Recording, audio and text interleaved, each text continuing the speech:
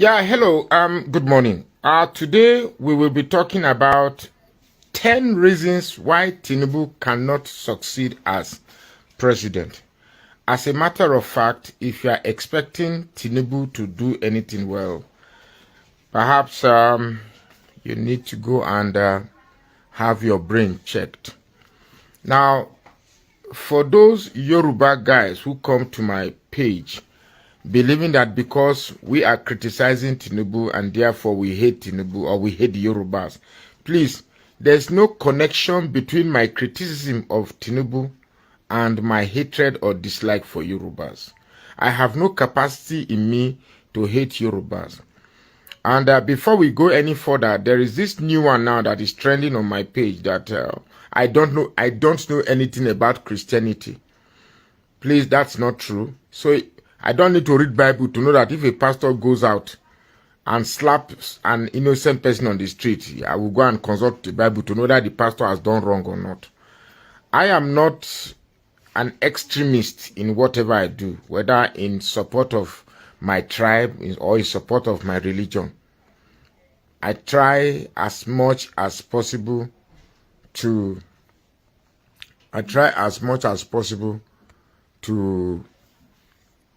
be objective in my analysis of what I see.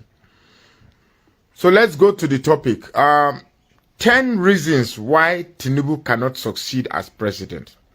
Now, trust me, I want anybody to succeed, because if I wish Tinubu to fail, inadvertently, it is also going to affect me. It will affect me. And we have about 4 years to endure this calamity. I hate it when people say we still have 7 years to endure Tinubu. Tinubu does not have 8 years in office. He has his first tenure of 4 years. Then we have a choice to vote for him again. So don't be saying Tinubu has 8 years. Tinubu have no 8 years. And it's just that we have a country whereby the masses don't understand their power. And therefore, if it were to be, we would have known that we can remove Tinubu by the same constitution that allowed us to vote him. So let's go ahead. The first point why Tinubu cannot succeed, no matter how Tinubu cannot succeed, is that, look, is the Memorandum of Understanding. Tinubu, I wish this was a recorded video, but because I want to do a recorded video, but it's going to be very, very long, and usually people don't have a patient interest of both parties or more. A memorandum of understanding is entered into in order to protect the interest of parties involved. So what were the memorandum of understanding that was entered into with Buhari? Very simple. The first and most important understanding was that, look, any policy concerning Fulani, don't go there. Which is why you see the mayhem of the Fulani menace is still much prevalent. Are you telling me that Tinubu and Shetima didn't know that hundreds of lives were killed in Plateau State recently? You need to be a Christian living in Kaduna. You need to be a Christian living in the far north to see how constrained you are. There are certain local governments in Nigeria now that Christians are. Churches which used to exist there no longer exist. Yobe, for instance. But they will not report this to you. They will not say it outside. Nobody will say it. Our news, our electronic medium, that's our television, NTA, Arise, they will not report it. But I can tell you, there are certain states and certain local government that churches and Christianities are completely banned. Now, in a country that has a constitution that recognizes freedom of worship, I don't think that with all the so-called propaganda made in the Southeast, I don't think the Igbos are banning Muslims from practicing their Islam in the Southeast. I don't think the Igbos can wake up one day and say, okay, we are banning all mosques in the region. Today, as we speak, the biggest mosque in West Africa is located in the southeast. So, a memorandum of understanding is a memorandum of understanding. Now, I'm saying this why you can't succeed. On that aspect, assuming Tinubu wants to clear the issue of insecurity, he will have to step on the previous memorandum of understanding that had been entered into with Buhari. Even in terms of economic policies, there are certain things that have been understood. For instance, certain appointments made by Buhari, Tinubu cannot remove it. He must have said, okay, this guy. Like this, is it one former national security advisor, I don't know, that's supposed to be retired. Nema, national age. Oh God, I've forgotten this one. Anyway, you can't. So that's one. So the memorandum of understanding entered into between Buhari and Tinubu cannot enable Tinubu to succeed on that aspect as a president of this country. Remember, we are looking at the 10 reasons why I've reserved the most important one for the last, because I'm taking them from the least important to the most important. That's from 10 to 1. Then the ninth number 9 reason why Tinubu cannot succeed is hatred for Igbos. Tinubu belonged to the group of Yorubas who for some reason, they have this very, very profound hatred for Igbos. They have this doctored fear that for some reason, if you don't check the Igbos will collect Lagos, Igbos will collect their land, Igbos will collect their businesses, Igbos will collect their wife. And for some reason, they have sold this idea to younger generation and made it look so real that it was something that was dug from history, and therefore it is transmissible to the younger generation. And for you to succeed as president, you must recognize the commercial importance of the Igbos. For you to succeed as president, you must recognize the commercial importance of the Igbos. So making efforts to think you want to frustrate them will only be an effort that would definitely boomerang.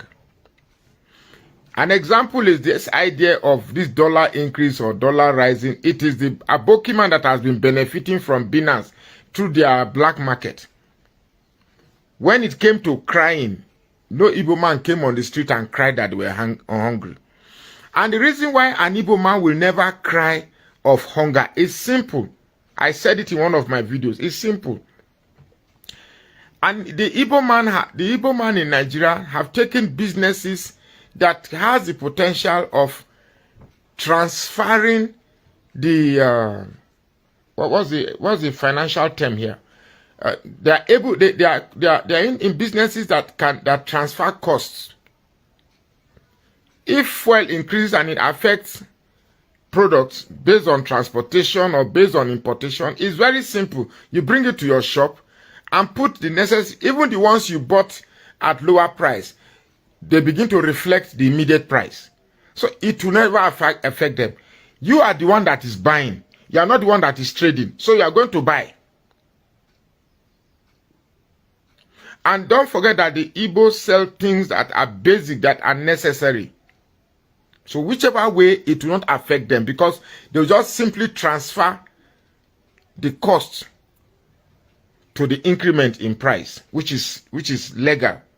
But you that you are depending on your salary or you are depending on house rent, you can't just go increasing house rent indiscriminately because fuel prices have increased. So you find that your purchasing power will reduce while that of the Igbos, the purchasing power of the Igbo remains constant. It's a simple mathematics there. So there's no way you can say you want to make policies that affect the Igbo and not affect yourself. So if you must succeed, you must make policies that enhances the Igbos to thrive in their commercial businesses. That way, your taxation will increase, your revenue will increase. Let me tell you, people are saying, Abia State, where is he getting the money from? Where is he getting the money from? See, Alex Otti did not do anything special. It's just number one, create the enabling environment and investors will come in.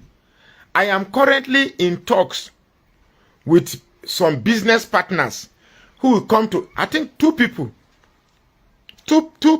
they are of Igbo extraction. They are coming to Aba to invest in Aba, bringing millions of dollars to invest in Aba. I'm not talking tens of millions, I'm talking hundreds of millions to invest in Aba. Because the investors now have confidence in the leaders of where their monies are going to be kept. So when you you don't go begging investors or convincing investors to come and invest. Once investors have confidence in the leadership of where their investment is, they will automatically bring their money to that place. So I'm currently talking with people who are telling me their plans to invest in Abia State. So it's the same thing. Look, you don't know how much money the Igbos have. Forget that sometimes they don't understand their political strength and therefore they don't harness their political power. If Peter Obi had won, the secret of Peter Obi's success would have been the thousands of Igbo millionaires in dollars living abroad who will now troop into Nigeria to invest those millions, leading to increase in employment, increase in inflow of cash, increase in per capita, and increase in the general money circulation in the country, increase in the availability of dollar in Nigeria. That would have been his biggest secret to success. But with Tinubu and his anti-Igbo policies, tell me which Igbo man will bring his millions of dollars to come and invest. I speak with them every day. Trust me, with this my small page of a little bit over 137,000 followers, I can tell you that I speak with very, very big, important personalities across the world. And they tell me their plan, what they would have done if Peter Obi had won. So, the second reason why Tinubu cannot work is Tinubu belongs to the group of Yorubas who don't like Igbos. And you cannot succeed in any economic planning without engaging an enabling environment for the Igbos to thrive in their commercial activities. If you say you want to increase the tax or increase custom duties, because in Nigeria here, I can tell you for sure that if a trailer is passing and the goods belong to one Ikechukwu or Chinedu, you pay a different custom tariff. If the trailer belongs to one Alhaji Dantata or Alhaji Danduse, they will say he pays a different tariff also. Now, we cannot live in a country where we have selective amnesia. It's not going to work. That's the second reason why Tinubu cannot succeed. The third reason why Tinubu will not succeed. Remember, we are doing countdown to 10 reasons why Tinubu cannot succeed as president. The third reason why Tinubu cannot succeed is sycophancy. And this has a little bit of relationship with, let me see whether I added that one. Because it's something that's there. Alhaji Serki Unduru, speaking origin, to feel entitled.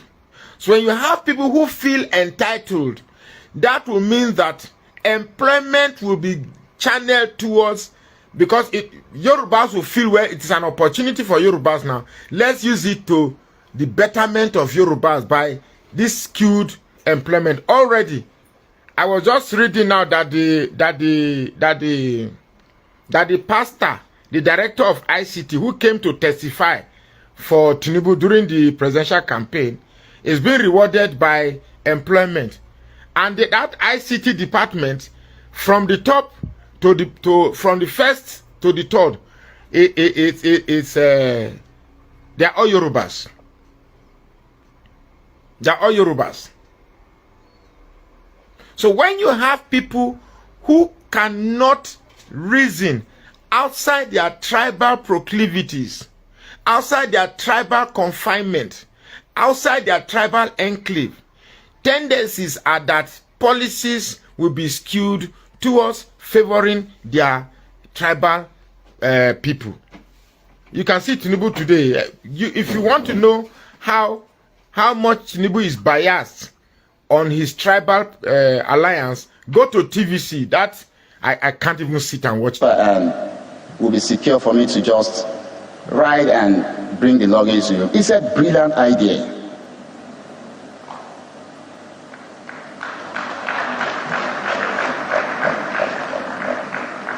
And I said safe flight. Since 2019, I cannot count one or two places or flights that is being in that I'm not in it. We are always together. I can recall, Madam will always tell anybody, if you need to talk to my husband, look for Shola. They build that trust, they build that confidence in me. And I drove off, and they went to board.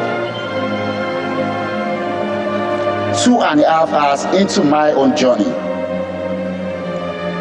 I was a bit sleepy in the car. So at exactly 10:09, mind you, the chopper went down at 10:08. At 10:09, something just pricked me, and I picked up my phone. I'm like, they should have landed, in my own estimation, and I called him first. It wasn't ringing. I called Madam. It didn't ring. She asked 3 numbers. I called the 3 numbers. I called Cheesy. I called Mr. Bimbo. So I started sweating in the car. I was afraid. I was still on the road going to Vegas, and I tried to reach Mr. Ike. I guess, he just arrived. He arrived earlier than us, and he was sleeping. I kept calling. I couldn't reach him.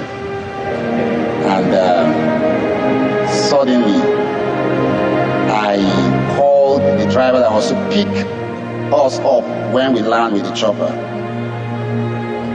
If you notice, I still refer to us, because every time I still see myself flying with them. And he said 30 minutes ago, you cannot see them on the radar again.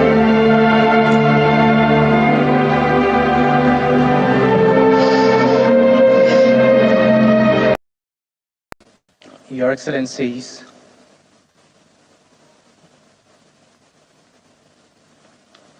permit me to stand on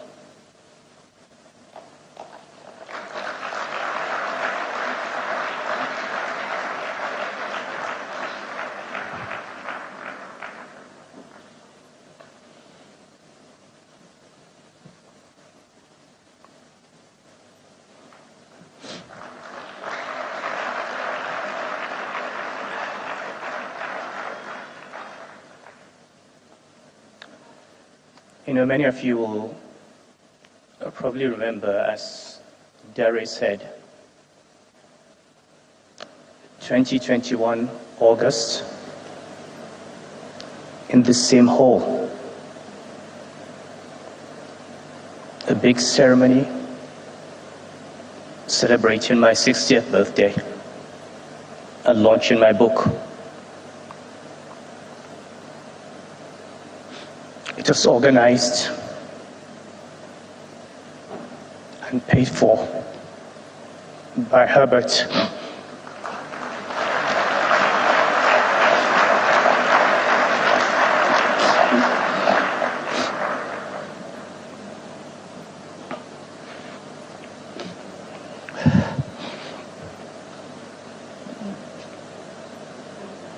And to think that I'm standing on this same stage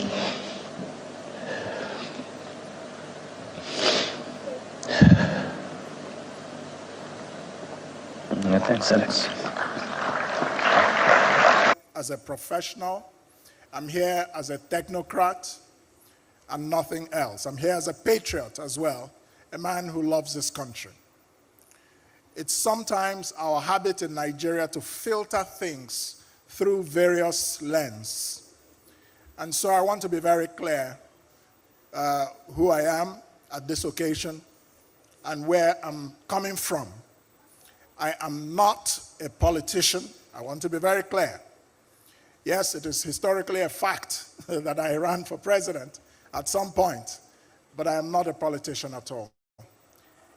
I ran simply because I felt the country was going into the ground. And simply, I expressed myself by presenting Nigeria with a different vision. And I think we made some impact that opened the way for other people to come. And I think the rest is history. So let me go into my keynote remarks this morning. And our subject is Nigeria's distressed economy. Which way forward? That is the topic of the moment. And let me begin by saying, let me get my watch out so that I can time myself. So I want to begin by saying that every choice we make has consequences. But we have no choice over the combined consequences of the choices we have made. I want us to let that sink in for a minute. Every choice that we make has consequences, but we have no choice over the combined consequences of the choices that we have made. Nigeria's economy today is, to use the title of the classic novel by Gabriel Garcia Marquez. That novel was called The Chronicle of a Death Foretold. Chronicle of a Death Foretold. The question is, will there be a resurrection? I believe so, but only if we fix the fundamentals.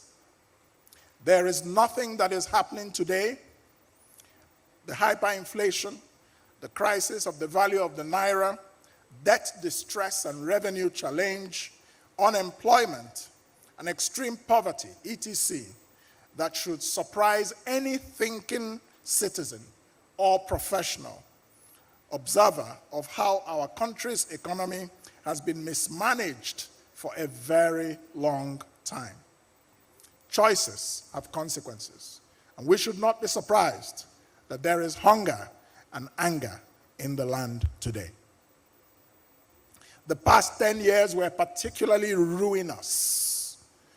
They were the years of the locust, marked by unprecedented mismanagement of fiscal policy, unproductive external borrowing, unnecessary budget deficits, illegal ways and means lending by the Central Bank of Nigeria to the federal government to the tune of 30 trillion naira, and unprecedented corruption.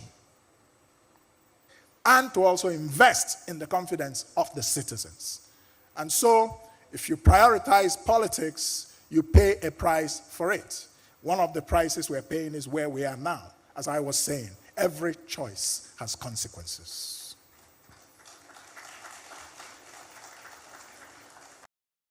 House of Assembly on Wednesday don't start impeachment proceedings against the State Deputy Governor, Right Honorable Comrade Philip Shaibu. The majority leader, Charity Agwabaweyawe, announced the impeachment notice during plenary. Contalk said the petition dated March 5th, they signed by 21 out of the 24 members against the deputy governor.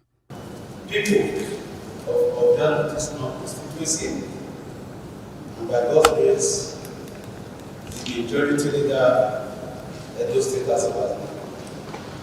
Mr. Speaker, we have a petition brought pursuant to session 188, sub 1, 2A of the Federal Code of Nigeria.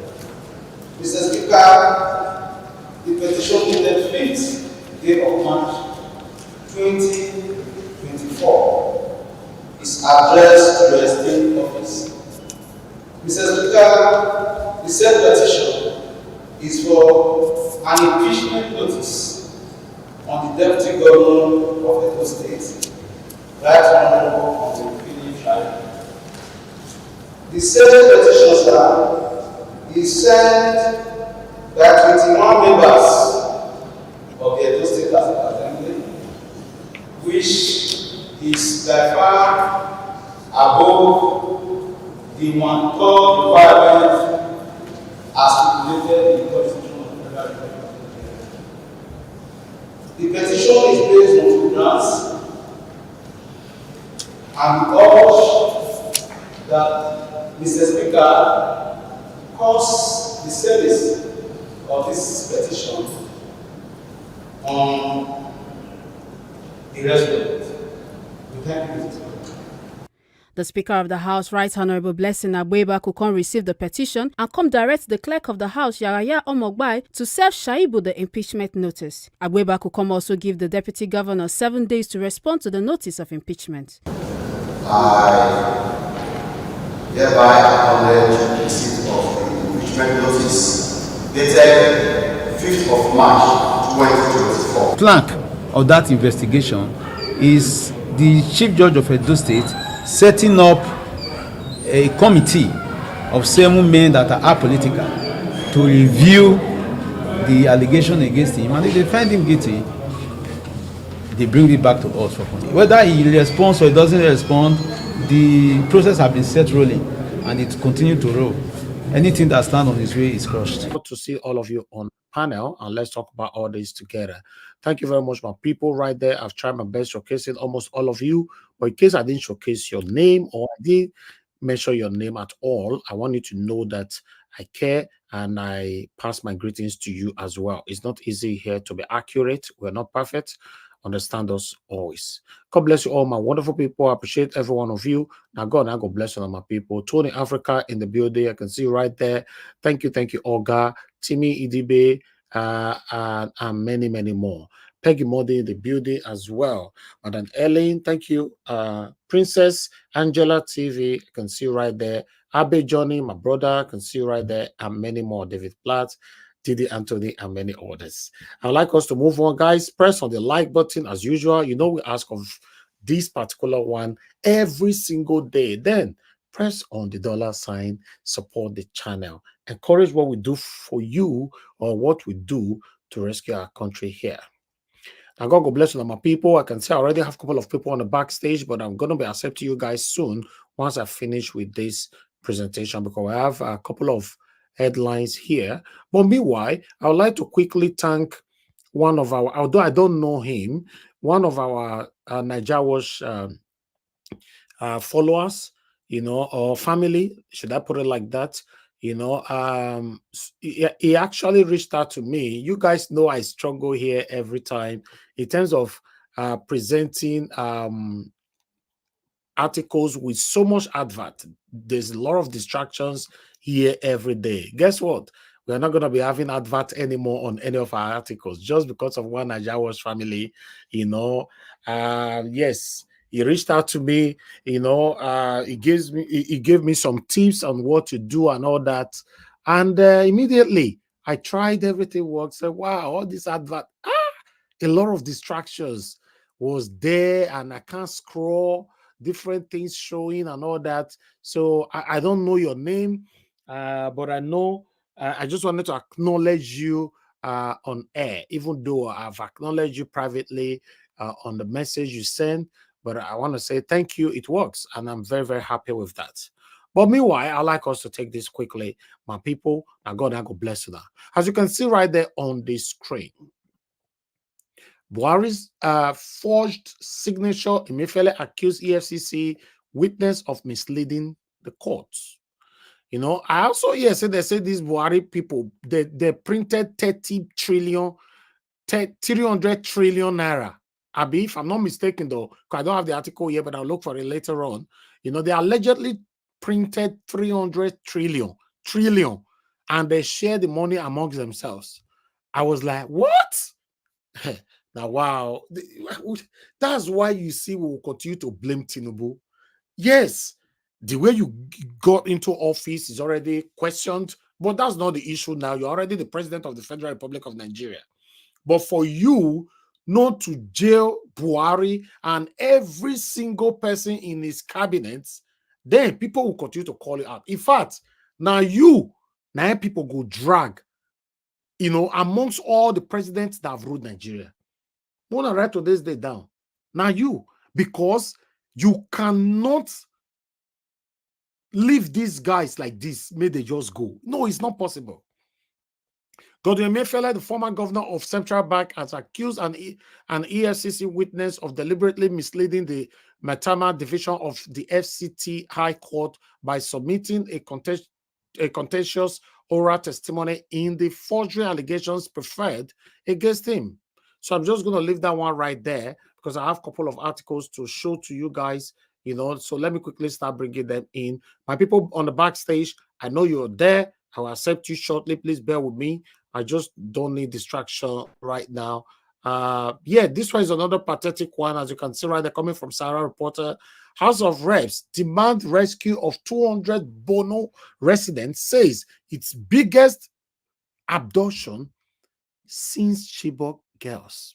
200. They don't still carry our guests. As they carry them, so they go impregnate them, they go do them to do anyhow they like. They go, God, what kind of country is this? Why is it that our leaders are so wicked and heartless? Just imagine children. No, I don't know what I want to talk, man. This is wickedness. I remember the time of bringing back our girls, you know, when everybody were, you know, talking about it and all that. But more than that is happening now. It looks like nobody's talking about it. You know, I normally say on this platform that the biggest problem we have in Nigeria is, you see the way I report out for years, so tomorrow we're not going to talk again. Everything when we report 4 days ago, 3 days ago, 2 days ago, we see the talker for you. It's a move on. It's the movie train.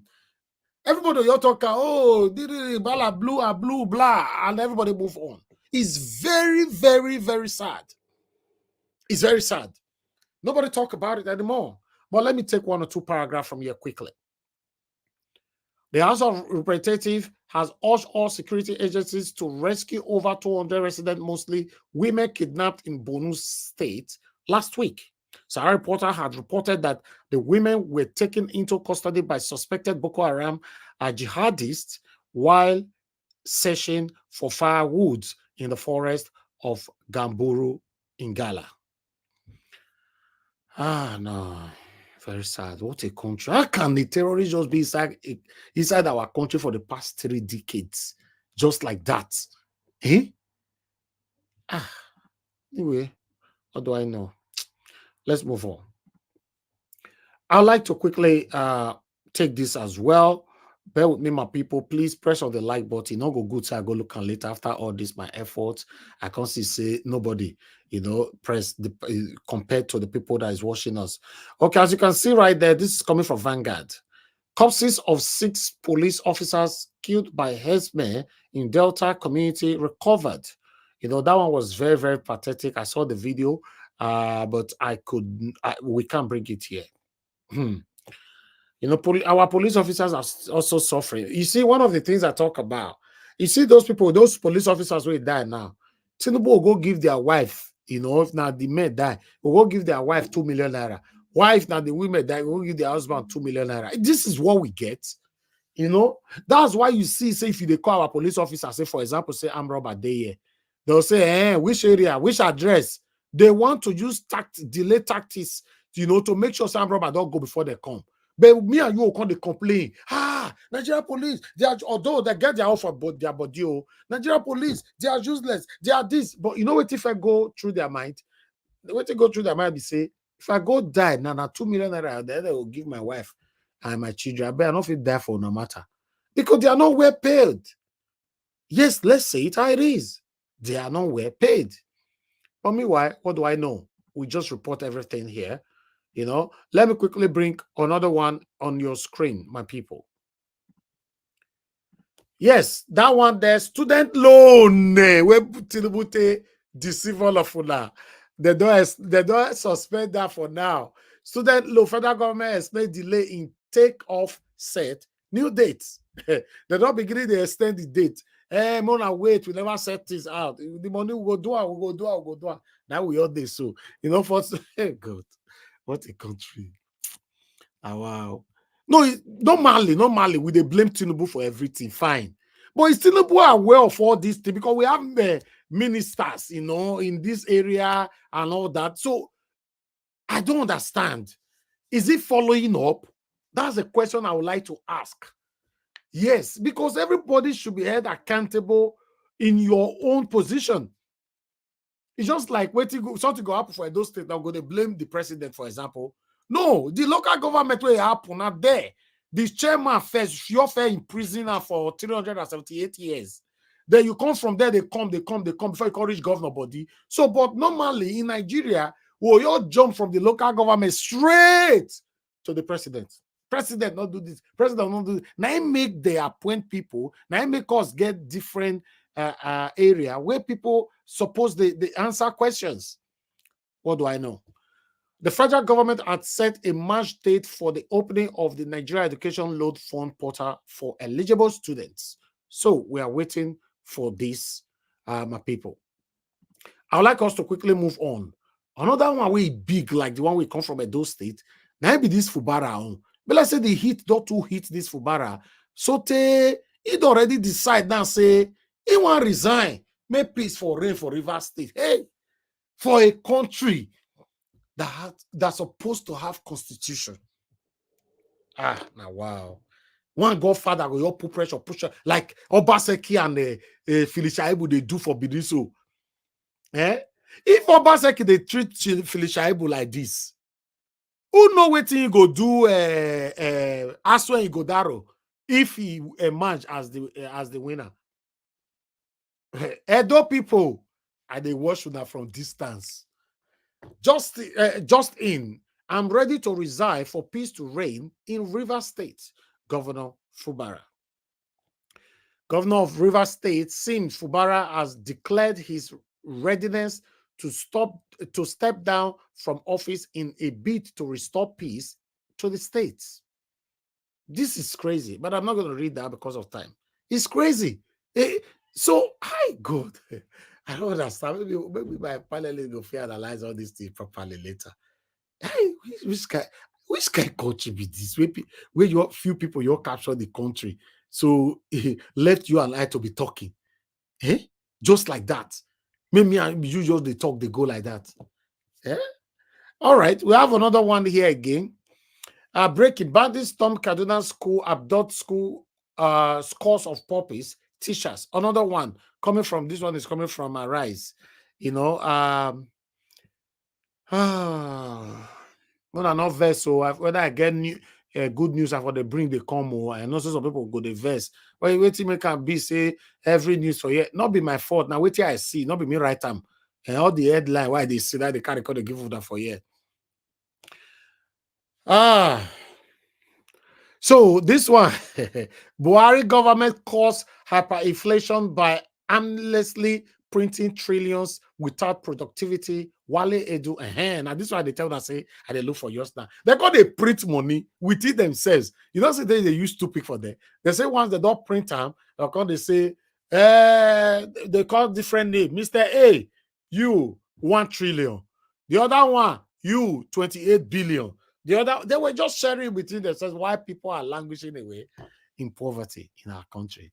Wale Edu, I talk this one. So, but Wale Edo, Finance and Coordinating Minister of Economy, says former President Muhammadu Buhari regime caused Nigeria hyperinflation by aimlessly printing trillions of naira.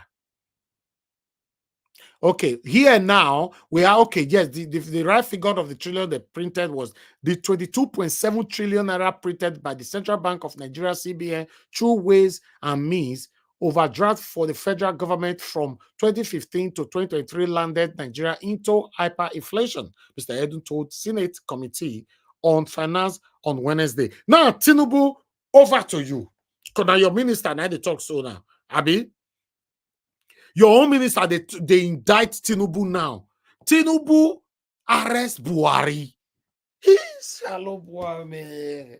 Which kind of life is this? So, does it mean that our prison is being selective? People, they get people where they select, where they go there. Make una carry this man where put 2 pick for months, so go put them for there. Your minister is telling you, not telling. In fact, what is our Senate president or, you see, let me divert a bit. Although affiliated, let me quickly divert. For some of you now, where they talk for this platform, say, oh, the Edo State governorship election that is coming and all that, it must be Akpata, Olumide Akpata. Please, I want somebody to provide me a video. In fact, if not even video, article, more by say any of the above, where one don't say Olumide Akpata does speak against Tinubu since how everything during the time of the PPT in court, during the time of the Supreme Court, and during the time of the swearing in, and during the time of this hardship, I go like make I see something like that. Because now obedient, yes, you'll be obedient, me be obedient. We want to, we have to, like I talked about before, we have to hold everybody accountable. If the people where they rep and Senate know they talk, right? Now, you now coming under Labour Party. You are coming under Labour Party to become a governor of Edo State. We need to see your antecedents. What do you do? How you don't speak for us? Edo people. That make me say, this matter, I go leave on for una, all of una. I go all leave everything for una. Because for now, I don't know what to say. But let me move on. Thank you very much, my people. I think I have about 2 to go so that we can take it from here.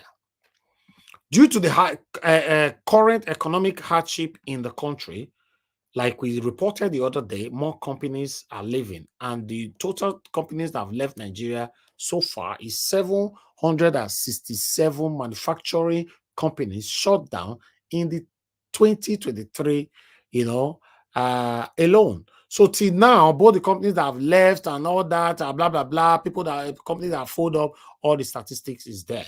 But I'm not going to take time to take all that. Just imagine when company is leaving or folding up, just imagine the numbers of people that will be losing their jobs. It's very unfortunate. But meanwhile, I asked of Better Edu the other day. Where is Better Edu?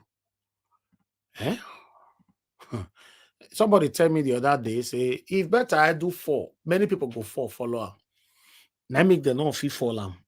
I know whether not true.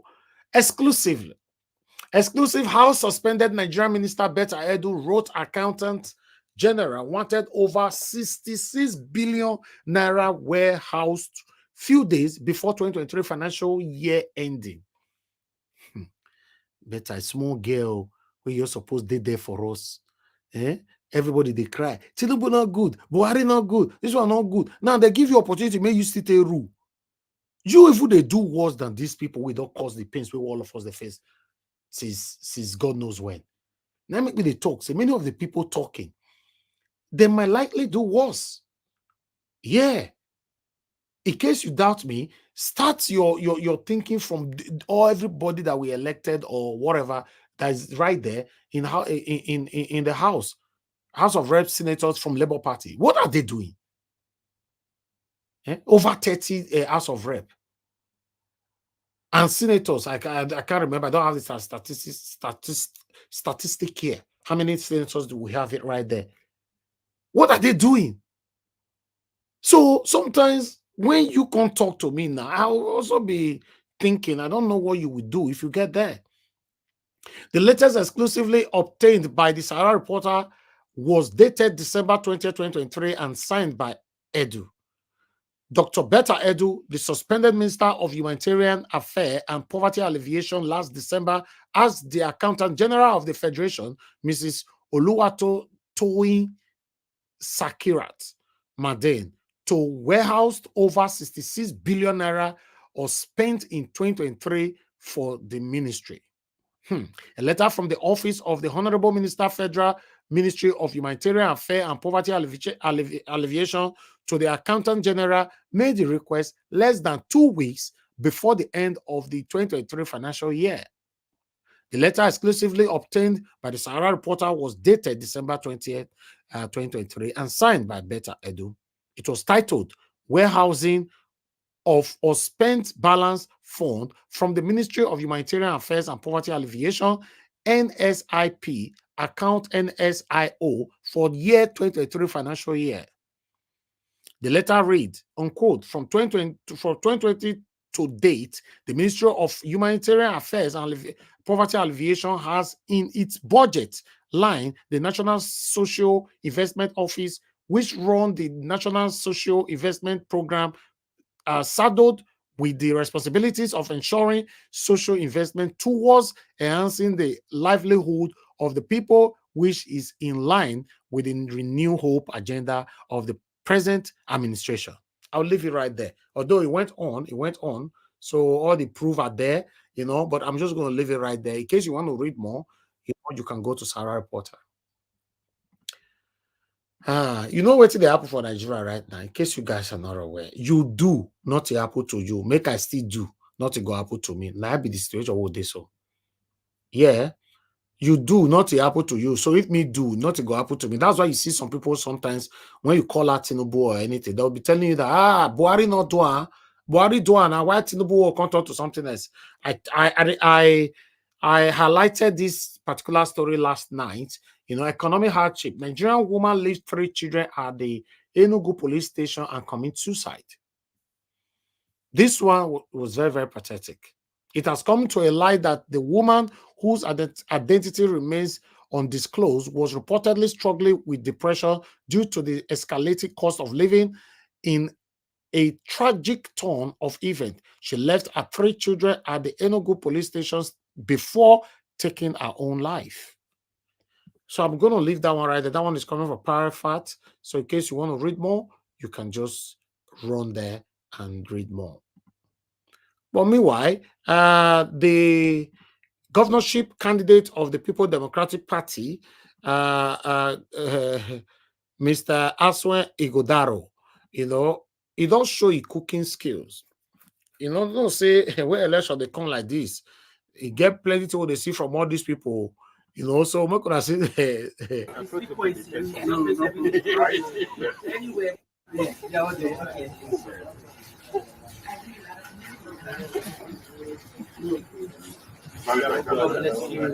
Why?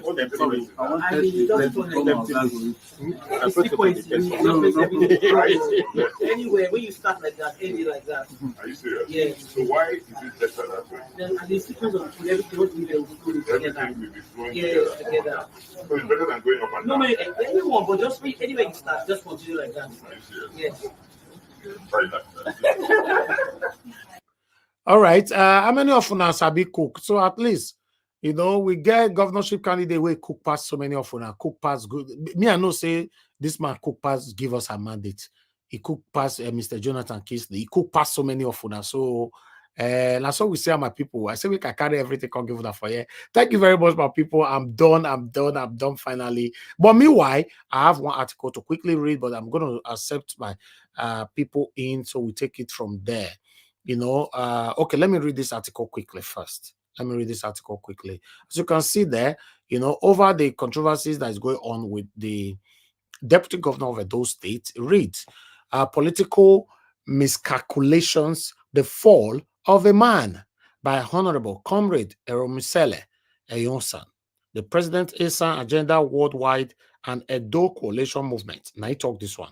We have told them that anyone that goes against Asa and Jeddah is against equity, fairness, and justice. Therefore, the fall of the person will come faster. We have never imposed the Asa and Jeddah on anyone. Rather, we have made appeals with all the gods of Asa land. Our traditional rulers left their thrones and went round Edo South and Edo North for the purpose of Asa producing the next governor of Edo State. Many listened and adhered to our appeal. Therefore, they joined the movement. God bless you all. But Comrade Philip Shaibu boys on one occasion wrote to discredit our traditional rulers.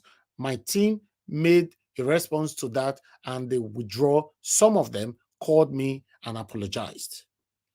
Honorable Philip Shaibu, our deputy governor, was advised by his boss, Governor Obaseki, to relax and let the Asan people have it. But he insulted his boss and started displaying youthful rascality of different occasions. That he even discredited His Excellency in an event by coming late after the governor's arrival. It is an insult to the office of the governor because the deputy governor shouldn't have come after his boss. Rather, he should have seated waiting for the arrival of his boss. He's disrespected the party leadership on the 22nd February 2024 by conducting a primary election by himself and declared himself a winner.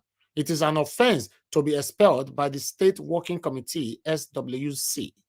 Whereas the party's legitimate primary election, supervised by all statutory bodies, was conducted on that same day. We saw Dr. Aswa Ngodaro as the authentic and legitimate candidate of the People Democratic Party, PDP, to contest the September 21st governorship election. All aspirants were present in Samuel Ogbamudia Station for the primary election that Dr. Aswa Ngodaro emerged the winner, except the two that withdraw from the race. So people are already saying, I'm not saying that they say they want to impeach this guy now. So I believe the next couple of days now, according to the video that I played earlier on, they say make you go for another work, make it they do, So Philip Shaibu, I don't know what you will learn from this, though. What is happening to you right now, because it looks like the two giants is fighting you at the same time. Oshomola is fighting you, Obaseki is fighting you. So, and you are not in the middle. So it's very serious, very, very serious. I'll go on this break. When I come back, then we'll start talking. I'll go on now. God bless you. No more bad government in Nigeria. Nigeria what? The only media that have been consistent speaking against the bad government and for the purpose for reformers. Nigeria what?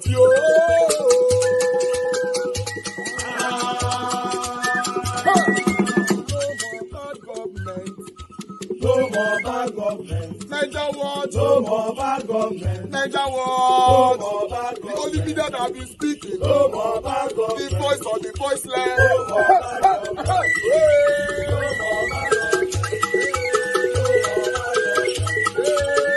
more bad government.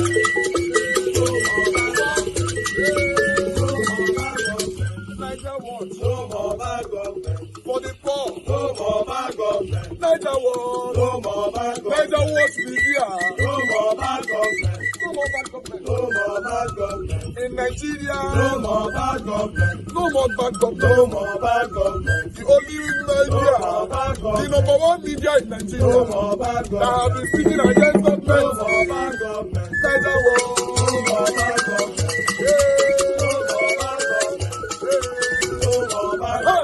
Niger what The voice of the voiceless. The voice of the voiceless.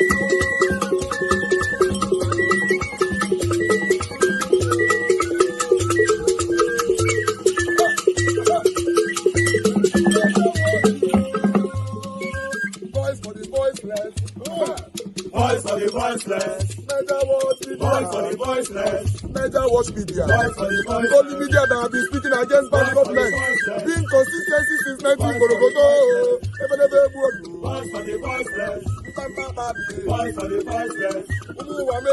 Voice for the voiceless. Umuwame. Voice for the voiceless. Voice for the voiceless. Voice for the voiceless. Voice for the voiceless. Voice for the voiceless. Voice for the voiceless. I don't want you. We have been seeing all you guys have been doing. And we recommending to everyone in Nigeria, saying that you guys are the number one. I don't want you.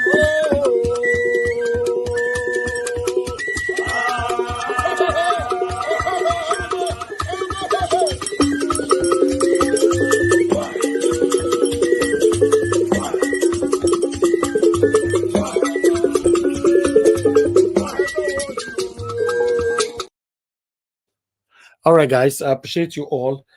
Thank you very much. Yes, we are back. We're back.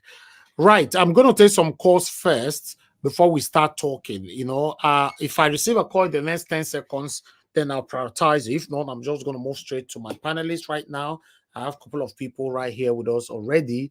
And thank you very much, my people. I appreciate you all. We are waiting for a caller to call in. 5 seconds to go. 5 seconds to go. Yes, let me check on these likes quickly.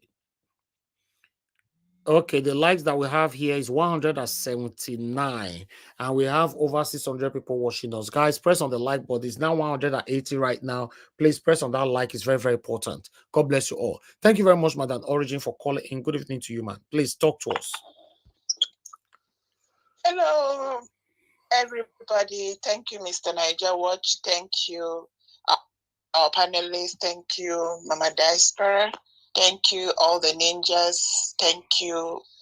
As we gather here, as always, as our civil service, serving our nation. Do not take anything you're doing here for granted. Don't take it lightly. I always like to remind myself why I'm here. I think that is very important to me.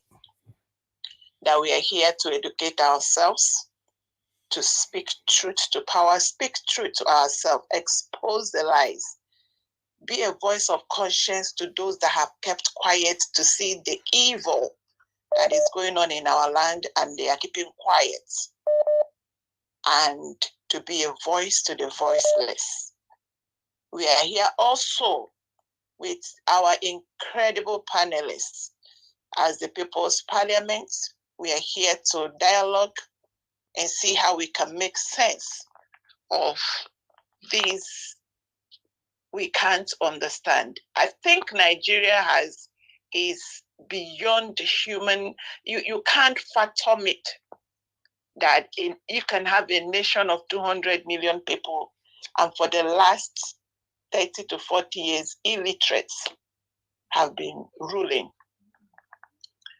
And we have intellectuals.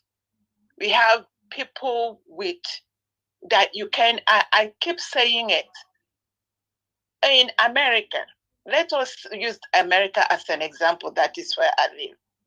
Where you have people that almost are living in exile because we have no reason to be outside our country that is so blessed with all manner of minerals, resources, and intelligent people, that the people that are out, driven out because of hardship and evil and wickedness, that they are number one in a country that is called number one in the world.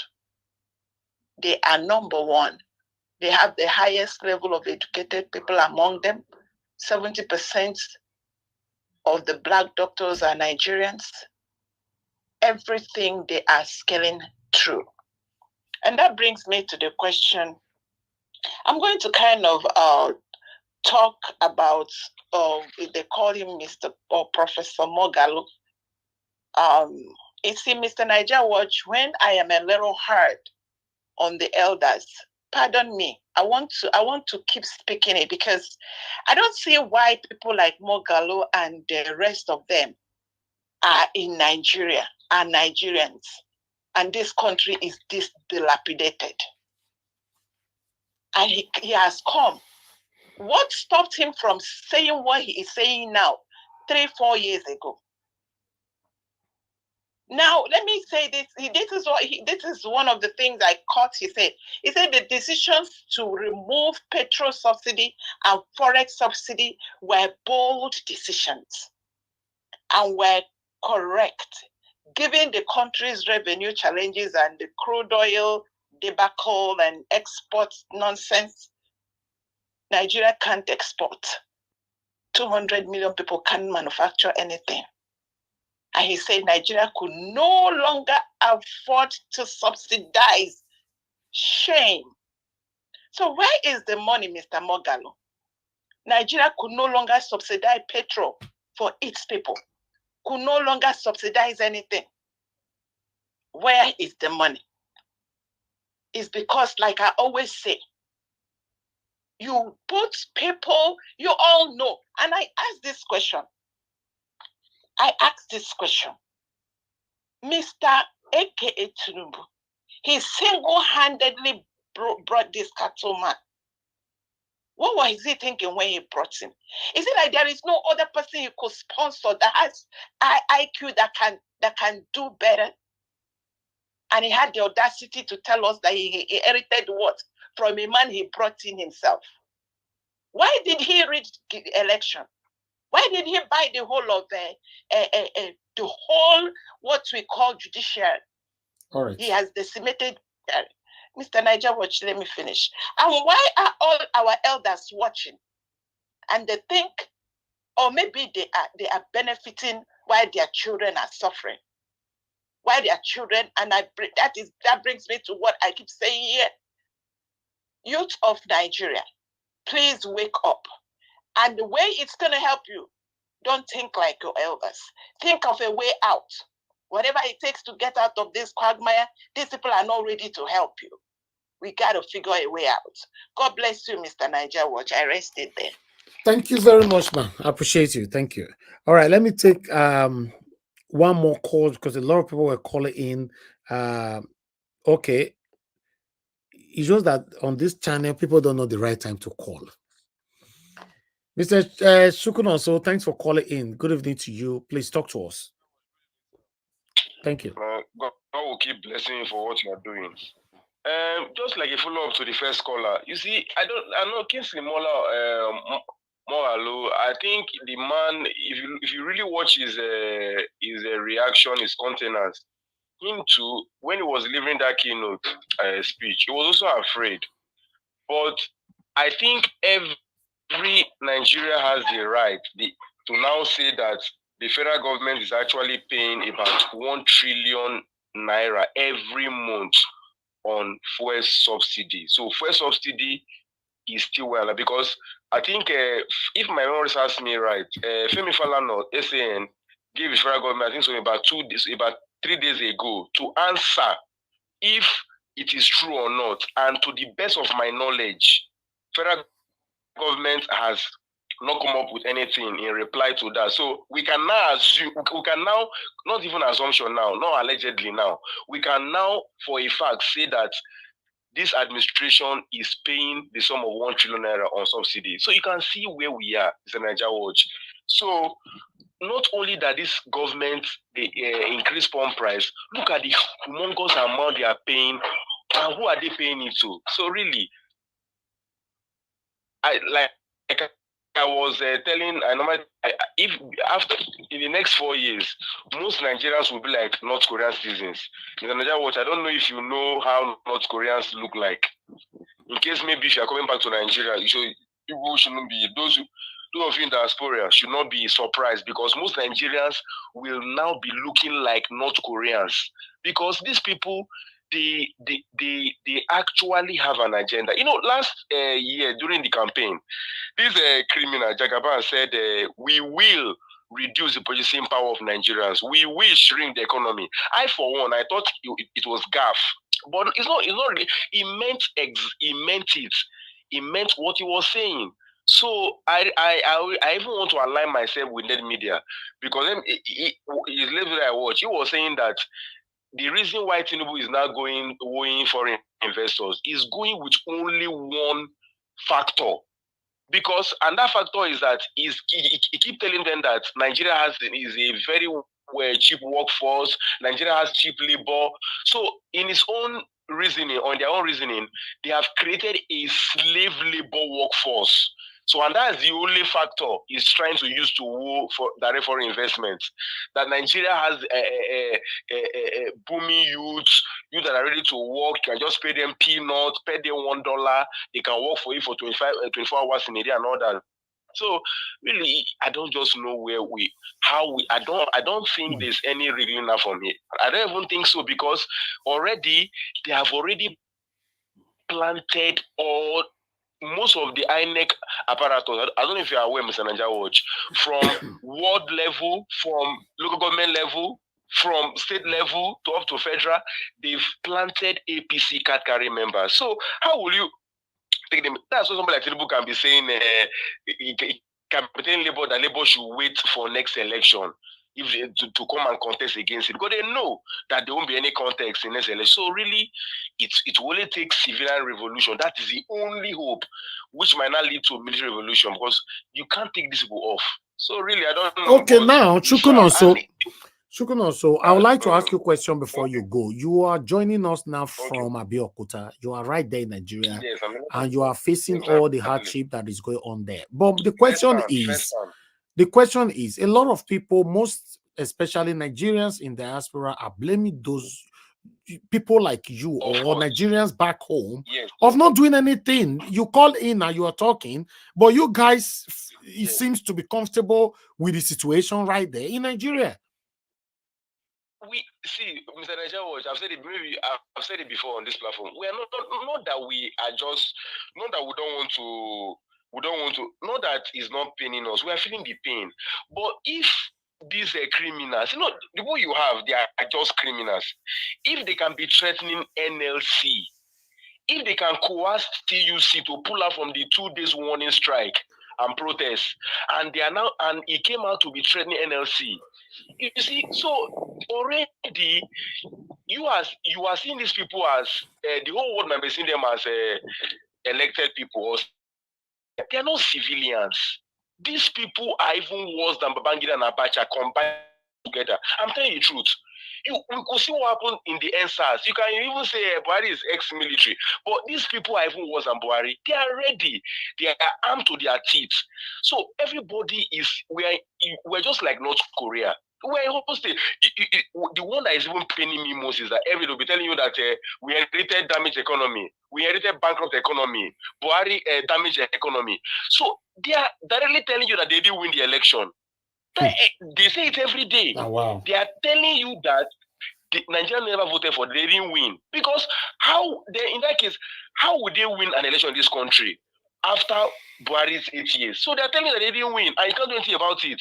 So these people, I see them as Babangida regime plus Abacha's regime. So people are afraid that we can't deny that. Look at what they are doing to the NLC. So that means what you are saying. What you are saying now is that there is no hope at all for Peter Obi in 2027. The only prayer I have is that, when the hunger bites, the only hope we have now is in northern Nigeria. And we are praying that the hunger will keep biting, because we can't deny that fact. The way they normally insult people, they will say, are you saying that poverty is only in the north? But any man with have a brain knows that poverty, not even MBS, Nigeria this is that people normally relies on. Northeast has the highest amount of extreme poverty in Nigeria, followed by Northwest, then North Central, before you now move down to Southwest, or South, and Southeast, which easily. So the only prayer we have now is that let the hunger keep biting more and more. Let it start from the north. Before the south will join them, because we believe that it will be difficult to stop them in the north, to stop that revolution from the north. That is where we are banking on. But really, for me, I'm even praying that let the hunger keep biting more and more. Because if it doesn't happen now, if this revolution doesn't happen now, Mr. Naija Watch, 2027, it will only take a God's miracle. So okay, honestly, thank you. They have just captured everywhere. Thank you. Everywhere. That's just the truth. Thank you, Mr. Chukwuno. So God bless you. Thank you. Omo, this one. Mr. Elvis. Yes, sir. Sorry, I was just going to ask you if we are allowed to ask him a question, but I don't. You let him go. Right? Don't worry about it. Oh, okay. Yes, I can call him back. You want to ask him a question? Yeah, I mean, in a way, just to probably feel. I think probably you probably went in that. Let me line. bring him back. Let me bring him back. Hold on. Wahala, which guy contribute this? Eh? Wow. Nigeria is captured. If I say people with there, bro, now need to go house, go rescue the people in Nigeria now. Eh? Anyway, Shukuna, so you are not picking anymore. In case he called back, we can pass that question. You know, it's very unfortunate. First, we did Nigeria, and I call so we did be there. I hear they talk to us. So say, you know, like no hope. When we don't they fight for 2027, me don't fair ask for this platform. See, we do not they fight for.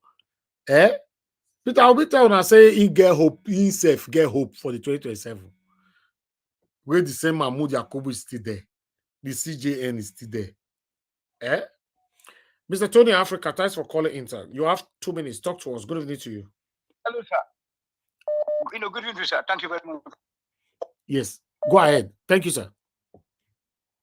You see, that guy don't tell you, say, you when you want to rescue our country, say, you don't know where to start now. At the year when you make it too much. You know, this is, sir. Good evening, sir. So the chief don't tire man, because, and then if it's a blessing at the year, Ogam, give us our mandate for Igodaru party there, where did they cook? Now, your voice did I hear say they follow the man they cook rice. They look for trouble, lah. Now your voice, so we could check and again. I will play back. Mr. Tony, you know, as I just say hello, sir. Okay, bring your own bag. Thank you. We could look for plan B. We could look for plan B. All That's right. your work, and you have done your best. Nigeria can never work. It's a dead country. Thank you, sir. Thank you, Mr. Tony. Thank you very much. Hi, Nigeria. Which guy contributed? Okay, Shukun also was calling back. Okay, quickly pass your question so that we can move on, my people. Shukun also, I'm ringing you back again. Okay, Shukun also, I'm calling you back because somebody wants to ask you questions from the panel. Hold on. Go ahead with your question, sir. Thank you very much, Mr. Elvis. Mr. Chukun also, thank you very much for calling in. So now, basically, the summary of everything I had you say is that even as it stands right now, Nigerians are not able to protest against this bad government, or because you feel that they are going to probably unleash their armies against Nigeria. Is that what I hear you say, sir? Yeah, I'm not mistaken about that. Exactly, because you could see what they are doing to Labour and TUC. So from there, you can draw your conclusion. But don't you think that Labour is the one? Labour is just playing politics with what they are doing, because this is not the first time Ajero is doing, and I said it on this program, Ajero cannot be taken serious. Do you think Ajero and the other TUC guys, do you think they are serious-minded people? Okay. They are not, of course. They are not now. They are not. But what of the civil societies? All of them are being coerced. That's the problem. The problem is that even from NAS, if you know what is happening, I think that is give us a mandate. Okay, let me just give you a scenario now. I don't know if you are aware that virtually all the federal universities in Nigeria, federal, not state now, their school fees has really skyrocketed. I don't know if you are aware. I don't know if you are aware. I'm aware about that. So, and NAS could not even do anything about it, though some school union in various schools tried to actually raise some resistance, but they were easily silenced as of that last year. So that is where we are. That is exactly where we are. So it's real. Okay, thank you. Thank you, Chukwunaso. Thank you. Thank you, sir. Yes, sir. All right. Mr. Innocent, thanks for calling in, sir. Good evening to you. Please talk to us. Good evening, dear, my dear brother Elvis. Good evening. Thank you, sir. What I wanted to ask that Mr. Chukwunonso also is that it's not only him. Now everybody is saying let the revolution start from the north. Now, why would the revolution start from the north? Do they believe that if the northerners start to rise, that the military will not go against them? Is that why they're saying that they're waiting for the northerners to start the rioting so that they can join later? Is that what they're saying, that the northerners can start it, that the military, the DSS will not do anything, but if people down the south starts to riot, the riot, then they are at a risk that they'll be shot at. Is that what they are trying to say? Please, can you let somebody tell me who? It might not be him. It might be somebody on the panel or somebody who knows why everybody is saying, oh, let it start from the north. Let it start from the north. So the northerners will start it, and then nothing will happen to them. But if the southerners do anything, the same thing the northerners will do, then they will perish there. I want to know. Okay. Please. Thank you very much. Yes, Thank you. Thank you, sir. Yeah, people are listening. Anybody can answer that. For me, I don't know why people are saying let the northerners start it. So maybe there's a reason for that. But I don't know. But nevertheless, revolution, protest, or whatever it is, Nigerians constitutionally, can occupy the streets and tell the government their displeasure of the current economic hardship. But for everybody to stay inside the house and calling and typing behind our keyboard and all that, it looks like we are not going anywhere. It looks like none of us is ready. So we have another call from Enugu. Let me take this. Thank you, Mr. Ifeanyi, for calling in, sir. Good evening to you. Please talk to us. Hello, Elvis. Yes, Good sir. evening. Thank you, sir. My name is Ifeanyi. I thank the panelists and everybody on the platform. Elvis, thank you for all you do. What I want to say, somebody called in. I was asking about why we are clamoring for the North to start the revolution. It is true. Anything that happened down here, you will see Operation Python dance. You will see Operation this. You will see Operation this. All these people killing people in the North, have you seen any of them that has been killed or arrested or jailed or whatever? So it's better for them to start it because it seems they are like, what do you call it? Sacred cow that nobody can eat. Immediately it starts in the South, they roll out all the times. So let them start it. Because if you are really talking about poverty, it's not worse in the South. In fact, North is the capital of poverty. I'm telling you. So they should start. The Easterners have fought the war. They've done their own. Let the North do their own. And we can join. That's the way it is. Everybody is afraid. Just as last Chukun also said, these people are wicked. They are mean. They don't care. If you come out, they will roll out the tanks and they will deal with you. You can imagine where the civil societies cannot talk. But during Jonathan, all of them came out and shut down the nation for how many days? Now everybody is quiet. I don't think we have hope. Even Peter winning 2027 election is a mirage. Wahala. Let's be sincere with ourselves. Because these people are, Mahmoud is still there. All those judges are still there. So how will he win? But so Mr. Kola, can salvage this country is that revolution. But the problem is who will start the revolution, because people of the South are afraid. I have to be sincere with you. But okay, Mr. Kola, somebody want to ask you a question, sir. Don't you think that with what you are saying, sir, there are, even though, and thank you for calling in and saying this, but don't you think that the South, down the South, people are also ready to protest? But them hearing you saying this is like creating fear, because I know people are also ready to protest down the South. They just want people that can actually probably kick the whole thing started, and then they'll go for it. But what you are saying now, don't you think is like... Yes, that's what I'm telling you. You know, civil societies normally are the anchor of some of these kind of things. The moment the civil society, there are plenty of them in Nigeria. When they come out together and move together and say that they are having a protest, you can now see people coming in to join them. NLC, people are not joining them because nobody trusts them.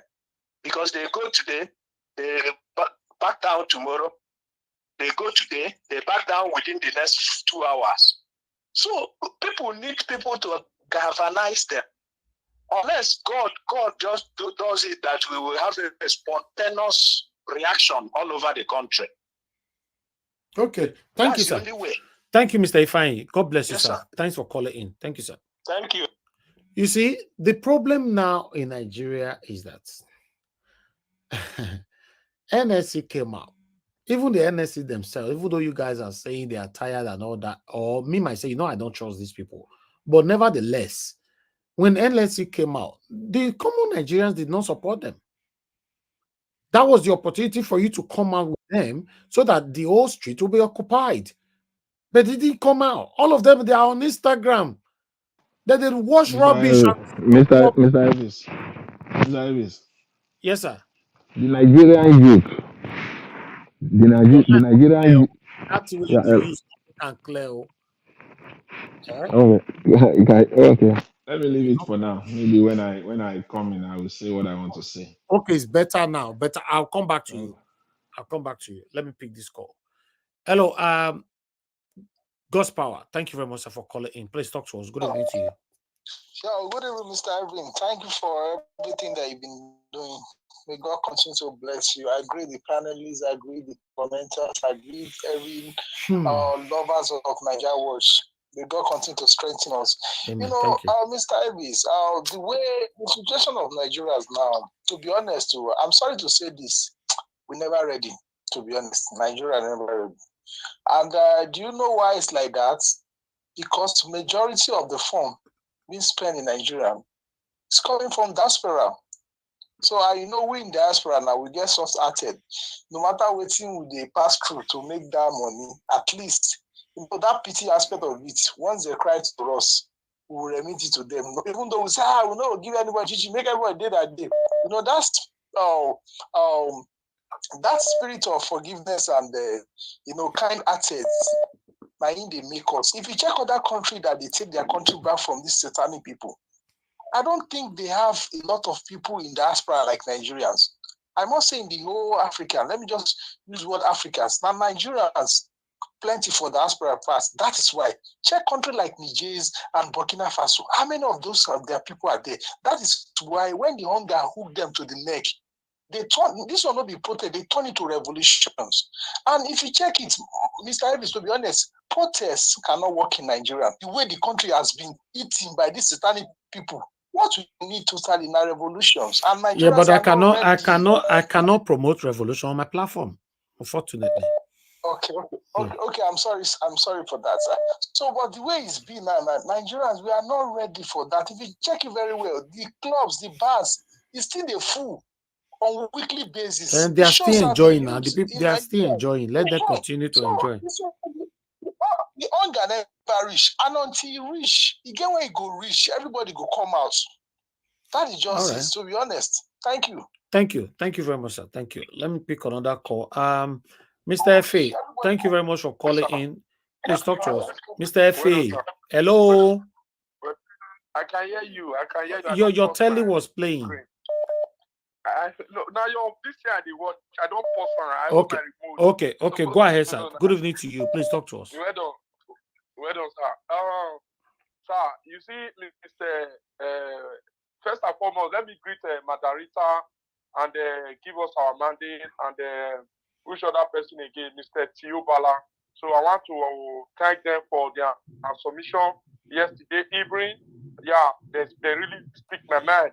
It's not easy to build another party. It's not really easy. It's not easy for Obi. So let Obi clear the Imuwisi.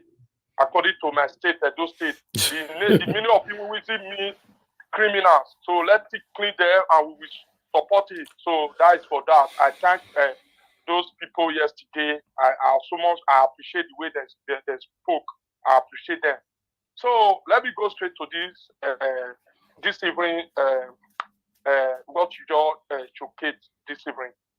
What Chukuno said, yes, it's truth.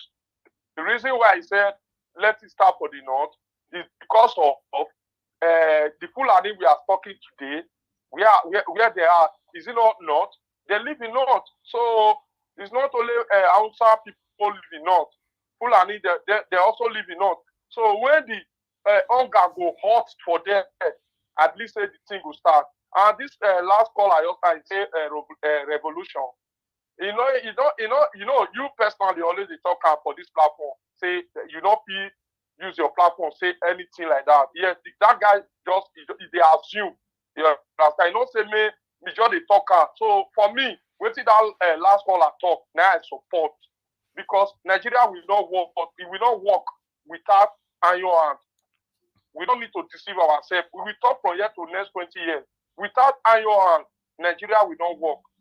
All of us, we live in Western world. We know how the law they work here. We know how the way country is supposed to be, We know how it be. Yeah. So even the Western world we live today, if they tell us, I don't know about UK or America, but where I live in Italy, they always telling me that in those days, their country mess up, but they use iron hand. Today, everybody is equal. They know they see a gap for here.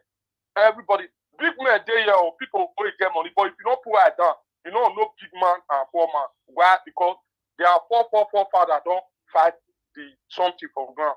Our problem for Nigeria today now fear. More the talker, more you're the knocker now fear. You understand? Okay. So we talk from that next year. Thank you. We need to hit point. Thank you, Sammy. God bless you and your entire family. And you too, my brother. Thank you. All right, callers, I think I've spent so much time with you guys. It's time for me to give opportunity for my panelists to speak as well. I'll come back to you guys again later on. I appreciate every one of you right there. Thank you very much for your time. Help us to press the like button. Help us to share. We are here talking about the things that's affecting you and I in our country. It's getting worse. Unfortunately, now so it be. I know they exaggerate.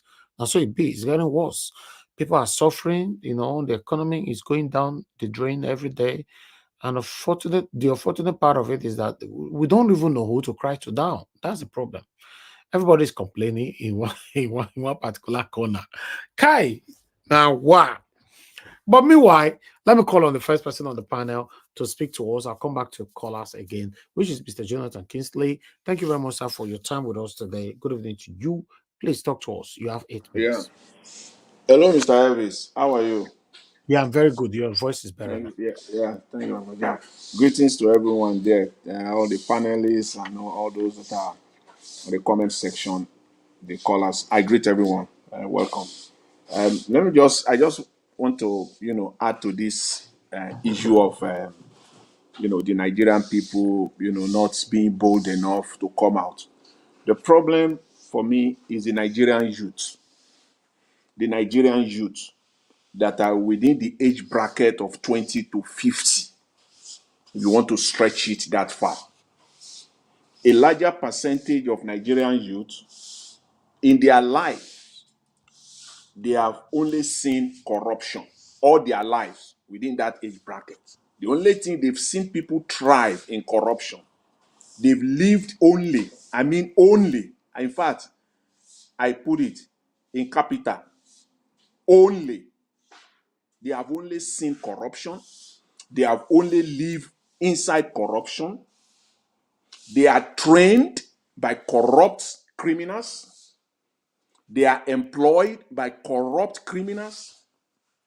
Their businesses, they run their businesses in and around corrupt criminals. That's the Nigerian youth. In a 10-second, summary. That's the Nigerian youth for you. Therefore, what do you expect from such group of people? Expecting Nigerian youth to do anything aside from what they are doing right now, what we're seeing right now, is to be silly and illogical. You can't see Nigerian youth coming out to protest now. I don't see that happening. Because, in fact, every Nigerian youth have a price.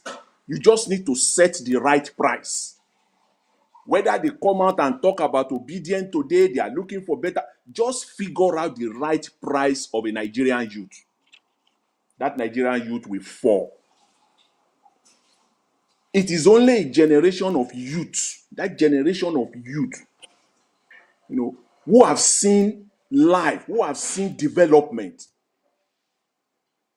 who have seen how nations thrive, who have lived in it, who are trained by people of honesty, people of integrity, who are employed by people of honesty and integrity. You can only expect this from such generation, not this Nigerian youth. An average Nigerian youth is looking for opportunity to get into the corrupt system itself. They're looking for it. Give them the opportunity, they will get into it. That's what they are looking for. Therefore, I can only say this, even though we can say that we don't want a violent revolution, we don't want this. Well, let's put that aside. But it is still revolution that will have to solve it. It is only hunger revolution, poverty revolution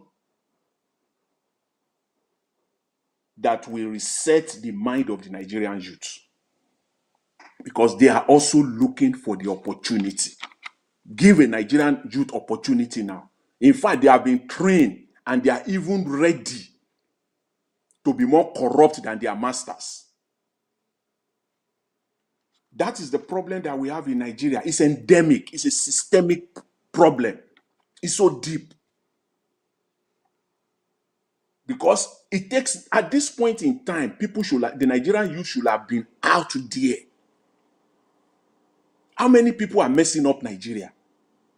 By my own estimate, everybody have their number. Some will say on 50,000. Some will say 50,000 people. Some will say 1 million. Some will say 100,000 people. All these people that are messing. To me, they are not even up to 10,000 people that are messing up Nigeria now. And we're talking of youth that are at least just to be conservative, just to be on the conservative side. They are more than 40% of the Nigerian population. So you are talking of about 80 million to 100 million if you want to go by their population number of 200 million. So what is 10,000 people, 20,000 people? How can they curtail, even take 5% of the 100 million? So it is not essentially fear. I respectfully disagree with that notion that it is fear. No, it is not. It is not fear. It is the fact that it's an endemic, systemic system that they are embedded in. They are born into it. They are trained by corrupt people. When they grow up, they get to the time to get jobs. It is criminals that employ them. They work with banks. They get into banks. It's all criminality that is going on there. But the private sector, industry, you see the CEO of the company, you don't know what he's doing really. But the business is just moving as a cover-up. When they even run their own businesses, Nigerian youth, they are looking for contracts from ministries, from government. They play the game with them. They go to ministries, they go to state and federal secretariat, parastatals, to bribe to get contracts. So they run their own businesses in that criminality. So what are you expecting of them? So that is the way I see it. And that is a key fundamental problem that we have in Nigeria. So we need to look at it more, more critically. And the solution is that until it gets worse than this, then they will reset their mind. And then that brings me to, Magnus Oraka, what he said today. I concur with him. Today, I concur with him 100%. The state of Nigeria, that country called Nigeria, as I always say, is a country of lies. And these lies, is made up of greed. sycophancy, hypocrisy. This lies is made up of the country embrace mediocrity over competence and excellence. It's a country where mediocrity thrives. How will you call a president appointing a youth corps server, becoming a minister of the Federal Republic? If that is not sycophancy, if that is not incompetency, please tell me what the definition is. Yes, you can give him or her a job to learn, to be trained, prepare him or her to become a better citizen, a better nationalist, a better patriotic citizen. That's what the National Youth Service is all about. That is the primary objective. To now appoint a youth corps member to be a member of the sitting down with ministers in the chamber is then tell me what we're getting, what we deserve as a nation. That's what we're getting. The hypocrisy, the sycophancy. You are talking about a cabinet, and all the people there, it's all political cabinet, and then you are talking of turning the country around. See, let me say this: the whole world is aware. In fact, the world knows more than an average Nigeria about Nigeria. The world knows what is happening in Nigeria more than what an average Nigerian knows about Nigeria. The world knows that Mr. Tinubu is not a legitimate president, that he rigged the election. They know, they are aware. The world knows that the Nigerian judiciary is corrupt. They know. The entire world. I'm not even minusing anything. The entire world knows that Nigeria did not vote for Mr. Tinubu. They know that Nigeria is a systemically corrupt country. Therefore, going to them asking for investment is a waste of time. The best they can do is to play diplomacy. The attention and the courtesy they are giving you is just diplomacy, because that's what diplomacy is all about. It can be their own turn tomorrow, so they got to play the game well. So we'll give you the attention. It's all diplomacy. They know what is going on in Nigeria. When Ukraine is giving Nigeria grain, you think Ukraine doesn't, even Ukraine at war, they know what is going on in Nigeria. Because the fundamental question is this: if the world does not know, so how did Ukraine know that Nigeria needs food? One or two things must have happened. Either Ukraine knows directly, or Nigeria directly wrote to Ukraine that, please, we need help. It is one of the two. We're not stupid. It is either Ukraine knows that, oh, Nigerians are suffering, which I believe they know. We need to help them. They are our brothers. Let's help them. Or Nigerian government directly, through the Foreign Affairs Ministry or through the United Nations representative, wrote to Ukraine seeking for help. So that's why I said the world knows. They know what is happening in Nigeria. So let's make no mistake about that. In fact, Mr. Tinubu going around is a disgrace, first of all, himself, and overall to Nigeria as a country and to Nigerians. It's a colossal disgrace to that nation, Nigeria, going around as if the world does not know. You think they are stupid, they are naive? They know everything.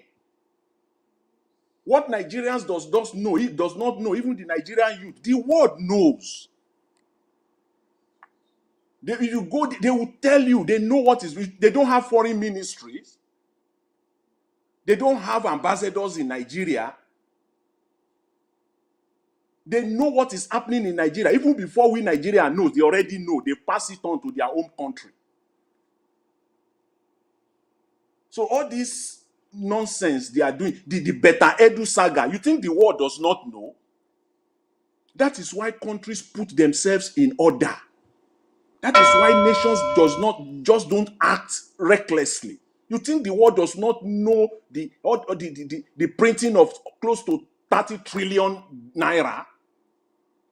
You think they don't know the mess created by Emefiele? The world knows. So I will just leave it at that for now, Mr. Elvis, and then I will take it up, given the opportunity again. Thank you very much. I really appreciate it. Thanks to everyone. Thank you, Mr. Jonathan. God bless you, sir. So that was a wonderful submission. So to be honest, if it were just you and I here, I would let you continue. Thank you very much. But let me pick this call because I have somebody on the phone. Thank you very much, sir, for calling in. Good evening to you. Please talk to us. You have 3 minutes. Hello, good evening, Mr. Niger Watch, and thank you. Happy New Month. Thank you, I sir. want to thank you for this opportunity and thank everybody there. I greet the entire panel, Mami Diaspora, and as many as are listening. I don't have much to say this time, but honestly, with a heavy heart, I'm calling. With all these things I'm hearing about, this number had been kidnapped here, this number had been killed, 6 policemen. That's 6 families they have deprived of breadwinners. And this and that happening. Niger, what I want to say this. In each of these states where these things are happening, we have the police, we have the military, we have a sitting governor, and we have the federal system. Nobody is standing up to say, who are these people doing this thing? Which is just to give you only one message, that this is organized. And the government knows everything about what is going on and who is doing it. I tell you, a few days ago, not quite 2-3 days ago, information reaching me, even from Imo State, in a local government area called Ngopala, certain area, that the Fulanis were in the bush there, they had killed some people there, quiet people, and they are now into confrontation with the youth around there. These things are not being carried by the media. I think we have gotten to a point, it is clear. These people have shared themselves. What they want to do is gradually, from one place to the other, take over any part of Nigeria until they are fully settled, then they will launch a full war against the people. I think Nigeria Watch have been supporting this issue of one Nigeria. If it cannot work out, for God's sake, if it cannot work out, let the youth in their various localities, in their various states, do whatever they can do to salvage the safety of the people. How can they carry 200 people in Borno, of all places, and the vice president is there? Nobody say he's not saying anything. It's a shame.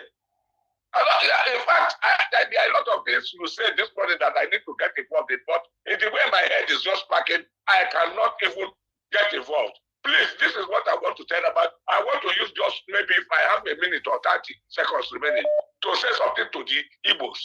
Because the Igbo,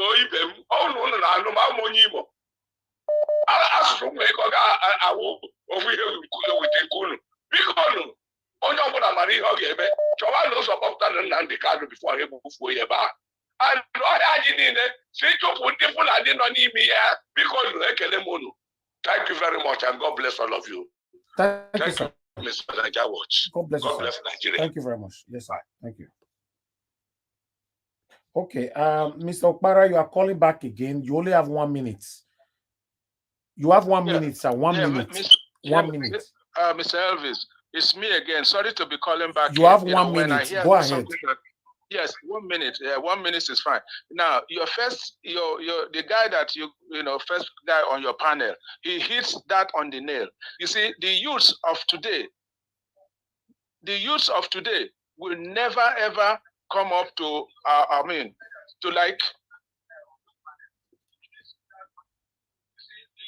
You are not talking, sir. If you cannot off your TV, how are you going to communicate here, sir? Yeah, I have it off now. Please, sorry about that. I'm so sorry. I was trying to turn it off, but okay. That the first guy on your panel hit the nail on the head. Now, the youths today will never. The reason they are not rising is because they are corrupt already. Believe me, these youths are corrupt. You cannot even tell these youths to do something for you, and they will not ask you for bribe. This is the only thing they know about bribery. Like the guy said, they were trained, they were born during bribery when corruption is now endemic in Nigeria, and they're going through that. So for these things that we are saying that the youth should rise, they will not rise. They will not rise, no matter what. Even if the Northerners rise, the youth in the South will never rise. Thank you, sir. Thank you. I just want to support the guy. What he said is super correct. Thank you very much, my dear. Thank you. Yes, sir. All right. Let me come back to give us a mandate. Thank you very much for your patience. Good evening to you once again. Please talk to us, my brother. Thank you very much. Hopefully, I'm coming out clearly. Yes. Thank you very much for the time. To the Nigerians, to the panelists, comment session, greetings from the diaspora. We greet you. Thank you for all that you do, for the support and everything. Greetings to everyone. Well, thank you very much, Mr. Chukwunoso and the others that called in. Although we may say that Nigeria is different from other countries of the world, but when hunger eats a man, it's the same hunger everywhere, all over the world. The same way black.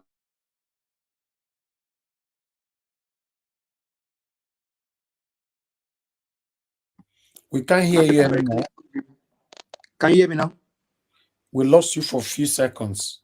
Okay. You said what I'm saying is, yeah, hunger is constant everywhere, all over the world. The same way a man in UK is hungry, the same way a man in America will feel hungry if they are hungry. Now, I know that we can say that, oh, Nigeria is different from some countries of the world because of how we run our things. But if you look at Sri Lankans, right, they all came out when they could not bear it anymore with their government. They stood against their government, went into the government house. People were frying stuff, eating stuff. Some were jumping into the pool, they took over the city, took over the nation. Now, I don't know if the hunger level of Nigerians have not actually get to a point where they need to eat the streets, not minding what comes their way. Because as it stands right now, you showed a video, a news earlier, Mr. Helvis, of a woman that took her children to the police station, 3 kids, left them there, and then went back home and cried herself because she couldn't bear it anymore. In the first place, where is the husband? Maybe the husband even ran away. You don't even know. Maybe he traveled out and said, let me go and check for greener pasture. And the woman has done everything possible to take care of the 3 children, and she couldn't bear it anymore. And I wish such person would have just reached out on this kind of platform instead of taking her own life. I wish such a woman can even reach out to her neighbor instead of ending her life, because she still have more. Those children are going to become parentless. They don't have parents anymore. So until Nigerians really understand what they are into, then they can arise and rescue their nation. Because every excuse that you want to give, oh, they have security, they have this. Mr. Ebi just told us, it is your constitutional right to eat the streets and take this government for whatever they need to do and get the country fixed. The country, you know what Qatar just said about Nigeria, about the visit of the in quotes president to Qatar? They said they know that the corruption of Nigeria has eaten so deep. That's what Qatar said about Nigeria. That they are aware about the corruption of Nigeria. And you want them to come and invest in such economy. So you think Qatar they don't hear news from their ambassadors and then people representing them in Nigeria about what is going on in Nigeria. Companies are leaving Nigeria and you are going to Qatar for them to come and invest. You see, I don't know the correlation here. Companies are shutting, over 700 companies shut down, and you went to Qatar to go and tell them to bring their money. That if somebody wants to collect bribe from them, they come and talk to you, the president in quotes, when you yourself, you are their leader. Nigerians, the country is going down the drain, is going down. As it stands right now, even the rich in Nigeria are no more richer. They are no more rich. Because the money they have in their hands has no value. Imagine you counting 1,000 units of okay, for example, you count 1,000 pounds to go and buy bread. Counting 1,000 pounds to go and, if everything works well, currency of Nigeria should be at par with other currency of the world. So if a man is earning $5,000 in America, in Nigeria should also earn 5,000 naira and then feel good in Nigeria. But no, these evil politicians, the criminals, the looters, and the buyers, they destroy everything. And Nigerians are still waiting. I'm not against you sitting down and saying maybe the North will start it first. But you will say, Tinoban Johnny, Ton Jomeni, Tareni Lagmo. Maybe just can explain, he can explain later on. And you may say it doesn't count in this situation. But the hunger that made them start even power some weeks ago did not start from the North. Nigerians, arise and take your country back. These guys don't care. They don't care about you. They don't care about anything. Somebody was just telling me today that we have different Chinatown now in Nigeria. In fact, in Lagos, you just see Chinas everywhere. That means, I don't know. But Nigerians, arise. Now, Fubara, this guy's case have been decided here several weeks ago. We said it several weeks ago. These are unserious elements for me, and this is my opinion. That means the people that actually came out, stick their... Okay, now, with what Fubara is doing now, and what happened to Obaseki before he got the second term back, when Edola stick their neck out for Obaseki, is it not something playing out now for Fubara? When the people came out and said, you know what, no matter what we can do, you are our governor. And the guy is saying that he doesn't mind resigning to let peace reign. When you know you're going to chicken in, or when you know you cannot lead the state, why go there in the first place? Why allow the people, put people into trouble, and then you are chickening in? Are you the governor for the people in power, or you are the governor for the river people? Because these are people that ordinarily they don't, and that's where the issue of Edo election should be taken so serious. Fubara is the money bag of Wike. As it sits today, Aswe Godalo is the money bag of Obaseki. And this is where everything had to be taken so serious. Do we want to get a government that will be responsible to the people, or their godfather, or their predecessor? We have three running candidates in four front running candidates in those states. Akpata, Asu, and then the other guy. Edo Light. Think well and make your choice. Make a choice that will liberate the state. As well now, all of a sudden, it's no more someone that can build people or build capital people. Is it capital intensive? What do they call it? Or he's no more. He's no more now a technocrat. He's now a cookacrat. Aswell is now a cookacrat. He knows how to cook. Where was Aswell the 2 months ago? So Aswell can now cook. You know, he can even cook more than me, like Mr. Ebi said.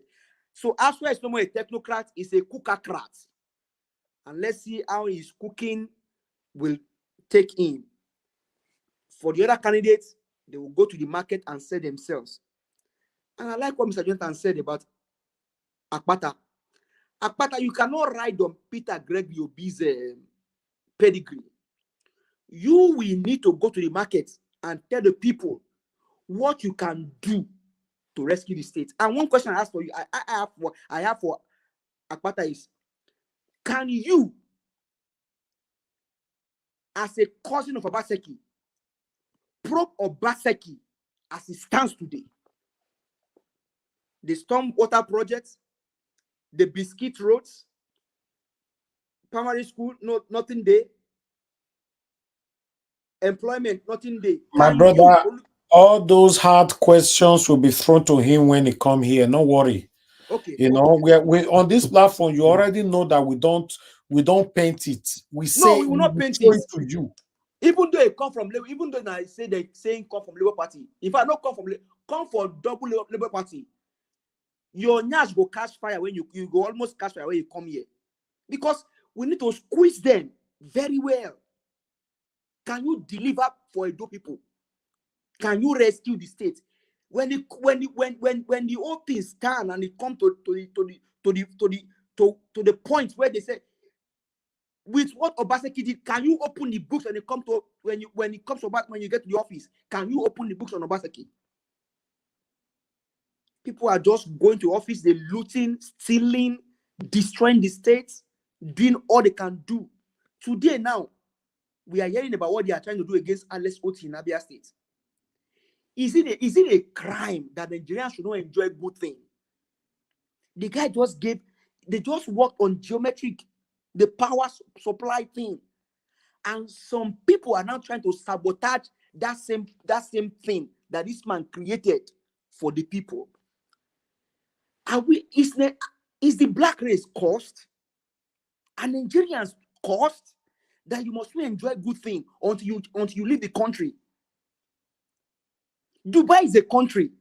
Nigeria is a country. UK is a country. America is a country. Americans, they don't have two heads. Dubai, they only have one head. Qatar, Mr. One of our patrons that called in earlier, is in Qatar. Should they swear for black race that they must not enjoy a good thing?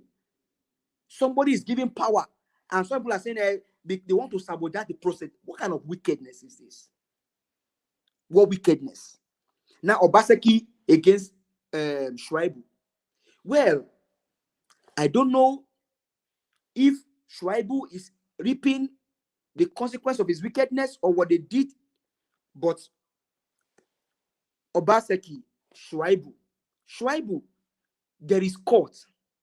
Go to court against Obaseki and PDP in Edo State. Because until yesterday, they know you were the deputy governor. They didn't remove you. But when you make your intentions known to run for governor, they want to remove you. Everybody's entitled to their own opinion, to their ambition, to their purpose, to their desire. You don't have to impeach the man now, but it's PDP fight. I don't want to get into their fight. In fact, if you like, don't impeach him. Just throw him as you want to throw him. That's your own problem. But as Obaseki is entitled to being the governor, Shuaibu also is entitled. Why impeach him now? That is the evil that you see in power when men do wickedness against their fellow men. But who are they? They are also wicked because the last time I checked, Obaseki did not do anything viable for me in those states. The 121 number, people are saying, I call 121 number. Obaseki, did you call 121 number when you were stuck in that water? These are fire brigade approach. These are drive-through projects. You just brace through, and after he's gone, the project are destroyed. My brother, thank you very much for all that you do. We'll come back and speak in the second round. But I mean, to the guy that passed on, Wigwe, it was an emotional time when I watched that driver speaking, and then his children. All we can pray is that God comfort his family and then help Nigeria. Thank you very much, sir. Thank you, my brother. I appreciate you. Thank you very much. All right, let me quickly come to Mr. Alex. Mr. Alex, thank you very much for your time with us. Good evening to you. Please, I'd like you to talk to us. Yes, thank you, Mr. Najawash. Thank you for your revelation intervention. Thank you for not making your platform Roma Locuta Kosaf X Milita X. Sorry for the noise. I'm sorry. I'm a bit. I'm not at home. I'm somewhere. I just had to park somewhere to join this program over an hour ago. I want to say my euphoric greetings to my fellow panelists. Thank you. I'm very, very happy hearing from you guys. And yeah, it's very emotional. For me, I just feel that we should know that what happened to Wigwe, as far as I'm concerned, nobody's happy when anybody dies, but I just feel, why is everybody crying suddenly? Why is Dangote, why are the elite crying? Is Wigwe more important than Deborah? Where were these people? May the soul of the departed rest in peace. The millions of Nigerians that lose their lives due to insecurity, is Wigwe more Nigerian than them? I begin to wonder, is Wigwe's life more precious than those Nigerians who cannot go to their farm or who were slaughtered on their farmlands by Buhari's government? Where were these people?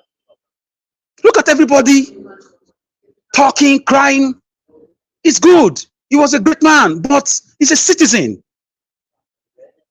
A friend of mine, I called him, he's in Finland, Helsinki, Finland. He said he's not working last month. I said, what happened? He said, there's a national day of mourning.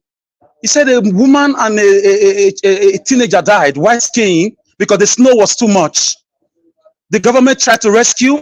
They couldn't find them for 2 days and they died before they could find them. Guess what? The whole country was shut down on national mourning. That's the country that cared. That woman and that child were not politicians. They were not bankers. They were not billionaires. They didn't build a mansion for 10 billion because they were Finnish citizens of Finland. The country was shut down for 24 hours. Everybody was on black ribbon, black armband. They tied black on their cars. Those who could drive. That's a country that cares. Now he's Wigwe because of his status. So do we only cry for the rich? Do we only have sympathy, empathy, humanity for the rich? I say Kabuto redetermined to this. It's hypocritical. For me, it's nonsensiating. Of course, nonsensical and is a non sequitur. We should wake up and value everybody. No Nigerian is more Nigerian than any Nigerian. No human being is more human than any human being. We shouldn't attach value to people because of their status. If somebody dies by accident or by insecurity, we should mourn like this. We should cry like this. We should even declare national emergency on it. So these people can cry. I saw it on the news. Dangote weeps as he talks about Wigwe. Really? Dangote weeps. Dangote can weep. Dangote can weep. I thought when you have money in millions of euros, emotions are gone. So Dangote can cry. A whole Dangote can cry. The face of economic monopoly can cry. The face of economic brutality in Nigeria can cry. It was a sardonic moment. I was taken aback. A political flashback. Nostalgia about things fall apart by Chinua Achebe. So the rich can also cry. Do they have emotions, these guys? Governors can cry. Bank CEOs can cry. Really? So we have people with conscience in this country. Oh my, so it's all pretense. It's all lies, all this why.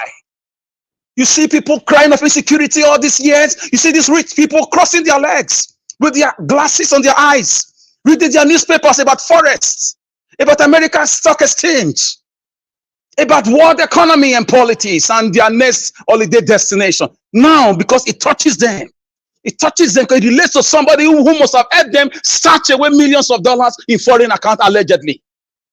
Now they can cry. So Dangote can cry. Wow, that was emotional to me. Hypocritically emotional. I saw hypocrisy on rampage. So these people have humanity in there. What about the electricity darkness? What about the way the country looks? Infrastructural deficits, educational decadence. You would have been thinking they would have been crying like this all this while for these things we lack in Nigeria. The massive looting, massive borrowing, massive snatching away of people's future, medical decadence, open corruption. The country flowed under Buhari with red oil. Tears, sorrow, and blood, according to Fela and Nicola Bokuti. For 8 years. None of them shed tears. Deborah was burnt alive because she just tweeted. Dangote did not cry. None of them cried. Elumelu did not give a lecture about it. He did not give a lecture about it. I respect him. I have no issues with him. Why are we crying for somebody who died because he's an elite? So he's a special Nigerian now. And the country is in comatose. For me, I see it as an emotional brouhaha that we should just reject these things and sit down and tell ourselves the truth. Nigeria is not for us. There's no country. It's a gang of businessmen who just lost a colleague in their criminality. But the judge said the late Wigwe was one of those who destroyed the banking economy, who destroyed the Nigerian economy. According to him, I quote him. He said, Mayfield is one of them. Yours sincerely, by extension, Obaseki is one of them, allegedly. Guys, we are in trouble. We are in trouble. We are in the midst of vultures, people who have no human sympathy in them. Selfish money, sectional money, tribalistic or economic money. They don't care about you. They just see us as ants, as animals who can die at any time. But I say, God forbid. God forbid. They're pushing us. And we keep educating people on this platform and other sister platforms to know that one Nigeria is a fraud. It's just two things happening. The Northern cabal doing their thing, and the economic cabal, business cabal, the bank CEOs, 99% of them. They've joined them to kidnap Nigerians and their future. So these bankers can talk like this, and they've not discussed about electricity. They've not discussed about youth's restiveness in the southeast. They've not discussed about massive borrowing and looting.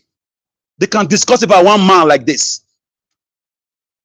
Wow, I'm just overgasted and flabbergasted at the blatant display of hypocrisy, hypocritical display. So I just feel, as Mr. Obaseki and Edo State and Shaibu and their critical crank home, I feel we should just leave these guys. For me, Shaibu was alive when Obaseki was running one-man show in Edo State. Guys, forget about what you see on social media, the social media development we have in Edo State. For me, I will tell you 80% of the development of Obaseki is on social media. Come on ground and see. When it rains, come and see Edo State. Let me know, come and see Benin City. Just forget about extension, all those Edo North and the rest. Oshomole did what he did there. Benin, it's like there is no government.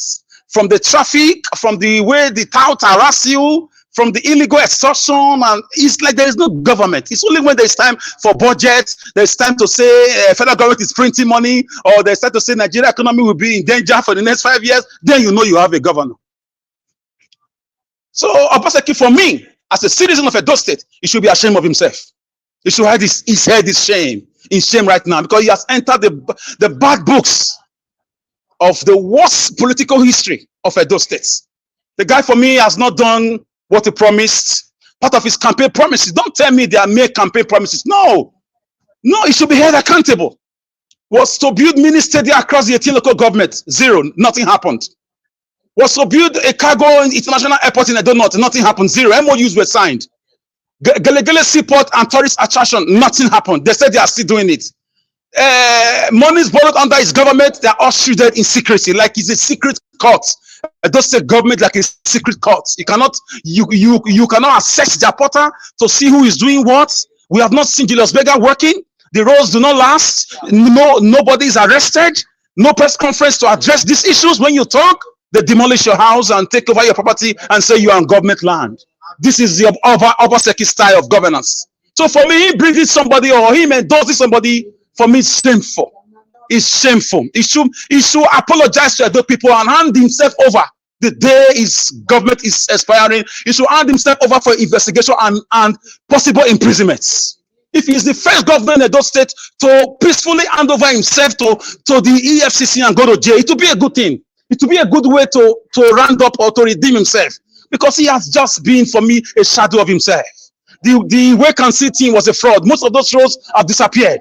So I just feel, as for this, the three candidates, for me, I feel like the people should open their eyes and go for somebody that will truly represent them. Somebody who has value for culture. Somebody who will not distort or disrespect the royal house. Somebody who will not sell us to Ruga and Fulani herdsmen. Somebody who will not always be around when there's protests or when people are being kidnapped and killed in those state express roads. So we should be very careful this time around. Let's not accept another Obaseki. Let's not accept another, pity or emotional game that played out in 2020. Caged everybody since 4 years. It's just a shame. Those state just now, it's like the story of the Israelites. I will tell you not to say it in Gath. Don't publish it in the streets of Askelon. Don't let the daughters of the Philistines rejoice, or of the uncircumcised triumph, because Edo State is backward with 20 years. Edo State right now is nothing to write home about. The so-called Siomo power plant is not working. It's only for street lights, and it works once in a while. I mean, when you talk, people say you just hate this guy. I don't have anything against him. I'm not APC. I'm not PDP. The point is this: Obaseki failed on his promises. He failed woefully. I will give him 15/100, and he should hand over himself to the EFCC for investigation and imprisonment. Nigeria was, as usual. This is my humble Logomaki, and my Logomaki I live here with our logo Apache. Thank you, Mr. Nigeria. I'm still here. Thank you. Thank you very much, my brother, Mr. Alex. Thanks for that wonderful submission. Yes, I think I was having almost similar feelings, though. When I saw Sanusi crying, I was like, oh, wow. Although the part of Higwe touched everyone, but seeing Sanusi and, these prominent people crying and all that, it now looks like there's something that we don't know that is happening right now. Because other people have been, losing their lives every day in Nigeria. In fact, 200 people were kidnapped just a couple of days ago. And, they are in the backyard of Sanusi. Sanusi did not cry. 200 people is more than one. Sanusi did not cry. So I was like, what is happening? So I don't know. Anyway, let's move on. Mr. Harris. Yes, sir. Mr. Harris, yeah, please, just some few seconds. I appreciate, please. I just want to lend my, own response to you, also to Mr. Alex. Mr. Alex, thank you. Thank you very much. Actually, that was the area I wanted to concentrate on, when I was making my submission. But I felt I should respond to this Nigerian youth thing and the notion, the negative or the inappropriate notion that we're having. So I took my time to dwell on that. But thank you very much. In fact, I had it on my notes. Emotional hypocrisy. I just have it there. I wanted to talk about it. And thank you. You said it all. I couldn't have said it better. You see, may the soul of the departed rest. I'll give you time to talk about it properly, Mr. Jonathan. Yeah. Because I really want to hear your part on that.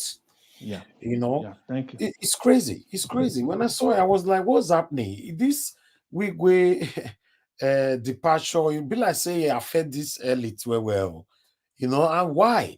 What's happening? But still. And some of them are crying because of their money allegedly that the guy helped them to take away. It's not really about him. They know their reasons for crying anyways. It's very sad. It's very sad. Wow. Anyway, let's call on Mr. F. Emmanuel. Thank you very much, sir, for your time with us. Good evening to you. Please talk to us. My brother, Mr. Vix, my brother, Mr. Alex. In fact, if Alex has spoken, what else am I going to say?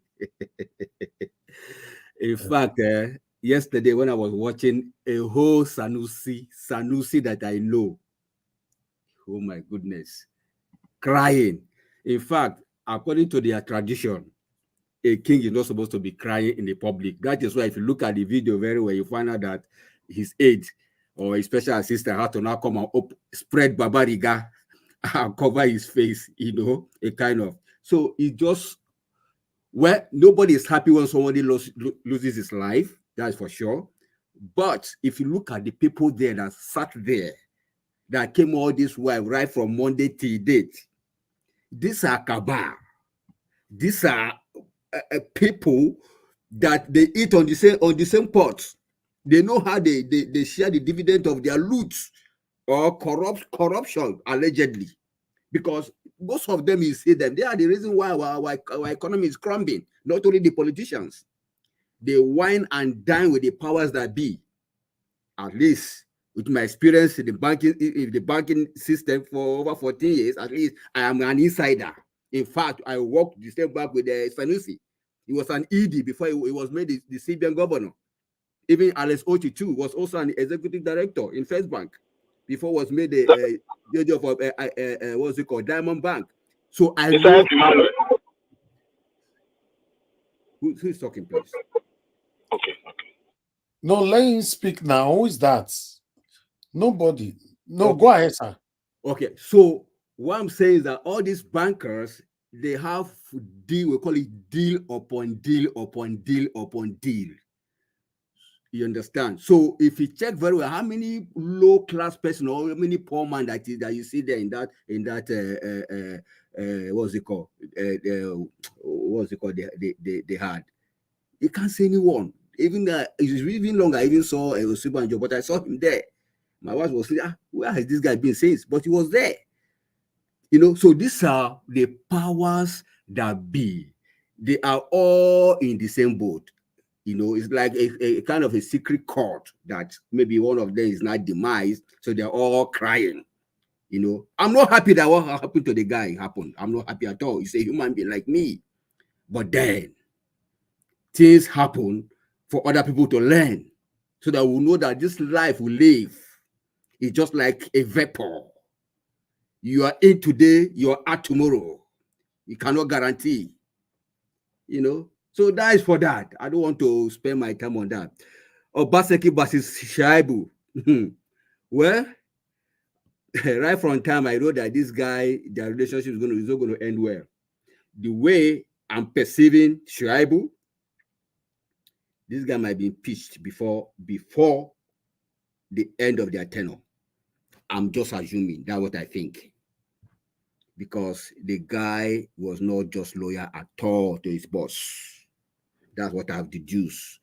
He's not a loyal person to his boss. I'm not saying his boss is good, but then, if you want to be a king, if you want to be on the top, you have to be a foolish man first. Before you ascend, you have to behave, you have to be loyal. You have to be a servant before you become a king. But it's unfortunate he didn't have that wisdom. So they will sort out themselves. I don't want to, kill myself in their war. That is for that. Fubara, I'm ready to resign for peace to reign in River State. In fact, before I even signed on myself, I was trying this number. It was switched off because I want to ask personally. I don't want to hear say. I wanted to ask him myself personally, what is happening? Why the change of mind? Who is putting fire on your bomb? That he cannot stay true, that he no longer has staying power, So don't just take decision because somebody is disturbing you or maybe somebody is putting fire on your bomb. You have to stay through, fight all through, fight through. That makes you a man. It doesn't matter what the threat is coming. That cannot even restore peace in River State in the first place. Cannot. Even if you resign today, people will still fight for that power. So why not stay true and see to the end of it? That makes you a man. Yeah, then what again am I going to say here? Well, I want to thank Mr. Evans. Also want to thank you because I know that your media has been in existence since 19 Porogodom, and I know it's still going to exist as long as we are here. Mr. Alex, thank you so much. You have taken some of my words. Thank you for that wonderful submission. Thank you for calling them out.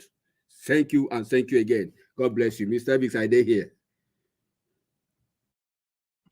Thank you very much, sir. Mr. F. Emmanuel, I appreciate you always. Thanks for your submission. Thanks for your time with us today as well. Okay, let's come to Black Panther. Oga Black Panther, please talk to us, then I'll go to Oga CN. Oga, can you hear me? I can hear you, sir. Okay, thank God. I want to thank you. I want to thank everyone. And I want to say this. May God bless every one of us. May God continue to open our insight of what is happening. And may God continue to give us the truth behind what is happening in Nigeria. And I want to thank our mommy. God bless you. God bless you and God bless you. All the protocols observed. I want to say one thing here that might go contrary to what everybody is saying. You see, when we call for an impeachment of a deputy governor, and you don't have a concrete evidence, and you are impeaching it when it's getting to the end of your tenure, I think that is an aberration against the Constitution of Nigeria. You see why I'm saying this? There are some things that you don't need to go that far, but allow this thing to continue, allow peace to reign, and let your government stay true to the end. You are approaching an election. Why all this? I want to say one thing here. You know, people are talking about loyalty. How can we come out to say you must be loyal to the governor? Do we understand what the meaning of democracy is all about itself? Is loyalty the problem? Is loyalty the problem in Edo State? Is it the problem between the governor and the deputy governor? Is the loyalty the problem? Have they not been selling from the first tenure to half of their tenure and problem happened? Is loyalty the problem? No. Capital? No. Unless you say capital regitimento. There's one thing we should know. There is a political struggle. Everybody wants to survive because they are all corrupt. As I've told you all, corruption is a culture now established by Babangida in Nigeria. It is not even only in Nigeria. Along the length and breadth of Africa, corruption is dwelling very well. Especially with the Black Africa, corruption is dwelling well and sailing fine without no stress. What is happening now is he is doing all this because he has confidence that he's going to rig the election and he's going to hand over power to this person. But now, who owns the life that we are? Who owns the life? Who owns the breath of life? That a man will rise up after desecrating his state, after making people irrelevant in the scope of affairs of the state itself, after deceiving people, after looting the wealth of the people. Now, you want to act as a demigod. You have vomited and you have eaten your vomit. I want to say it to the Edo State governor. Who owns your life? Is it not God? He can decide what to do with your life. So why all this hula baloo? You think you will sow seed that is evil and you won't reap it? Do you think you will go free as other politicians are going free? Every man has his own destiny. If you sow evil, you will reap evil. You might not reap the evil here, but the God that created you will sniff that life out.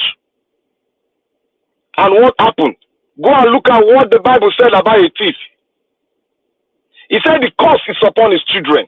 Look, the curse will be transferred to your children. Why fight this man who said he want to vie for a governor? It is constitutional right. Why lock him out in his office? Why all those disgrace? Do you think you are disgracing the deputy governor? You are disgracing yourself and you are disgracing Edo State House. It is not anybody's father's house. It's Edo State House. You are disgracing the entire state. When you finish your government, you will go out as a civilian. Hope you are not coming to the US. Hope you are not going to Britain, because the people out there are waiting for you. You will find nothing. You will find no favor from the hands of any adult person, except that person is a guy is gagging with you.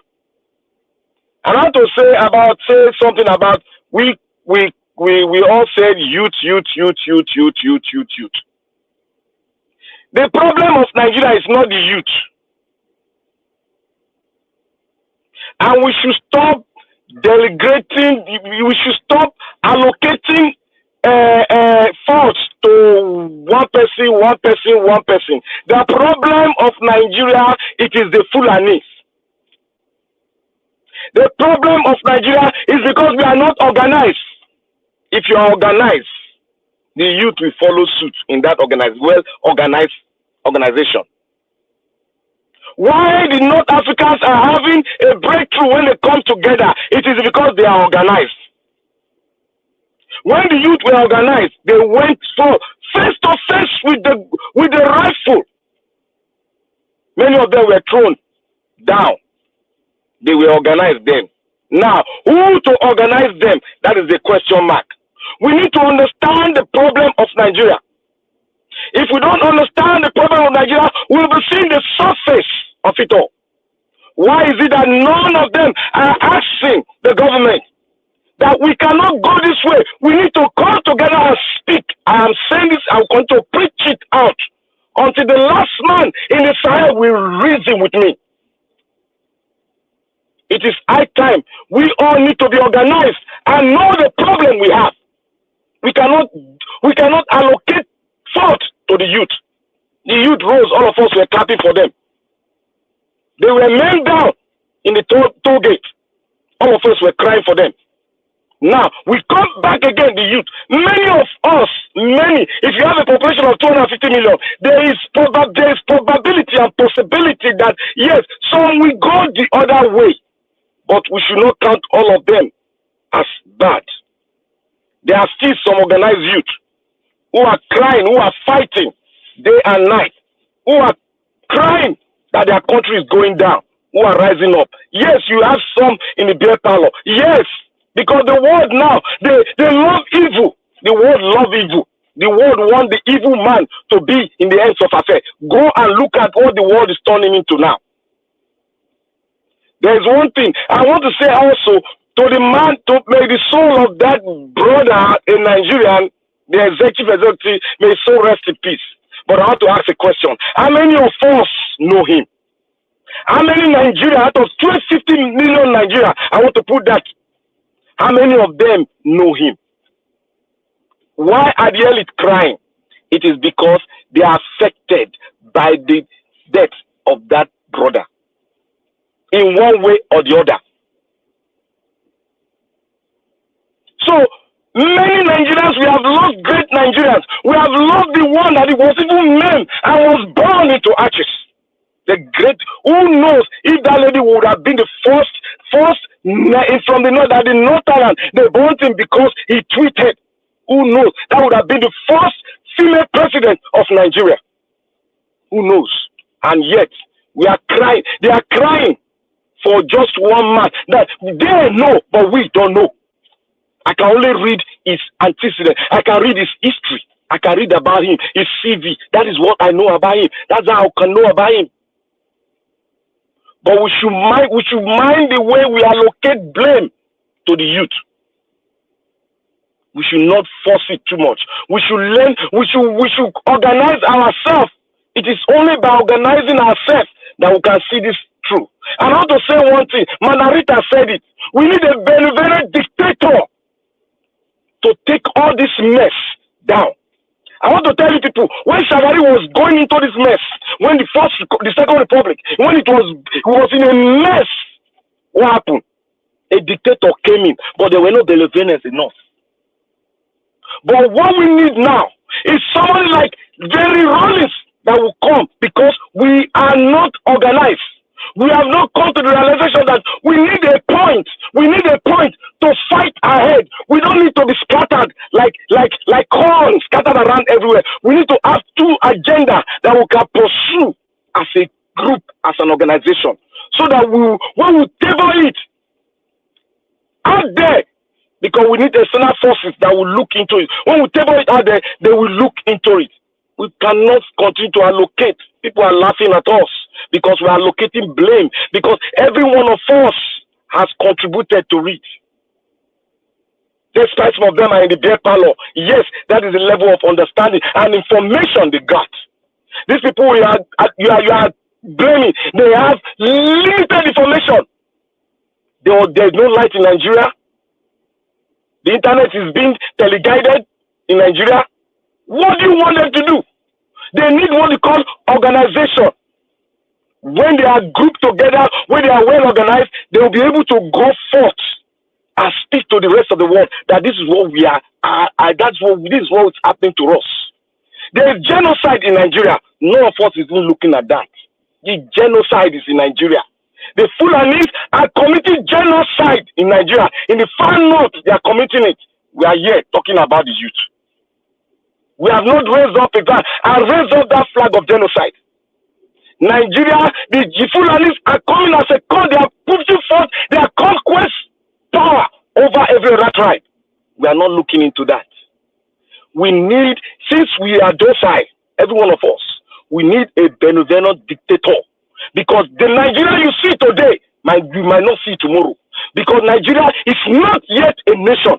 Until we get that into ourselves, we will continue to go round. If we don't get into our system, we'll go round.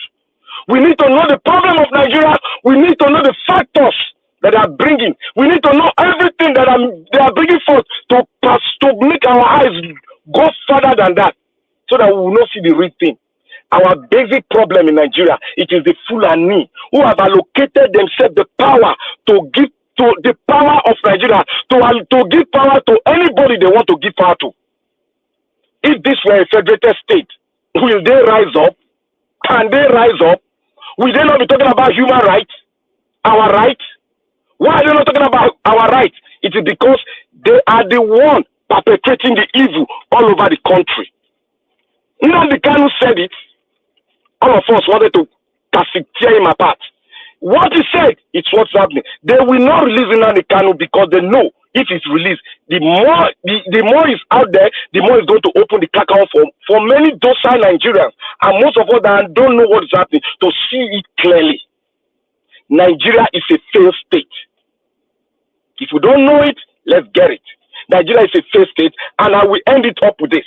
We need a benevolent, a man that has a vision, a dictator, whether it's in the military, I don't care. Let him come in and dissolve this democracy that we have. Everybody will go to his father's house and the man will start to work and put on a law, establish a law that if you do this, if you spin Nigerian weight, you are facing death penalty. We need a benevolent dictator who will come. All these people will run out of Nigeria. It happens when the military came the other time, the Second Republic. They all ran to every corners of the earth. They will run and we'll go there and pick them. That benevolent dictator will go there and pick them. The way the Mossad are picking all the dangerous terrorists in Hamas. That is the way Nigeria will pick them all over the country, all over the world. We should understand what is happening in Nigeria. Please, I beg every one of us, let's organize. If we are not organized, we allocate blame. We are not going to see this Nigeria anymore. The pain will continue. Tears will continue to roll out of our mouth, and we begin to ask ourselves, what is happening with me? Why am I not seeing the unseen that these people are trying to cover? Mr. Alex, may God bless you. Stand firm for your country. Stand firm for your state. In your standing firm, God will release wisdom into you, and you will expose this evil going on. Stand firm, Mr. Alex. And I promise you, Alex, Mr. Alex, I'm going to get that book for you. I promise you, I have ordered it, and when it comes, I will look for a way to send it to Nigeria so that it can get to your hand. God bless Nigeria. God bless every one of you. Thank you. I appreciate you. Thank you very much, Black Panther, for that wonderful submission. Guys, help us to press on the like button and help us to share. I would like to call on Oga CM. Oga CM, you're the last on the panel. Please talk to us. Good evening to you. Yeah, good evening, Niger Watch. Good evening, everybody. Please, all protocols duly observed. Actually, today, I missed quite a lot of what you were showing, but I know I just seen the two highlighted headlines. So you don't watch the video where Sanusi they cry? The rich also cry now. That is a typical example. Dangote also cried. You know, Elmer, let me start with that. You know, sometimes people cry for different reasons. So, do you understand? Particularly during funeral. Some may be crying because of a business deal where the deceased no handover. You know, but you won't know. Everybody go carry a placard for a mind. Then some go just they cry genuinely, say he get one this thing waiting for he get one something like one score waiting for settle. Now the man don't go, settle and with him. You go they pen him. Some are crying genuinely because of the loss of the person that died and what it means either to him and to the people he left around, or even to the community because of his patriotism to his community, his family, to its country. There are reasons why people cry. But it's all in what William Shakespeare said that, using Wigwe's case as a case study, that is that certified what William Shakespeare said, when beggars die, there are no comet sins. But heavens blaze forth themselves at the death of a princess. You know, when a beggar die now, comet means people welcome. No, we not go see anybody welcome. But the death of a princess, not be just the princess die. Hey, it go be who's who. So that is exactly what is happening. And with respect to Nigeria's case, there are a lot of things hidden.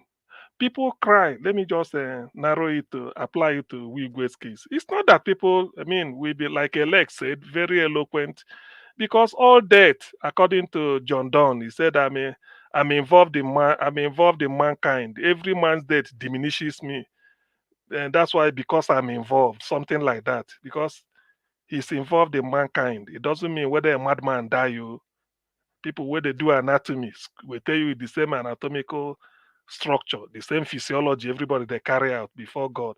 But when a rich man die, in Nigeria, things change. So in this case, a lot of all these people, crying. This kind of death, if not protracted illness, I'm trying to make analysis without being mischievous about it.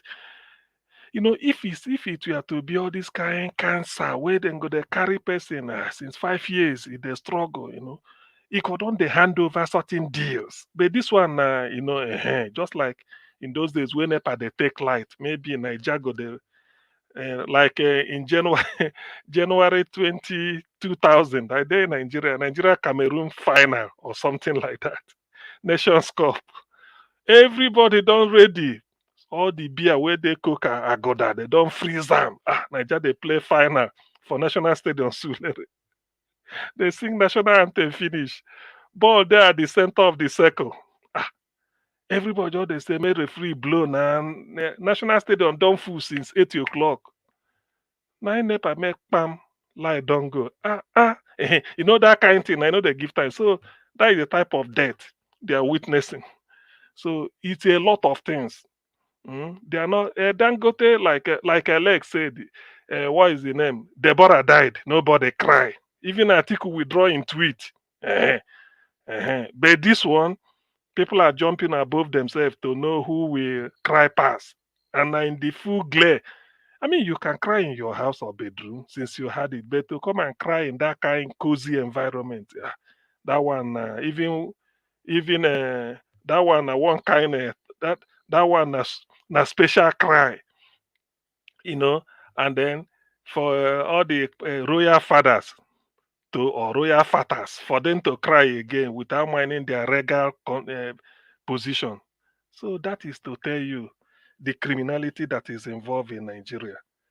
We will never know the deal that was not handed over. Do you understand? We will never know the deal. That's why most people, just quote me, that's why most people are crying. It's because there were so many things hanging, and like I said, the guy is going to go and watch maybe one sports something in California. So if he say, may I go watch that because the sports go finish now. If he finish, he come back. So many things are hanging, at that level.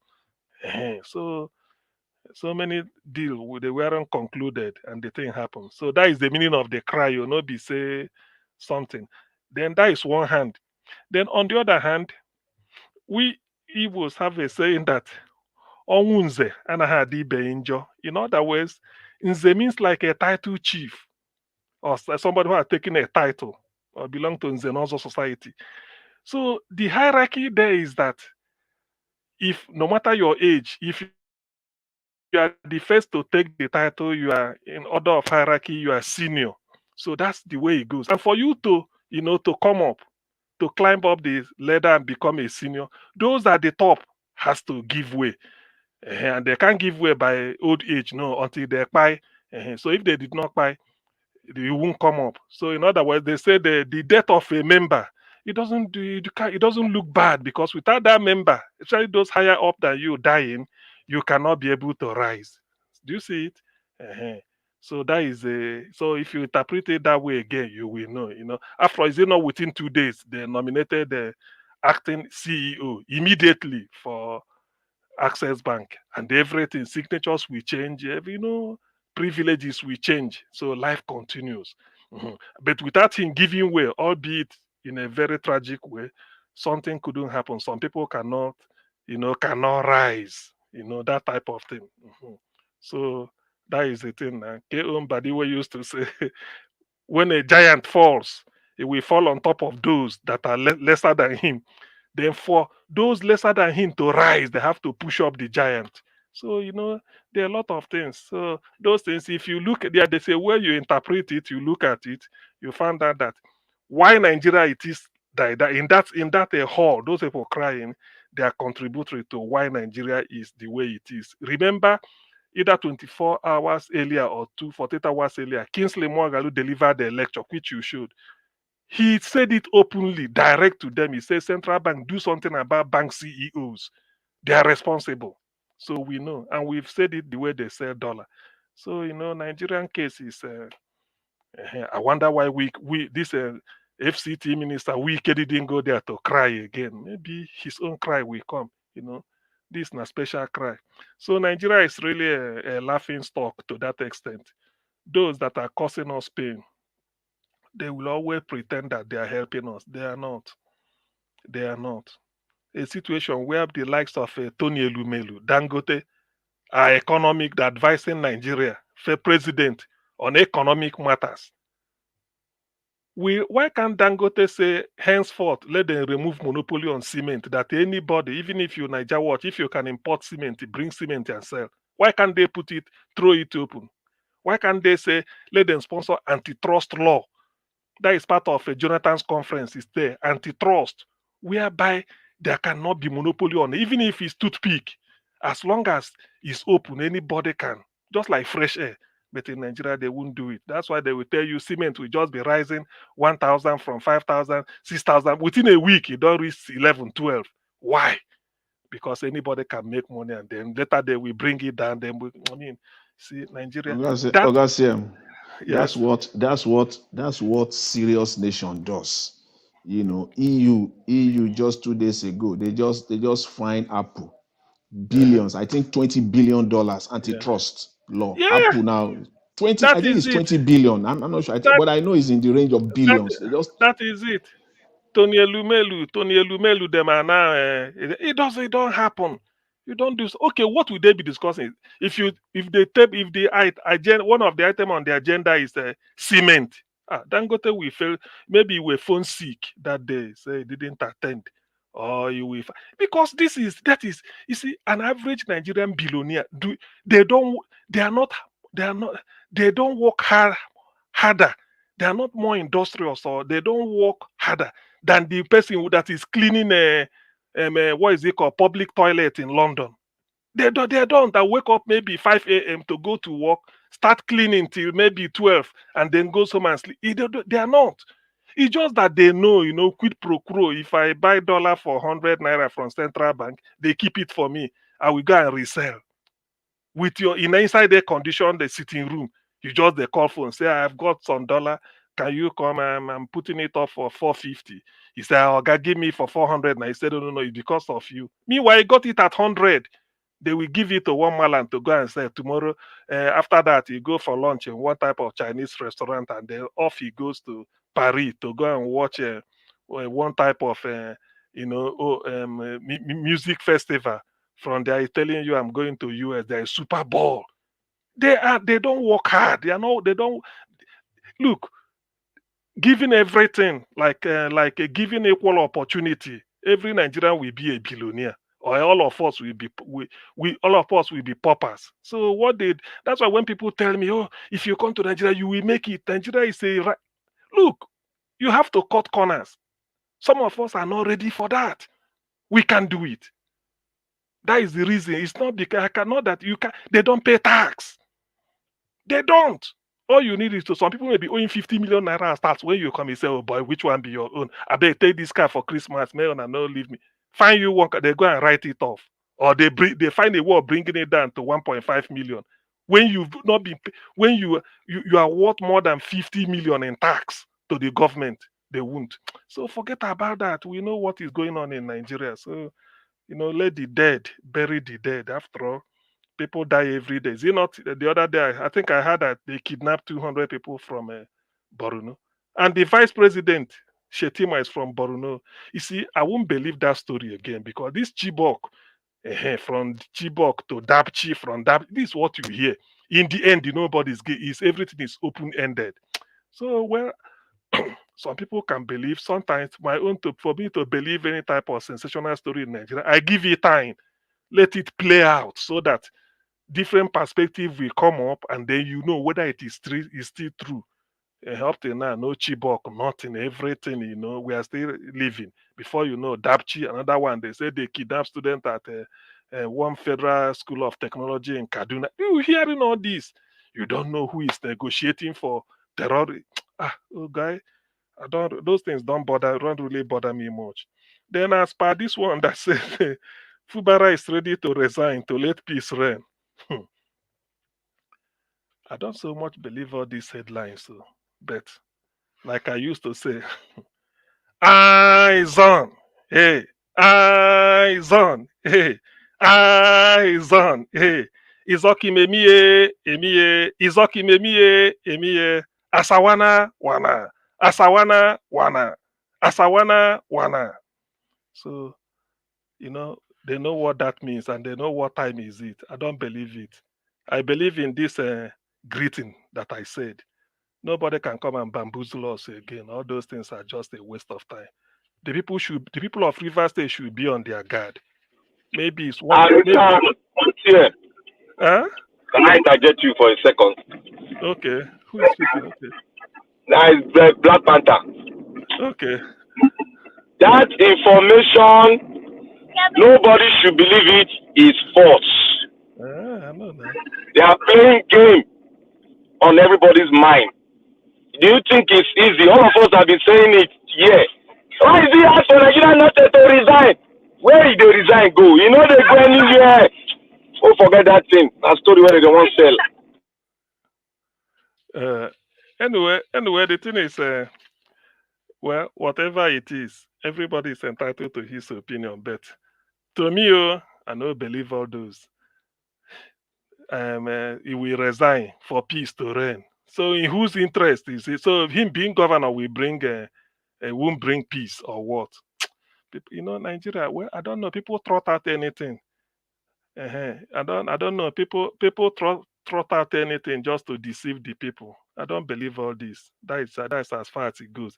Now, let me go to this issue of Edo 2024 and the what came up like this. What is it called? Impeachment something. There is something. Somehow, let me just try and be as objective I could be. One, impeachment against Phyllis Shaibu. One thing I want to, from the information I got, when you want to conduct primaries, they said INEC should send an official to cover it and make it official. The one that brought Asue Godalo, I believe that is official primaries. The one that Philip Shuaibu declared himself governor-elect, the candidate of PDP, I do not know about that. To me, that is an affront on the PDP as a party. I'm not making the excuse for anybody. Let me just see it from that way, because the only what he could have done was, if you didn't get it, you can decamp, go to another party that will easily give you tickets, so that day you'll be on the ballot. They do it a lot. But when you hold a parallel primary, because the first thing I listened to one analysis is that he said, let them ask him which person from INEC covered it based on the electoral law. So that type of thing is an affront on the party, and you know that your party controls the majority in the House of Assembly. So a lot of things will be played out, and the person you are fighting your boss. Maybe other people will now feel that, well, you will use the instrumentality of the state to deal with you. This is purely party internal affair. That's one. Now, making it look objective. Philip Shuaibu, you are from the northern part of Edo State. That is the issue. Oshomole handed over to Obaseki. You want Obaseki to hand over to you in the north again? I mean, sometimes you should have. To me, I feel that fairness demands that ordinarily, since the body language you didn't settle it, you go to another party. If you still want to do it, go to another party and try your luck. All you want is to be on the ballot that day, so that your name will be your party will be on the ballot. Then you take your protest vote. Maybe if you win, you decamp back to PDP. If you didn't, you've made your case. But for you to be in a party and be working against it, I don't think that is fair. So if part of the reasons they are giving to get you impeached or for you to go and apologize, by the way, why not step down? Accept it in good faith and move on. Why I say this is that I said here one time that he always his reason is that we fought for this democracy. Some of us, that day they were shooting bullet in a Yaba bus stop. He said it a lot of time. Okay, you fought for democracy and you benefited from it. For how many years since 1999? For how many years? So must we continue rewarding you if that is the basis of your contesting? You fought for democracy. Remember, there are others that fought it with you that not even councillor they've been able to get. So there are reasons that sometimes it doesn't sound logical. If that is the reason why they are serving you impeachment, this thing, respond to them. If they are still your party, talk to them, let them withdraw it. At most, you make ends and then quietly you support who your party brings out. Or if you don't want it, quickly you decamp, go to another party and try your luck and be on the ballot. So there's a way to do it. You can't rock the boat from it. Sorry, you cannot rock the boat from inside. So for now, as the news is developing, I will be giving my own narrative. But so far, this is what I have to say regarding that impeachment. Thank you, Niger Watch. Thank you, Augustine. Thank you very much, sir, for your submission and your time. Okay, we have Madam Luke just came in. Madam Luke, thank you very much for joining us. Good evening to you, man. Please talk to us. Hello, Mr. Niger Watch. How are you doing? Can you hear me? Yes, we can hear you, but it's a bit far away. Okay. All right, but now? Yeah, it's okay. We can take that. All right. Let me me turn off my fan. I think that's what's going on. Okay, is that better? Yeah, thank you. Okay. All right, Mommy Diaspora, good evening. I greet you, members of the commentators, viewers, panelists, and callers. It's another beautiful day here. Unfortunately, the troubles in Nigeria continues. Magna Saraka is always on point, so I'm not even going to belabor that. We've heard of the kidnappings in the north.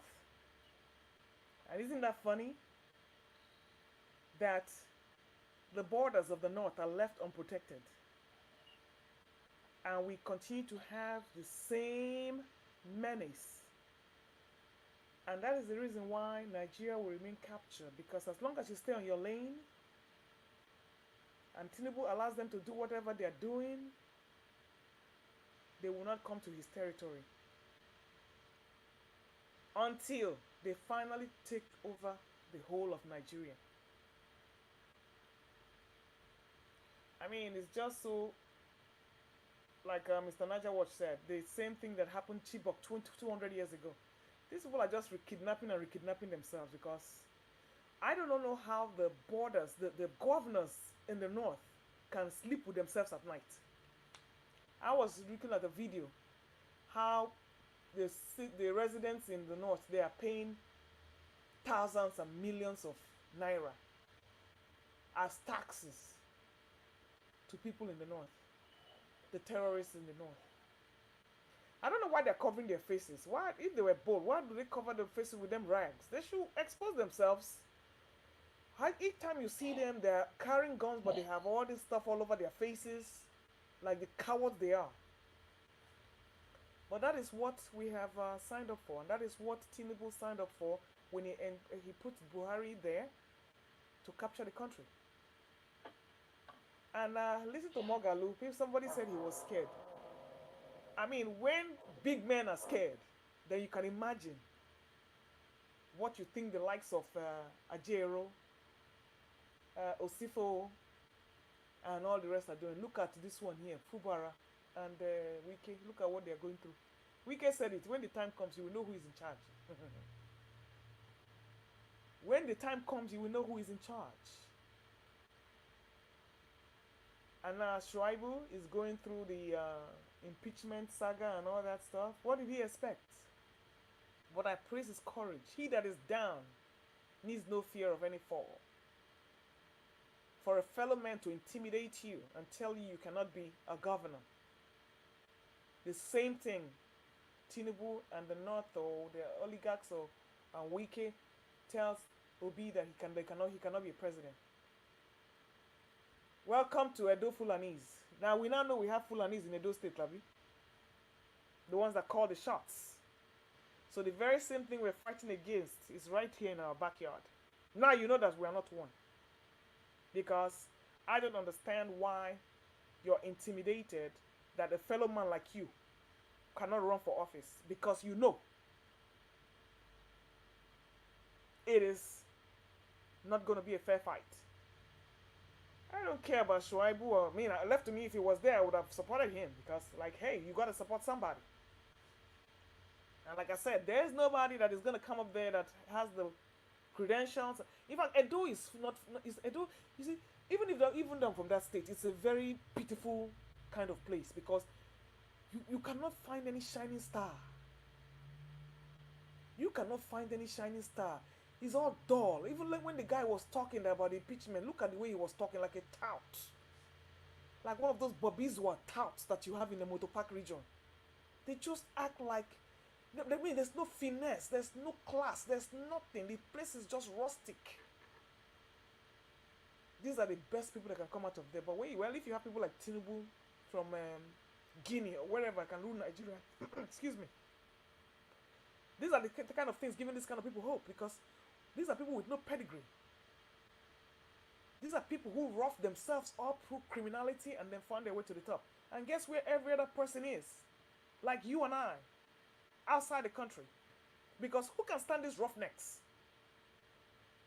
Look at them in suits. All wearing suits and wearing fedora hats and everything.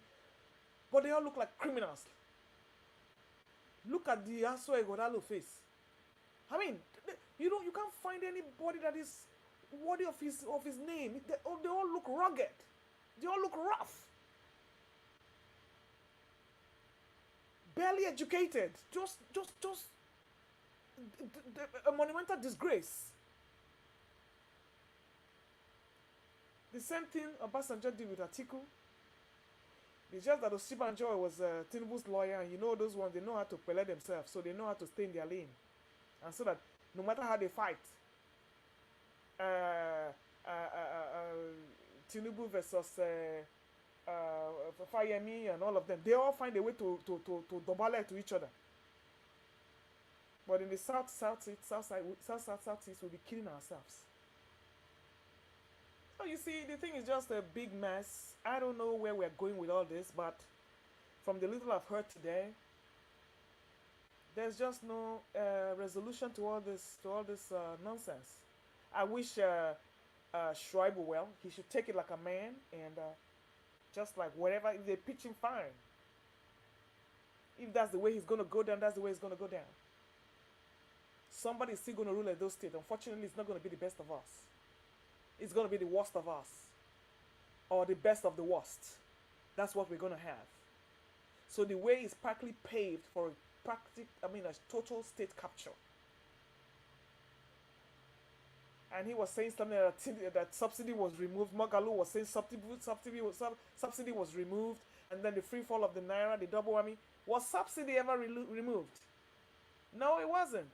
So what are they talking about? What exactly are they talking about? Well, it's a Wigwe's tribute. Like everybody said, those that are going to be genuinely sorry, those that they are owing mega, many of them that are owing him big time. They will be shedding tears of joy instead of tears of sorrow. Especially that GCRR or whatever, that Redeemed Church, where that woman was celebrating birthday. It was said that those people owe him a lot of money and they didn't pay that loan until when that man had died. So, well, that's what happens.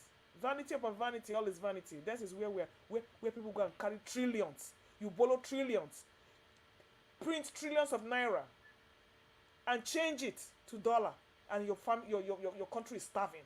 And then people from war-torn area are giving you rights to eat. It's unfortunate. I really don't have much to say because I joined in half and half. I just picked from the pieces I could get. But it's not looking good. Look at your giants are falling. Shaibu and Fubara. You can imagine what they've done to Fubara within closed doors.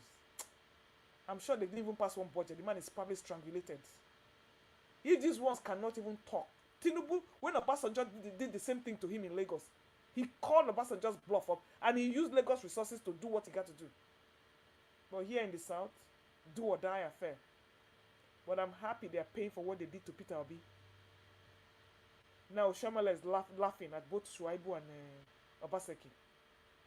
And now everyone is trying to cater to the APC. So it's just a big merry-go-round mess. Now you talked about your 2 billion, your 5 billion loan. How far? That one is not going to happen. They push the date. That one is like a goalpost. They keep shifting it. 5 billion is what they are struggling for. And who is to get the loan? The students that are not. I hear that the university is going to shut down. They're going to shut down real soon. So where are we going in this country? It's just totally depressing all around. So my dear people, we'll keep talking. I will be coming in at the second session at this time, and I will give whatever I can give. I have listened, but it's not looking good. We wish Nigeria well. Thank you.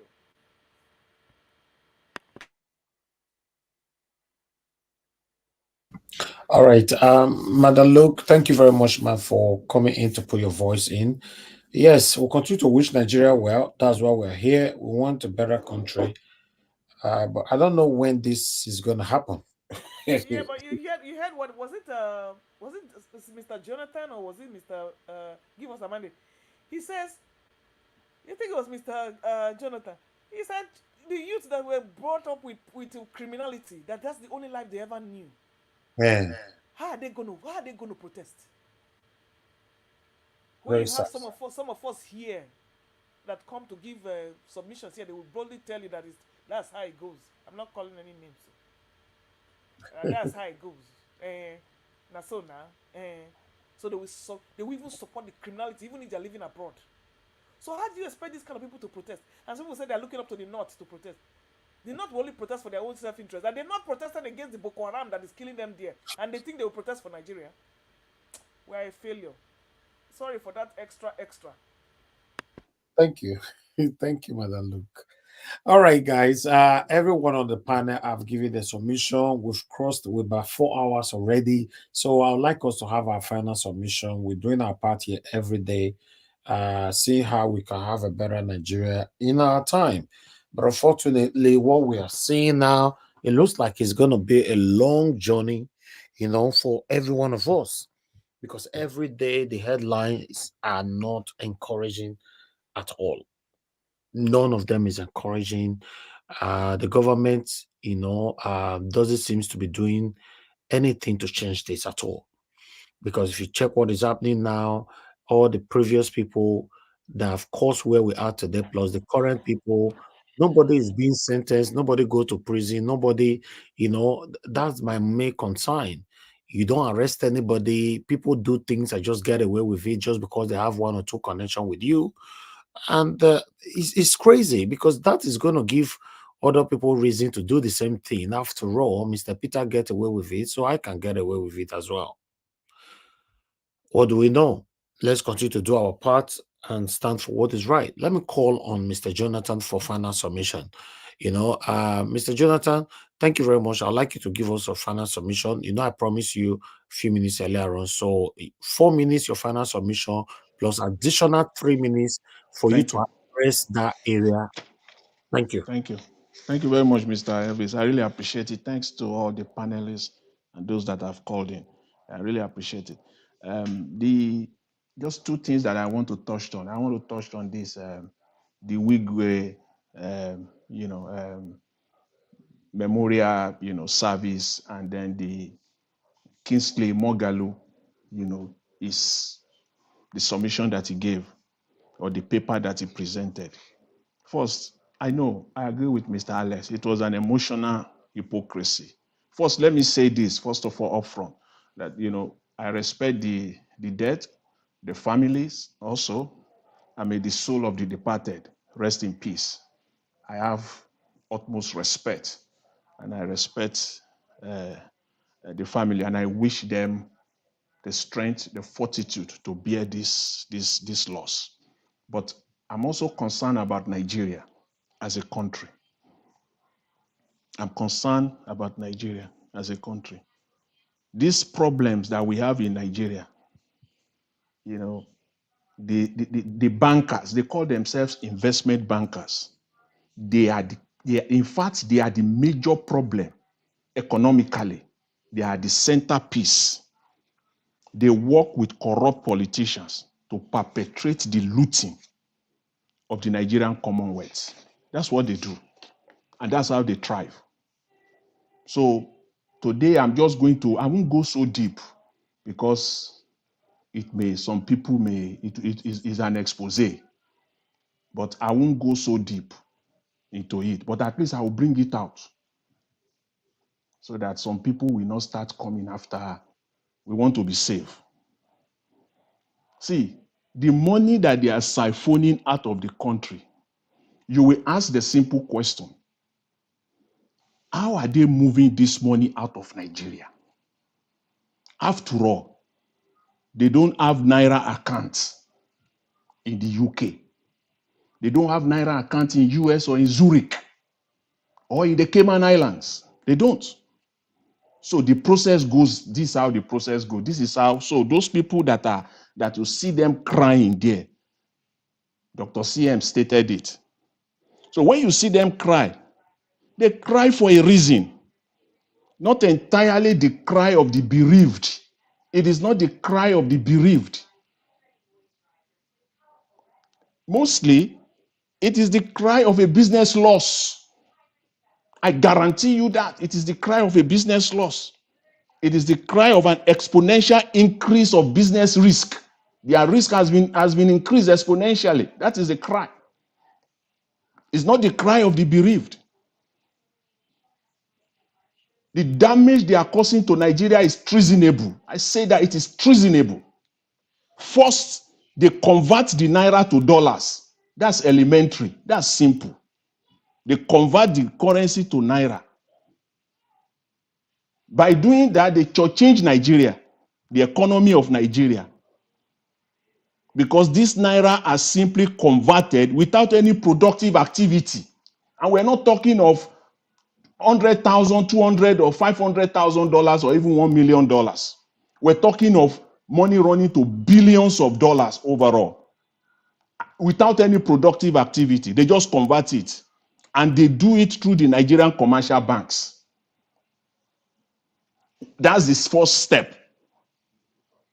The second thing they do right after that, the commercial banks now use their Swift wire system. They have the Swift wire. When you want to wire, there's something they call the Swift code. Everybody knows that. They use their Swift wire system as a bank to wire these converted dollars to accounts in the UK, the US, to Zurich, Luxembourg, and the offshore accounts in Cayman Islands and Belize. That's the second, that's what they do. So you can see the damage that these banks are doing to the Nigerian economy. When this money now gets to the designated account or the nominated account in the UK, in Zurich, the Cayman Islands, they then move it to the politician designated account, wherever now the politician now wants them to move it to. So you can see how complicated it is. I'm saying this as a matter of fact. They now move it to their own to the politician designated account.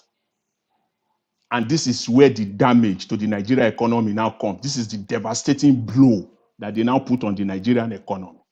This same money that is now at the designated politician account, it is this same money that the central bank will be telling Nigerians that they are getting foreign investment. When they have moved the money, the politician will now move the money back. The central bank will be telling us that they got direct foreign investment. Who? They move it now to the Nigerian commercial banks.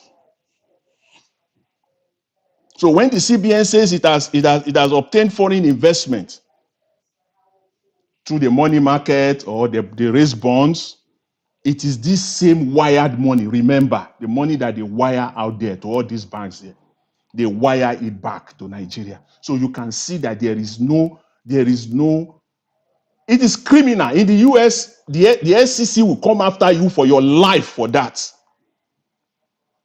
Because there is no change in beneficial ownership. It is still the same money. So they bring this money back to the Nigerian economy, this same money, and then they will say they are investing. Mr. Jonathan. Yes, I'm with you. Yeah. As it even sits today, is there an AML in Nigeria? There is none. If you want to, there's not. There is. They have it there. They have the AML policy. All of them will have it. It's there in the book. On paper, right? On paper, right? But they will not do it. So that is why when I see EFCC Nigeria, so when you see EFCC, you just laugh. This what I've just stated now is just elementary. Not even going deeper. In fact, sorry to interject you. There are a lot of reports, released by the CBN for the commercial bank to abide with that have to do with prudential guidelines. But the issue there is they don't even keep to that. They just cook the book. They cook the book and submit to the same system, and they will look at it. Auditors will look at it, and they will cite it as a correct audited account. Yet it's fraudulent. It is. That is. You can see the damage. So when you look at this, the damage they are doing to the Nigerian economy, it is treasonable. Compare, it is just the same like what you see the Nigerian customs, the activities to the damage that they are inflicting on the Nigerian economy. These are treasonable offenses because there is no way the Nigerian economy can move. You are moving out billions of dollars, no productive activities attached to it. It is that dollar that you and I need. It is that dollar that that importer who is just investing his $50,000 is just seeking for $70,000, $80,000 to go and do his import and bring it to the country or to buy raw materials. He can't because these people have taken the dollars away from him. So he had no choice but to go to the mullah on the street. They have moved the dollar out of the country. This is the damage they are causing to the Nigerian economy. And they think that people, yes. Please, who are the people moving? Are you talking about the bankers and their CEOs? Yeah, I'm talking now. When I say the banks now, I'm not talking that because I talked earlier, I said they Because you need use to the mention bank. the names of these people moving the money to, It is, to Seychelles and all those islands. Please mention it when you're speaking. Because you say day. We need to be specific. Thank you. I'm being, you see, this year I'm being diplomatic, because some people can be serious, they can be affected there. See, I mentioned earlier, I said What they do you use mean the by that, sir? bank. I'm sorry. Yeah, because see, it is like this is just a tips of the iceberg, and it is still deep. Yes, we know that. Yeah, I know. So when I mentioned earlier that they use the bank SWIFT system, that SWIFT system, the bank CEO is in charge right there in his office. The bank CEO can move $1 billion within 2 minutes from his office there to Bank of America, and no question will be asked. He will move it to Zurich. He will move it to Cayman Islands, and no question will be asked. He will move it. The bank CEO right in his office there. So they are the one perpetrating. If you and I go to the bank in Nigeria and say you want to move $500,000, in fact, it's almost impossible. Yeah, Mr. Jonathan, are you telling us to beware of anybody who's coming as an investment banker who wants to be a governor, a bank CEO? In fact, that's what they do. Yeah. Sorry, go ahead. Yeah, you have to be. These are just money movers. They move money. This is just what they do. This is the devastation they are inflicting on the Nigerian economy. So when you have the power of the SWIFT system, you have the power of the SWIFT system. You can move money. You can move money. That's why if you go to your bank, you just want to do a $3,000 wire here in the West. Just walk in there. The teller will do it for you right there and then. He or she has access and he will do it. And that is what they do. So, but let's leave it at that. Mr. Elvis, let me quickly touch. Just give me a minute to quickly touch on Mr. Kingsley Moghalu. He made a suggestion, and I want to respectively, disagree with him on that. Everything he said, I concur, but only on one area where he suggested that the Nigerian government should go for a $30 billion IMF stabilization fund. Look at that grammar. Stabilization fund is loan. It's simply loan. There's nothing behind it. Go for a 30 billion IMF. So Nigeria cannot do that, sir. Nigeria has no capacity to go for it. See, in the 1990s, the Asian countries, the Asian financial crisis, Thailand, Indonesia, these are big economies within the Asia system. Philippines, they did this. They paid the price. And these are even countries that are productive to a very large extent. Nigeria is not a productive country. You only achieve one goal through that loan. The only goal you will achieve is that your balance of payment will be all right. You will achieve that. You will deal with that. But Nigeria is a country where poverty is at the highest level. What we're seeing now will be a child's play if Nigeria go for a 30 billion. The naira will immediately will be devalued to like 5,000 naira. I don't know what it will be, but within that range. Because it comes with strict conditions. The first thing is that the currency must be devalued. So naira will move straight away from anything within the range of 4,000 to 5,000 naira to a dollar. That is the condition that will come with a $30 billion stabilization. $30 billion loan. Just call it what it is. Stabilization fund. Those are just grammar. But it simply means that it comes with stricter conditions. So I don't think that is right for Nigeria at this time. I don't think that is what Nigeria need. In fact, if you ask a question, just lastly, just ask yourself a question. Does Nigeria look like a country that can survive or move forward without credit facilities? Okay, thank you. That's what the stabilization does. Credit will be swept out. Thank you, You sir. can't get no credit again. Thank you very much, Mr. Elvis. I really appreciate the opportunity, and thanks to everyone. Thank you, Mr. Jonathan. Thank you very much. All right. Let me quickly just go to Madam Rita. Madam Rita, thanks for joining us. Good evening to you, ma'am. You have Good afternoon. Yeah, good afternoon, Mr. Elvis, Mommy Diaspora, Madam Luke. I just heard your voice, and I respect everybody in this panel, and my brothers and sisters in the comment section. It's a great day. I'm sorry I came late, and I'm just going to talk based on the little bits I've been hearing. As for Mr. Jonathan, thank you very much for that educative piece. I know that is just an iota of the big picture, but sometimes we come out here to actually educate people. It's like an awareness show too, and so that people really understand, how economy runs and what these entities are doing in Nigeria. Entities that call themselves leaders or influencers, I would say. As for Kingsley Moghalu, I don't know. It's a person that, I don't know. I just see that man as, without due respect to him, it's just somebody who is like a slime. I'm trying to use the right words because we have rules here.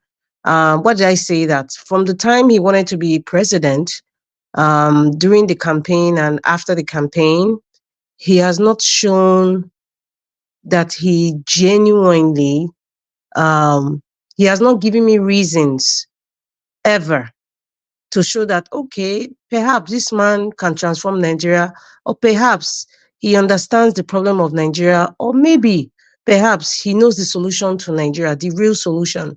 It's only Peter Obi, my president, Peter Obi, that has told us it's straight up production. There's no need for paying and reduce the cost of governance, straight up. So this 30 billion, using all those big words, thank you, Mr. Jonathan, $30 billion is a loan, man. It's a loan. And that's sinking us more into the abyss of debt that we're already in anyway.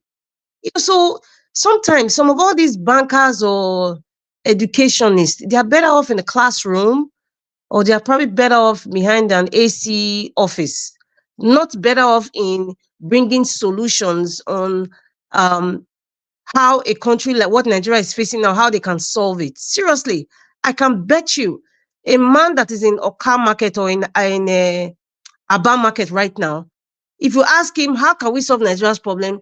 He might not have the PhD as Dr. Moghalu or, all those, he might not have that, educational, knowledge, but, he understands what he's going through. He's on ground. He can probably give the solution easy. And that's why you see someone like me and Peter the Rock Obi, he's a trader. He says it proudly, I'm a trader, and he understands the system. So he understands this is the solution to Nigeria. It will take a while, but we will pick up, and Nigeria is a great nation, period. All these numbers, men in suit and tie, it's just, they talk about loan, they talk about uplifting, just big words in economics. And Nigerians, they know Nigerians don't read, they don't research. Nigerians are very, very gullible when they see somebody has maybe a doctorate. With all due respect to all the doctors, it's not easy. But when Nigerians just say he's Dr. this, oh, he's an MD of this, he's MD of that, they just buy into it easily. And that's why we keep being in this rabbit hole. Let me call it a rabbit hole. Every single time. He's in Moghalu, please. Go back to the university, go and start teaching people. You are not, this is my opinion, you are not somebody I want to listen to when it comes to recovering the economy. I've listened to you several times for a while now. You're better off in the classroom, sir. You are just like many of your colleagues. They are better off in the classroom. And Mr. Naja, what based on your title on the screen was saying that about Captain Philip Shaibu, getting the notice from the Edo State House of Assembly in terms of they want to impeach him. First of all, we have an incomplete House of Assembly. So therefore, whoever came out to tell us or disturb Edo people, let me use the word because they're disturbing us. They're not giving us solution to how Edo State will be better. They're actually disturbing us. First of all, that is a kangaroo House of Assembly. And second of all, they are all errand boys. If there's a girl or two there, errand boys and girls. That's what they are. And that is the truth. That is what they are. They go by the bin. In fact, they go whatever. If the governor say shift, go and buy fuel. That's what they will do. Now coming out to just talk about impeachment. What is? So it's like we need to start educating people on what is the role of a State House of Assembly member, because the errand boys that were placed there right now, they don't even know their role. They can't even cough. Even if we all know that is the body language of every State House of Assembly in Nigeria, because Nigeria has been hijacked by gangsters. So the likes of Shaibu, Captain Philip Shaibu coming out, to talk, they're just disturbing us. Mr. Elvis, Nigeria Watch, my people, they are disturbing us. They're trying to distract us. Let's just forget that. If they like, they impeach. If they like, they go and settle somewhere in Harrods in London, or they'll go to Seychelles, or maybe enter private jet and make their deal. We don't care, because these people, you just come out, you make noise, divide the people. The people don't even know what they want anymore. They're just looking at, oh, they fight, forgetting that they fight, but those ones can eat. You cannot eat. So please, they should stop disturbing Edo people. Captain Philip Obaseki and the whole entire clan, the whole jokers and the State House of Assembly, stop disturbing Edo people. You are disturbing us. You're not giving us solution. You are disturbing us. You're not doing nothing for the people. So please, no, enter house, stop disturbing us. And for Emefiele, I think someone mentioned the Emefiele printed trillions of naira. Well, Emefiele did not do it on his own. He had aiders and abettors that supported him. So all those ones, listen, Emefiele is just another distraction again. They're just disturbing Nigeria. Who was CBN governor before Emefiele? Who is the present one? If you gather all of them, they all belong to the same bunch. They do the bidding of the oligarchs and the caliphate. So why are they just disturbing Nigeria here and there? EFCC dragging, ICPC dragging here. They're just disturbing us. Mr. Nanja, I think somebody said something yesterday about there's a young lady in somewhere in the east, in the southeast, and she took her children to the police station, and then she just went to take her, she went to meet God or judgment. That is painful to even hear. What does that tell you? It's almost similar to what happened in is it Tahrir Square in Egypt when they started this Arab Spring, when a man he poured something on his body and he lit himself up because economy was so hard. There was an uprising. That's just a typical example. Now those children now we don't even know how they're going to survive. They'll end up, God forbid, where they're not supposed to end up. No motherly care, no motherly love, nothing. And we don't even have those kinds of services to say, okay, social services, where are these children going to be? Are they going to be taken care of? Nothing like that. So everybody is just on their own. It's sad. It's even depressing to even think about it. As for Fubara saying that he wants to, for peace to reign, please, I beg, Fubara Presenter House, you are equally disturbing the people of Rivers State, because all these shenanigans and all this emotional talk of, I want peace, I stand for peace, please, I beg. It's quite nauseating to even hear him say that, because number one, nobody resigns in Nigeria. That's why I keep saying they're disturbing us. They're not giving us solution. They're having their cat fight, their family quarrel. These squabbles is unnecessary. None of them are even talking about, this is the ideas I'm bringing. River State, what can we do in River State? What can we do in Edo State? They're all talking about political fight, greedy men, greedy set of entities. They're not even men, because real men find real solutions. They're not even men. And I'm not saying with all due respect, they're not even men. Mr. Elvis, with all due respect to your channel, these men disturbing us, they're not real men. Because real men like Peter Obi bring out solutions. Real men like Dr. CM, Mr. Jonathan, even Mr. Elvis, they bring out solutions to our issues. Real men will bring channels like this to educate people to understand how the economy is being run. Those are real men, not real men fighting like little cats. I'm really, really pissed off because people are bleeding. People are suffering. And lastly, I think from what Mr. Jonathan was talking about, the passing of Herbert Wigwe, well, different people, weeping and crying. Is to me, I don't know if it's like a selective mourning, and somehow, the only part, okay, somebody has passed on, right? and the way the person passed on was quite devastating. But it's almost the same thing, like a young woman in village in Kaduna, in southern Kaduna, pregnant, or a woman would have children, and a farmer just sleeping in their hut, not even a bit in their hut, with their animals, simple farmers. And all of a sudden, we have animals coming from wherever they're coming from, whether it's the Sahel or the Janjaweed people, and then they slaughter them like they're slaughtering cow. That is even devastating in their sleep. Pregnant women, they rip their belly. So that is even disheartening, depressing to hear. But when you now see, people like, I watched the Sanusi weeping, I'm like, did this, let me not judge him, but, coming to public to do that, it kind of sparks some sort of insensitivity. Like, I don't want to use the word hypocrisy, because I don't even know if they are genuinely crime that is passing or whatever business deals that was never completed, and many of them are but maybe with all the, allegedly in some kind of financial stress right now because they don't know where their money is, but you really look at it, these are leaders. You see them coming out now, and they're crying and talking about this man did this man did that. Fine. But however, this is the kind of display I need to see leaders in every industry.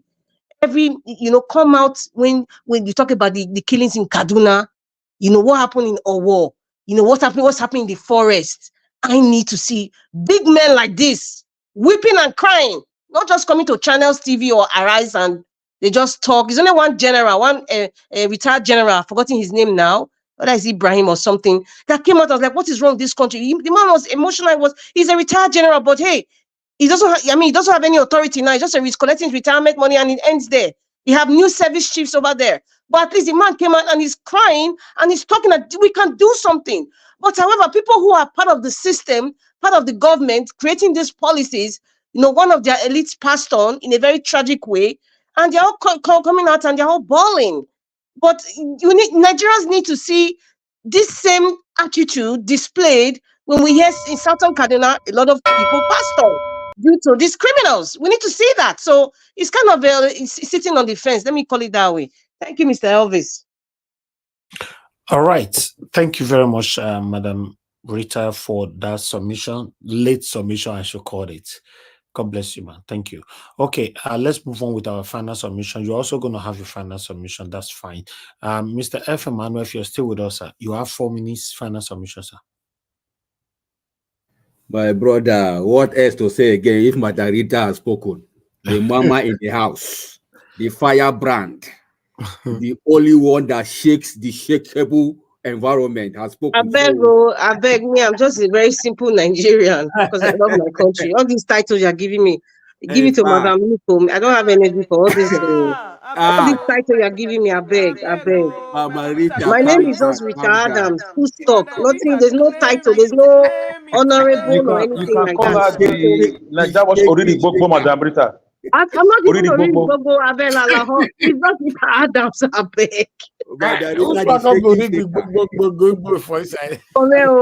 It's just Rita Adams, I beg. The other part of Madam Rita, Madam Luke, when you people are but today we are crowning you as the already Gbogbo of Mr. Naija Watch platform. I don't need any crown. I already have a crown. I don't. My name is Rita Adams, and that's my crown. Your frankness just brings some laughter. I will just be laughing as we are talking. I don't know, you are very frank. Like it sounds to me, it's a serious matter you are addressing. But I will just be laughing because the way you say it sounds funny, but very, very, very serious matter. So even if you are sad, you will just be laughing. You don't know where the laugh throughout.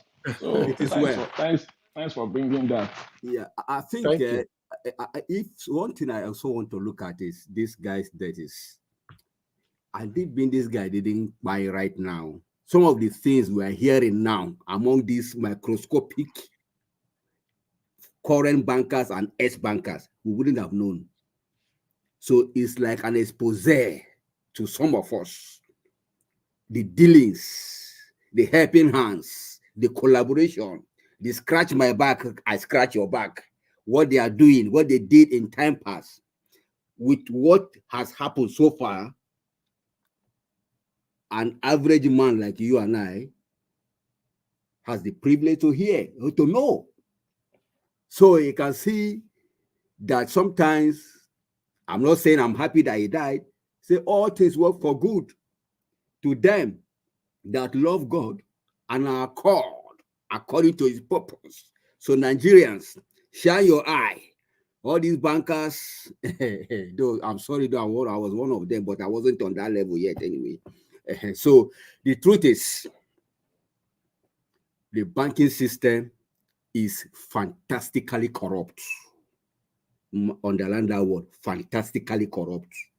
Politicians of Nigeria are also fantastically corrupt. So both if of you them, are saying something is corrupt, how then can you add fantastic to something that is bad? when we say I'm just kidding fantastically, now. fantastic, I don't even know how to qualify it. That's the only word that came to my mind. Because it's done seamlessly. Exactly. The corruption is carried out seamlessly, and in most cases, foolproof. Exactly. You will need the likes of FBI and CIA. You will have to line them up. You know, Effortless corruption, right? Yeah. So that is for that. Then let me advise Edo people, my in-laws, with all due respect, please, let there be peace in the land in Edo State. Please, I don't have a candidate, but you guys know who you think that will bring about the dividends of democracy to your state. I beg you, shine your eye and select the right person that you think can do the job. That is for that. I rest my case. Then for who again? Sim, sit up. If it is true that you want to resign, for me, that does not show that you're a man. Man up and do the needful. You are a man. That's what I can say. Don't allow any fire to just wave you off where you are. Just stay there. Fight through. Don't chicken out. Remember, getting on that seat could be by the help of your boss. Okay. But then God still wants you to be there somehow. So please sit tight and fight through. Thank you. Mr. Elvis, for you, more grace to your elbow. Keep on the good work. You are the only shining light right now that we can, connect with. Mommy Luke, I greet you. Mommy Rita, I greet you. The man in the house, I hail you. God bless you all. God bless you too, sir. Oga F. Emmanuel, your words are very strong. Thanks for the encouragement, your prayers, your support, and your voice. Thank you. It's a collective effort here. One person off will do this job. All of us are doing it together. Let's continue to do what we can to see how we can have that better Nigeria.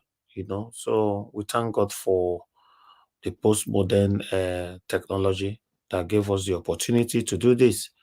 If you look back to a couple of years ago, you have to wait for NTA and watch, and you cannot even leave your opinion. So, life is changing, but it's only the Nigerian government that refused to change along. Everybody is moving on. Everybody is moving forward. Everybody is progressing. It's only in our country you see only the elites are the one progressing, while the people are languishing away. It's very sad. Very, very sad. But meanwhile, let me come to the next person to quickly. Give us Amade, give us your final submission, sir. 4 minutes. Okay, well, thank you very much. I think you don't sleep. Oh, really? Maybe the time here, it just break morning here, so we see. Now, 6 p.m. on a day, so Abi. Oh no, I say morning just break. 4:12, Oga. 4:12. Now you say morning don't break. Now Australia, you there? Be Japan, now you there? You're nice. Don't you want to go sleep now? We still get long hour to go now. You want to go sleep now? In a So, queen picking now, queen. what will Queenie. happen? What will happen if I decide to just move to Canada or America tomorrow now? So I wanted to do all these broadcasts. I got to start in the morning. Now you call yourself. You can't decide that one. If you move Yes, to sir. Canada, Elvis, I beg, move. if you move to Canada, the only one thing that will happen, let me tell you, Madam Rita's black soup and starch will suffer.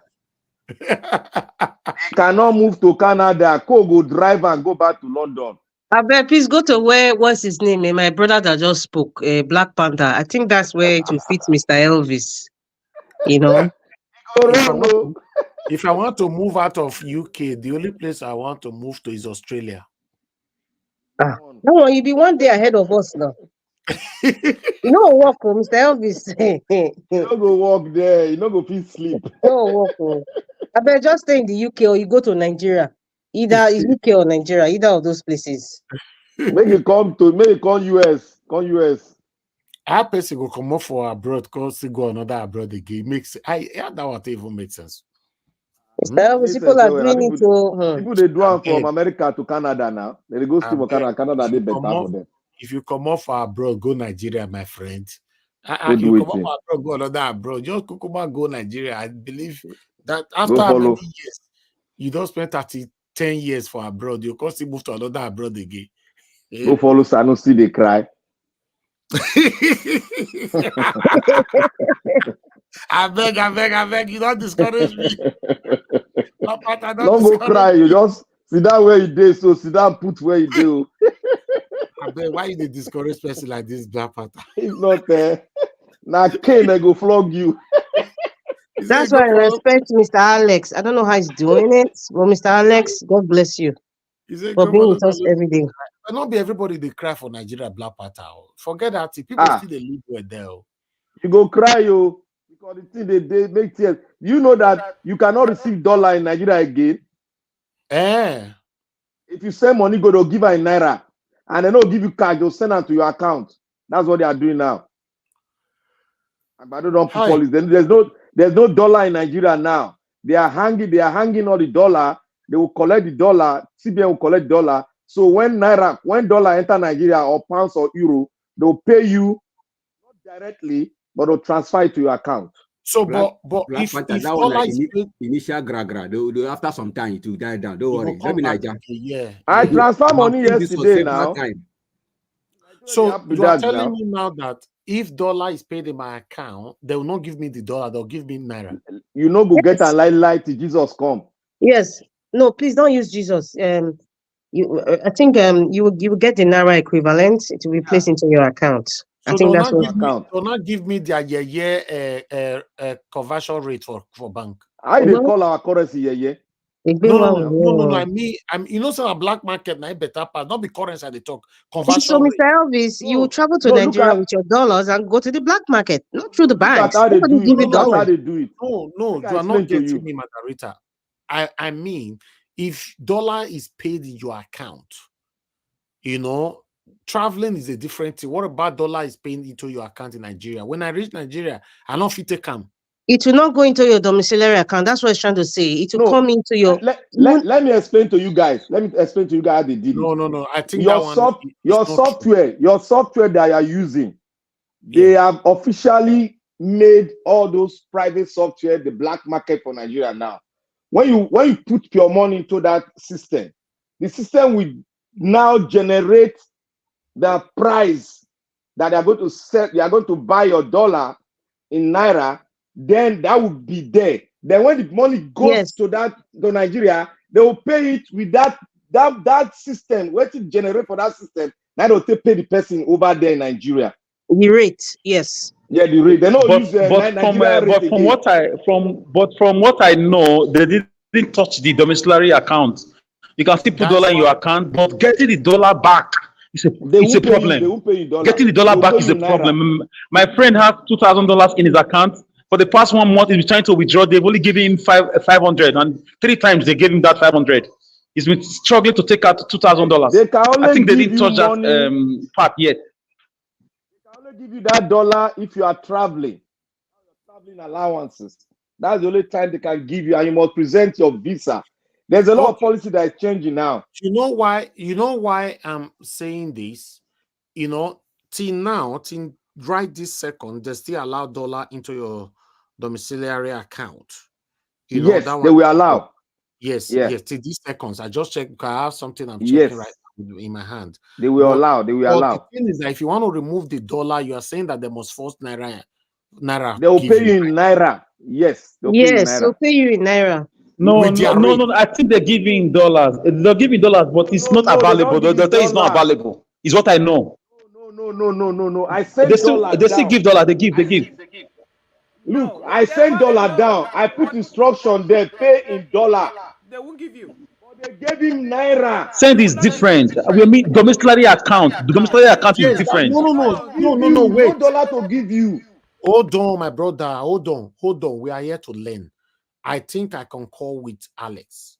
Mr. Alex, listen, sending is different. If you check all the apps where they take they send money now, they tell you, say, if you send dollar in a naira, they will give you. But my question is, you know, for me, if I want to send money to my domiciliary account now, you know, they work again because they don't stop them. They not credit you dollar for there. That is the area I also concur with Oga Black Panther. But there's automatic dollar credited into your account from maybe from a company or every other place. Not be you send them. That dollar will be given to you. Yes, not be you send them. It's, you know, that dollar will be given to you. You know what is I'm happening saying naira is- now? What? You know what is happening now? If you don't know what you see, the government want to stop the flow of dollar to private hands. So the only way you can collect your dollar now, you must have a proof. Whether your allowances or your businesses, you want to do your importation or Exactly. export, And whatever you want to do, yeah, that's the only way. And that means Yeah, that one, yeah. it's not totally stopped. You know, domiciliary account is not a private account. It's a business account. You can have your DOM account. Yeah, My you can have brother a has private DOM DOM account. account. You can have a DOM account. Oh, okay, yeah, but I'm talking about a company's account. Yes, you can have it. You can have it and do your company transaction with it. Yeah, and they will give you your dollar if now your company account. Yes, yes, they definitely they will give you. Exactly. That's what we are saying, because I'm checking something right here. You know, a dollar can go into your account right now, right now, because I just tried something and it went through. And, you know, and if you want to take it out, you also get it if it's a company domiciliary account. But if it's a private domiciliary account, then you cannot. They'll convert it to naira. Mr. Najao, let me tell you what they are trying to do. They are trying to do what is called, what we all know, electronic monitoring of currency. No handing over. If you are doing transaction in your business now, you are not expected to carry $100,000, $50,000. You are expected to do bank-to-bank transaction. So they are trying to hold on that so that the electronic transfer thing will work. Okay, what about all those people they carry Ghana must go with dollars? How they want to stop all those ones? They won't blow them come up for market. That's what they are doing now. All the electronic transfer platform, they are now your what? They are now your black market, because I went through MoneyGram. MoneyGram sold to me naira for 170, 1,700. Okay, Black Panther, let me ask you a question. Do you think, before give us a mandate to continue because he's still waiting, do you think naira can still come back to 700 again? Black Panther. Mr. Elvis, that will happen if there's a revolution. Not now. It's not. Black Panther, please remove what you're using on your ear. You go off and on, sir. We can't hear you. Naira is gonna be 4,000 naira by December to dollar. Naira will not go that place. It will not go down, right? No, what is going to happen if Nigeria start exporting? And no, wait. That start. No. You are going to history. I don't need run about. If Nigeria start exporting, that start alone can be next. No. Wait. The naira cannot go down now. Hold on. That exporting cannot happen now, my brother. Okay. Do you think yes or no, naira can still go back to 700 naira? No, it's going to be like your stock exchange, up and down, down, up and down, down, up. Because when I was working on the MoneyGram, it was like the stock exchange market. Naira was going up. I'll see 1,700 in 5 seconds. I'll see 1,500. So immediately click to 17. I click it. That's how I got my rate. Okay, thank you. Give us a mandate. You can go ahead now, my brother. Thanks for your patience. 4 minutes. Well, thank you very much for the time. To your last question, and I think things don't just happen. There are things that you have to put in place for things to happen, right? If dollar must go down to 700 or whatever amount you want to go down to, there's no magic. Some things must happen, and those are the things that these guys are not doing for dollar to go down. Would they do it? I don't know. Did Peter Obi talked about it? Yes, he did mention about it. Now, if you put the summary of what Kingsley Moalu spoke, like we had deliberated some days ago, I think we already trashed that. We already spoke about that news. That's his speech. I think Kingsley Moalu just went ahead and put Mr. Peter Obi's stuff together, and then just present it in that summit. That was what he did. I will liken it allegedly to be intellectual piracy or intellectual plagiarism, because to me that was what he did. There is nothing that he said that Peter Gregory did not say. He only just put them together and then present it since he was a keynote speaker. And that's why the person of Peter Obi is very, very vital to the soul of Nigeria. At some point in every nation, there are people that will arise as the rescuer of that nation based on their intelligence, their knowledge, their wealth of experience, their compassion, their empathy, and things like that. They are here in the US, they are in Canada, they are in UK. And Nigeria is fortunate to have such person even ran in the last election. But what did they do? They didn't allow him because of what? The criminals in power. Now, if you look at everyone speaking, and I think Mr. CM alluded to this earlier, campaigns are over and everything is done. It's just wise sense for you to go back and see those things that each of these candidates said in their manifesto. Put them together and see how you can salvage the country. But would they do it? Maybe yes, maybe no. So that's to Kingsley Moalu, and then to the people that, in quotes, they said they are in power, even though the country is going down. But I think it was partnered that somebody was even telling the criminals in power, hey, modification of the naira, use cassava, modification of the naira, use cassava.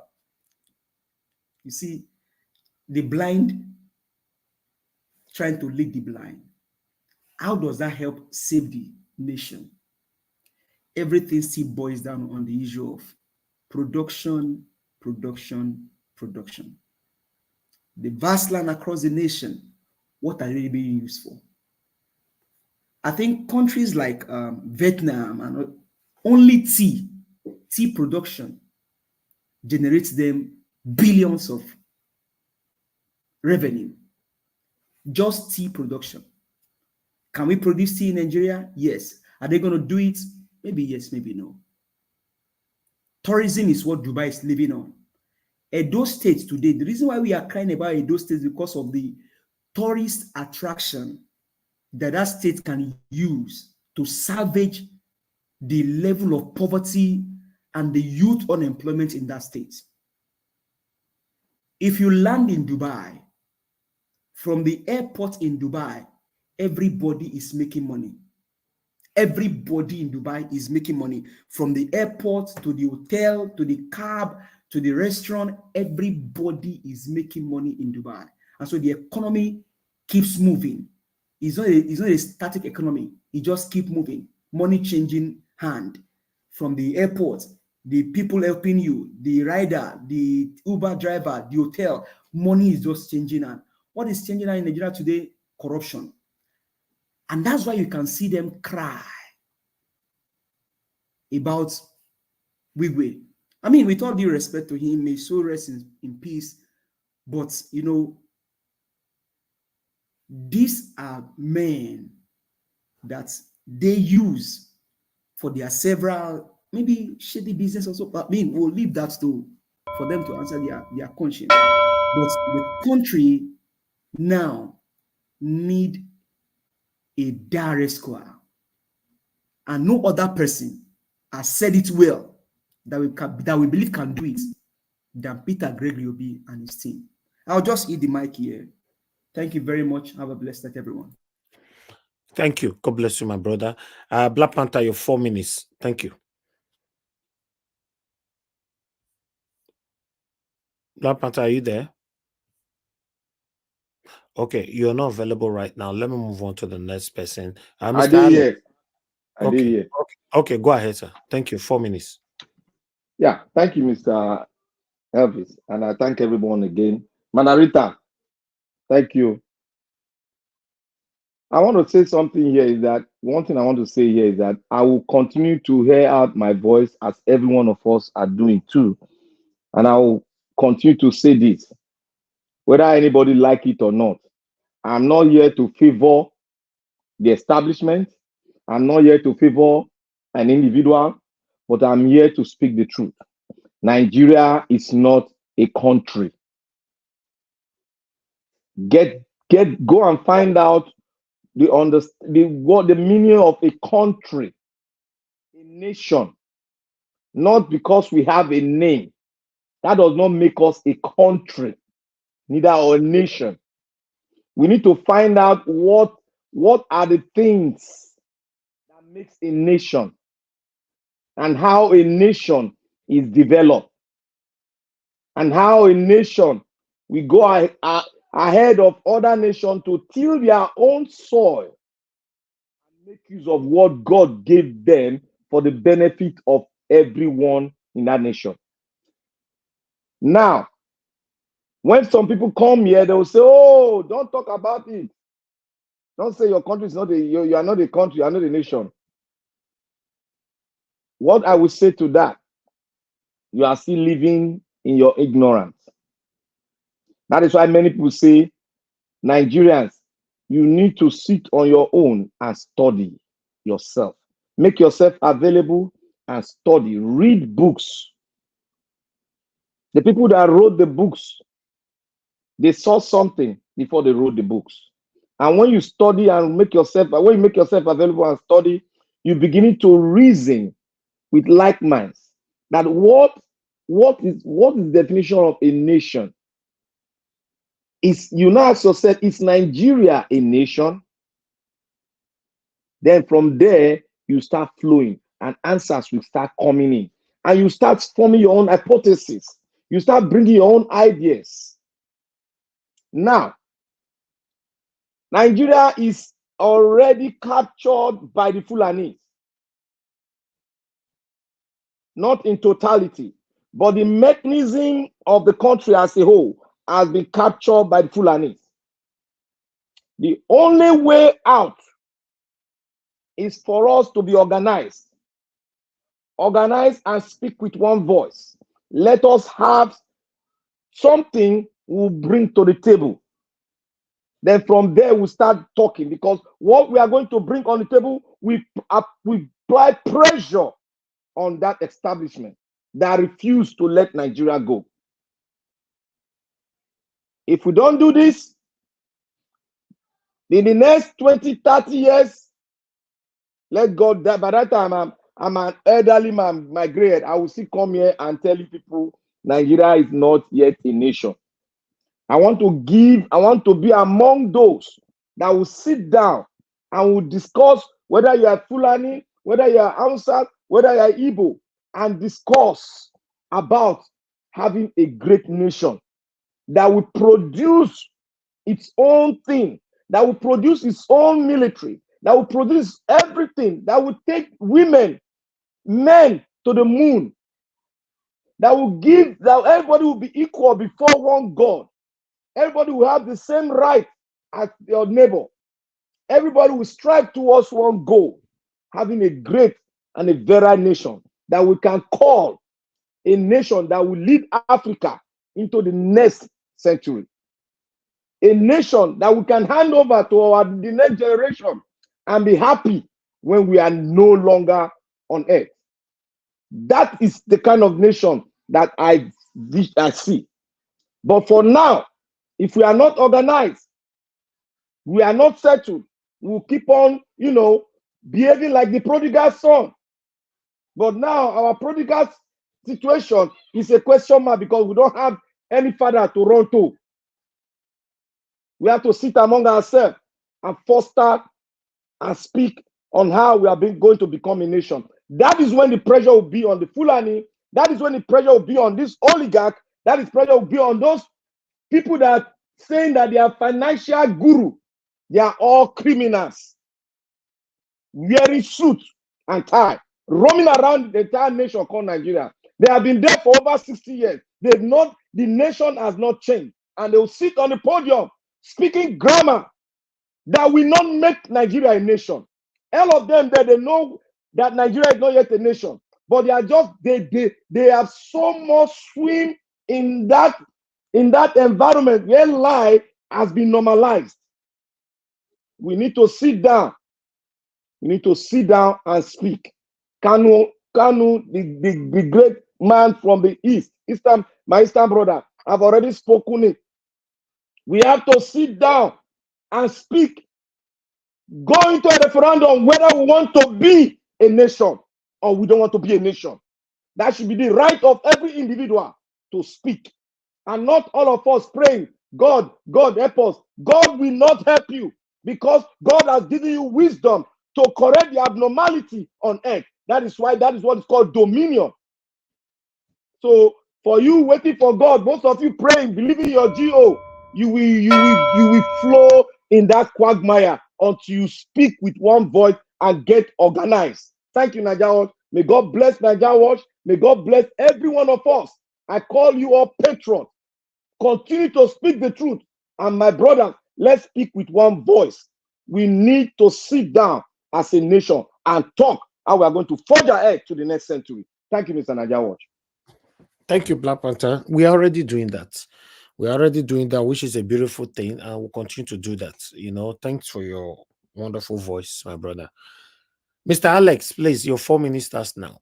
Thank you, sir. Yes, Mr. Najao, thank you. I'm still laughing. Dangote crying, Sanusi crying, God, Nigeria elite crying. It's like the evil spirit responsible for accident worldwide, the evil spirit responsible for cancer, the evil spirit responsible for plane crash, the evil spirit responsible for war in different countries. All of them gather together. The evil spirit responsible for malaria or whatever, all the demons, they now gather together and start crying because a piece of them was taken away by an unknown power.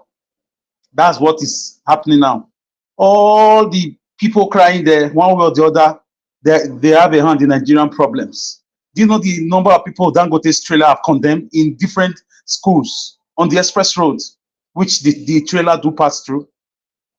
There's no justice. Dangote has never cried out one day to say, I'm sorry, this one happened in Auchi Road, Ekpoma Road. In fact, Ekpoma students call Dangote Moto Dango Kill because of the lives his trailers have taken. Lives of students. Dango Kill, Dango Kill. That trailer is coming, Dango Kill. And nothing happens. The driver just jumps away, vanishes, or disappears into the bush, and the next day, call come from Abuja and the trailer is released. Dangote can cry. Sanusi can cry. Governors can cry. Now, wow. So with what Jonathan just said today, with the exposure and the expose, with the extempore, symposium that just took place here from Jonathan, the analysis, we should be afraid of most investment bankers. Not all of them, though. Most investment, anybody that comes to say, I'm an investment banker, I'm an investment banker, I'm an investment banker, you got to be afraid of them. So I just feel It's a big mess.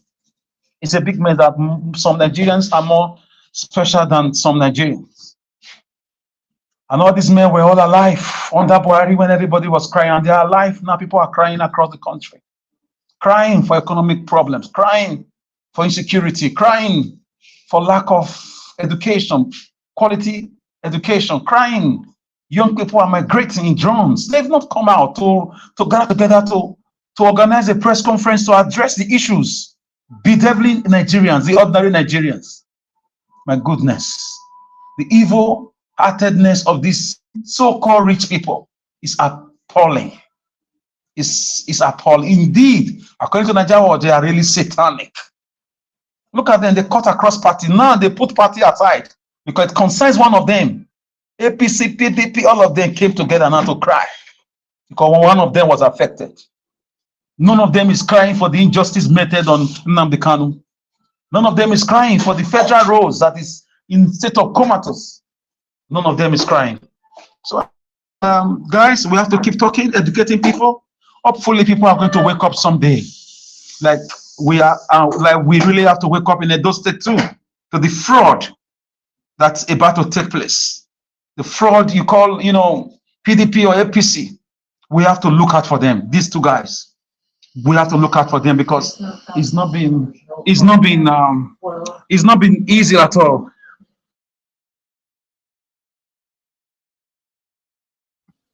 All right. Thank Yes. you, Mr. Can you hear me now? Can you hear me? There's so much noise on your background, Yeah, can you hear me now? Yeah, go ahead. Round up. You have 1 minute. Yeah, let me just round up with this, guys. For me, I feel like those state people should wake up. According to Madam Rita, smell the coffee. Don't allow what happened again to happen. What happened before to happen again. The disrespect on our royal palace, the massive looting, the dictatorial activities that took place under Obaseki government should never happen again. In fact, anything PDP should be cancelled. APC should be cancelled. Let Edo people choose their next governor. No governor can impose any governor on us again. Those days are gone. Thank you, Mr. Najawas. Okie dokie. Thank you. Thank you, my brother. I appreciate you. Mr. Elvis, I have a quick question for you. Okay, go ahead. When do you intend to bring the governorship aspirant here from the various party? When do you start doing that? We are working on it. I cannot Okay. say specific date. We are working on it. Okay. Yes, we'll do our part to bring them here where we can ask them questions. But I'm not endorsing anybody. Thank you. Okay, let me call on the next person to speak to us, which is Madam. Okay, yes, Madam Luke. Madam Luke, please give us your final 4 minutes. All right. Well, everybody has said everything. That's the problem with coming late. You don't have much to say, but we are just going to make our presence known so we count for being active. But I'm sorry, your volume is low, please. It is low? Okay, one moment, please. Let's see what I can do about that.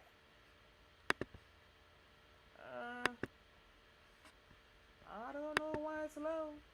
Oh, there it is. Okay, I see. Is that better? Yeah, it's okay. Is that okay? All right. I need to fix mine. I need to get another device for sure. Anyway, let me speak clearly in there. So, we are going to keep working hard just to see if we can have some therapy. That's all I get here. And as Edo goes forward, we hope and pray that the INEC doesn't do their magic and that the people will be allowed to vote. I am also looking at, I think South African presidential election is coming up in May. Are we correct? Can you hear me? You mean South Africa? I don't know. Yes, in South Africa. I'm following that because sometimes I need to go all over Africa to at least. I'm only following Nigeria and America, and I'm happy that Donald Trump is coming back. Oh yes, I am happy. I'm voting Donald Trump for sure. Most definitely. Now you want bring and come back, Abi. Madam Luke. Hey, don't come here. You say you are voting Donald Trump. Just now, what did they happen? Yeah, Yes. Now, no. You want to bring Oh the my evil God. back I again. am going I to beg, pay. I beg, I I am beg. going to Mona pay. leave him, Mona leave I him. am going to pay Biden back for not releasing Tinubu's Exactly. Why you go Anyway, pay okay. Biden back? Why you go pay Biden Okay. back? I Yes. bet Donald Trump is coming back, Oga. He's coming That I is back. not beg. how to play politics in America. You don't play politics like that. Okay, Look at Okay the now. track record. Black Panther, let her finish her submission, please. That's what I'm saying. That one is gonna at least give me some peace. Yeah. Okay, I beg. Finish your submission, madam. May you leave all these people. Donald Trump is coming, whether they like it or not. Now you they bring and come this forum now. Donald Trump is coming. Mr. Naja, When what? I'll talk your king go now, you will talk another thing. Mr. Naja, what? You don't just press button. So let me finish.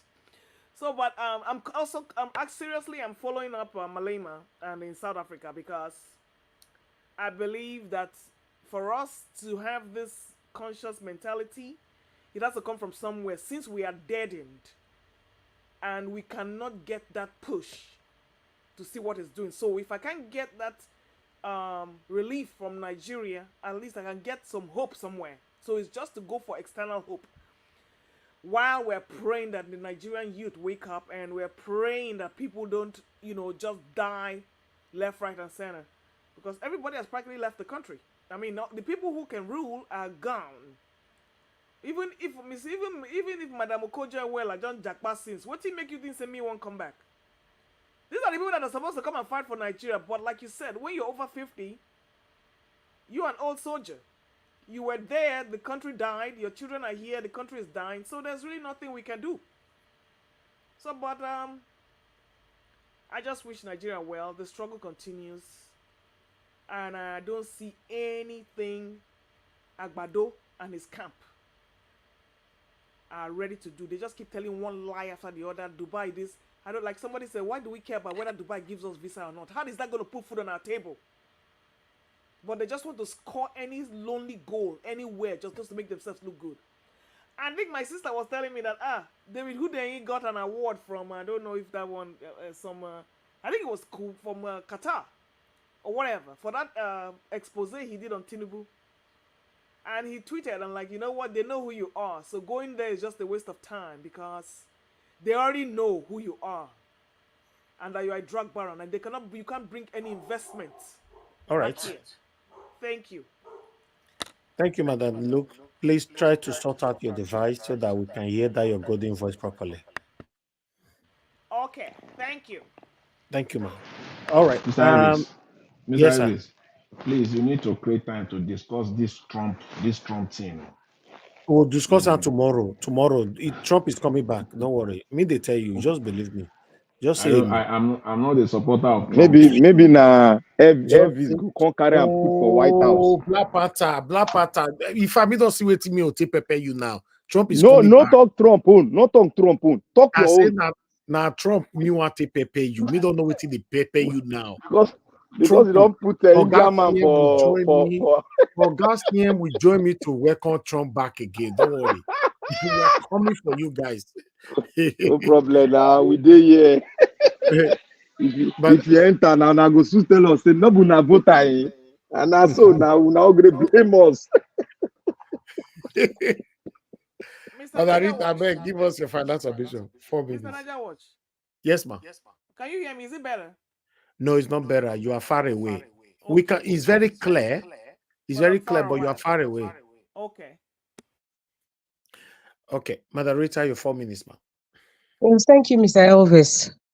Today, I read in the papers that the man called Apabio, the Senate president of Nigeria, he made a comment and said, Nigeria is not facing insecurity. This is not verbatim, but something of that nature. And there was a senator from Benue State that supported him. That is very painful to hear. That is very painful and disheartening to hear from a senator. You see, when we say the elites, they have no clue about what's really going on in the country or what people are facing. Mr. Elvis says something. You see all this fuel scarcity. There are quite a number, not many, quite a number that are not feeling the pain of what's happening in the economy. They are not feeling it at all. Hearing that from it pained me even reading it. that Akpabio could say that the insecurity in Nigeria has reduced, something of that nature. I was like seriously? Anyway, like I said, we don't have any men anymore. They're just errand boys of the caliphate and maybe some part of the West too. So everybody's playing to the cards without thinking that their comments and statements is going to come back to them. We are all in this. Many of them who come in the diaspora, when they come, for example, some that come to Canada, they live like hermits. They hide themselves. They cannot be around the general Nigerian community because they are afraid of being videoed. They are afraid of being questioned. They are afraid of being, in fact, they are petrified, not even afraid. They are all petrified, including their children. So how are you living comfortably now? You elite, if you're listening to me, what you're doing in Nigeria, you're making comments just because the present fraudulent administration suits you. You make certain comments that are very insensitive, that doesn't connect to the people, and you think that you just come abroad, your private jets, you're living like a hermit. I know some of you can testify to me what I'm saying. Many of them who come to the diaspora, they come codedly, they hide. Their children are living like hermits because they know that what they're doing is evil. So in other words, they don't even have rest of mind.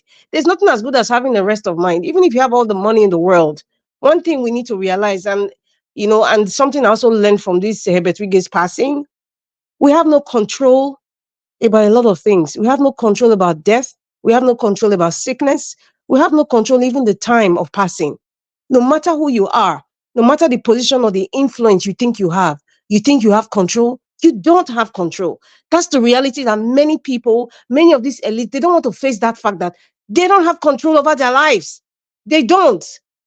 But they just push it aside and do what they can do, and they think they'll live forever in this earth. It's just unfortunate. Please, Nigerians, let us be very wise. Edo State, anytime the errand boys that in Edo State have assembly come out to speak at all, please ignore them. Ignore them because they are just disturbing the peace. They have nothing to offer. They would never have anything to offer. Just forget it.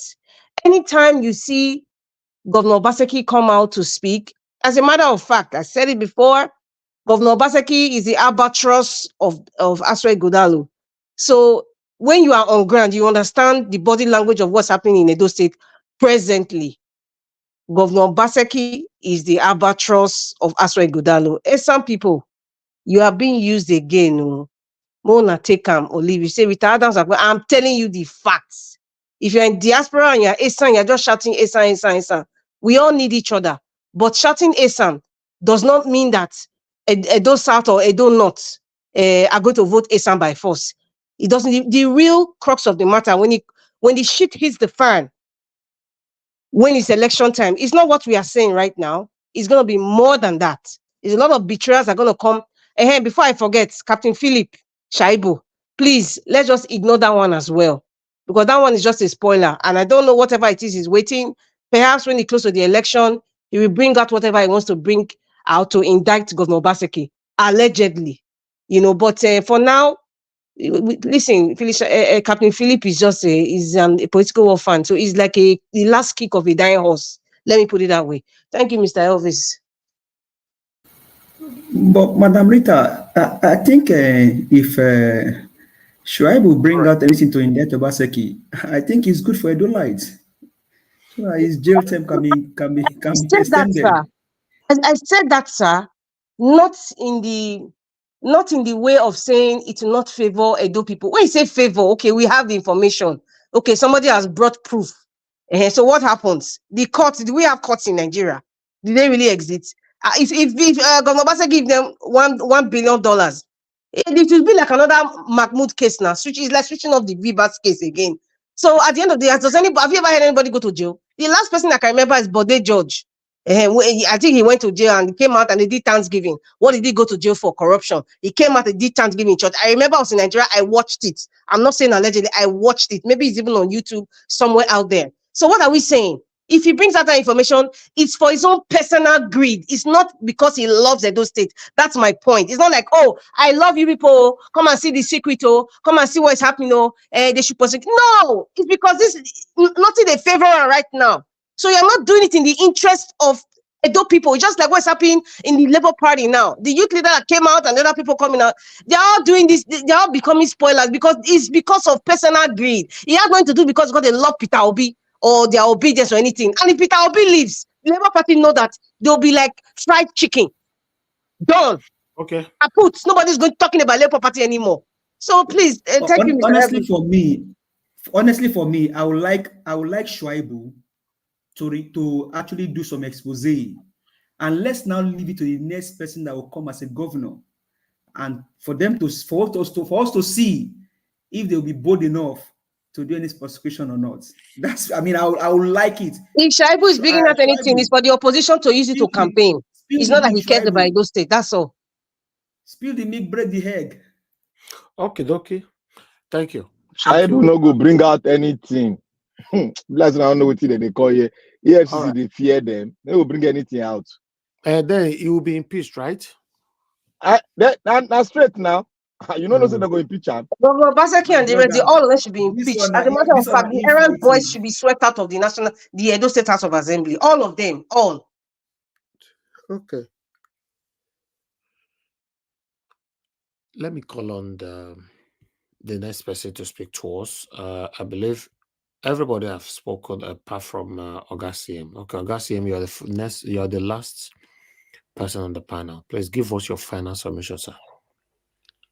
Okay, thank you, Niger Watch. Actually, I was doing something at the background. So thank you very much. Thank you, Niger Watch. Thank you, everybody. Actually, I want to revisit what Kingsley Moghalu said. And why I'm saying it is so that Nigerians will know what is at stake, or what the state of play is. Kingsley Moghalu said, and I quote, "We are in a crisis, regardless of whatever short-term measures that are taken, and the success of those measures or lack of it. This crisis and its effects will be with us for a minimum of 3 to 5 years." Oh, Jerry. So, you see, that's why they say the devil is in the You don't navigate the ship for us. so you see, that's why I'm saying this is that I want Nigerians to listen. You see, he prescribed a lot of things we should do, one of which Jonathan, highlighted. He said we should consider taking IMS facility. This grammar facility. That is now money, $30 billion. And then we do maybe, I don't know what they call them, 20 trillion for railway, agriculture, and housing. But that is not what I'm discussing. So in other ways, because I look at things, I realize things critically. So with all that he prescribed, even if we do, the short term, the suffering will still last minimum 3 to 5 years. So what if we did not do anything? But even if we do what he prescribed and follow it religiously, that's what he's trying to say. Regardless of whatever short-term measure that are taken, the success the success that will come with it, it will still last 3 to 5 years. If there is no success, that is a lack of it. See, this sentence I read out, people should go and read it and reflect on it. That is where the devil and the detail is. So in other words, no hope. That is what it means. In other words, no hope. I know now, at least the grammar you speak and the economics in do. You see, he knows exactly what he's saying. You see that 3 to 5 years, Nigeria that is corrupt, give it 7 to 8 years. Wait, that is it. That is if there is success. Because he said whatever, regardless of whatever short-term measures that are taken, and the success those measures will bring. Even if they bring success, 3 to 5 years minimum. Even if they don't bring success, your guess is as good as mine. So you see, that is the sentence. That means the suffering continues. Anyway, that's what you mean. That's why when you come to Niger Watch, please listen, try and learn. This news they've about it don't discuss and bet. We are bringing it out line by line now, so people should know where the man is saying. But it's not that he says something new. I know it's deeper than this. Some of us know. But the thing, why my beef with Kingsley Moghalu is this. First, if you are patriotic, you love your country. That is patriotism. Strong devotion to one's own country. You love your country. You are patriotic. You want it to be good. That's okay. In fact, I salute that disposition. But in trying to get your country to work, remember you are not alone. No man is an island. You tried, and on your own, say they rig you out 2019. 2023, you couldn't get it past party primaries. Yet, you have a formula on how to do it. What you do is you sit back. That's what they call the majority. You ask yourself, why is P2B trending? Why? Examine what P2B is saying. You find out there's a sense in it, there's a logic. But for one reason or the other, P2B has been governor. You can always say, go and verify. That's what propelled him. You've not been a governor. It's not your fault. I wouldn't say it's your fault. I don't want it to counter against you. But what you do is that you get close to that person and say, let me work with you. So that when we get to it, because you are still young, who knows what will happen? Even you may not even be president and make your impact. You may not really be. You may not really be. But you don't just say because maybe you didn't get, then you go away. Now, what if you are no more? So we lose the intellect or your idea or this thing. So it doesn't work. That is my beef with him. It doesn't mean you couldn't get elected. Dr. Sien, Yes. you know what is wrong with all these guys like Kingsley Moghalu? Superiority complex. So same thing with Shore, superiority complex. A lot of all this humanism in Nigeria. That's why we cannot forge ahead. So because I remember in UK when my manager once told me, I said something. He said, no. Go and change it. It's what they call standard operating procedure, which is a system, sort of like a documented procedure where you follow to do something. It happens that there's something I did. It wasn't quite through the SOP, but we got and it worked. We laughed after. He said, no, go and bring it. Let's change it. I said, why now? Why? He said, no, let's put it there. This your idea is good. What if you are not here? We would have been beating around the bush. He said, nobody knows it all. That thing taught me a lesson. The white man believes that when you say put it down, because anybody can drop dead. Anybody can die any day. Look at the way Wigwe died. It's not because he's sick. It's not because he has cancer. What if we are not around? So we can't benefit from your idea unless you're on top. No, it doesn't work now. It's not the best. It's not. That is the way I put it, That is my beef with him. You know all these things you did. You tried. P2B is trending. Why not all of you will gather? Say, well, since I couldn't get it from my party, Peter, let's join hands. Not because you want a position, but because a strong devotion to your country. P2B said, I'm not desperate to be president, but I'm desperate that Nigeria must work. That is all that concerns him. So that is my beef with Kingsley Morgan. As per what he said here, this is catch-22. Nigerians better watch it. Let me repeat it again for the last time. We are in a crisis. Full stop. Regardless of whatever short-term measures that are taken and the success of those measures or lack of it, this crisis and its effect will be with us for a minimum of 3 to 5 years. Jesus Christ. People they scramble for a bag of rice from a trailer in Zaria, and you are wishing them 3 to 5 years. 3 to 5 years means even if we do the thing as he prescribed it and all those things are good, and there is success, it still does not mean without borrowing IMF, like he said, 30 billion from IMF and then 20 from Nigeria. All those things, even if we succeed, that is, there's no rat to take our fish. Nigeria.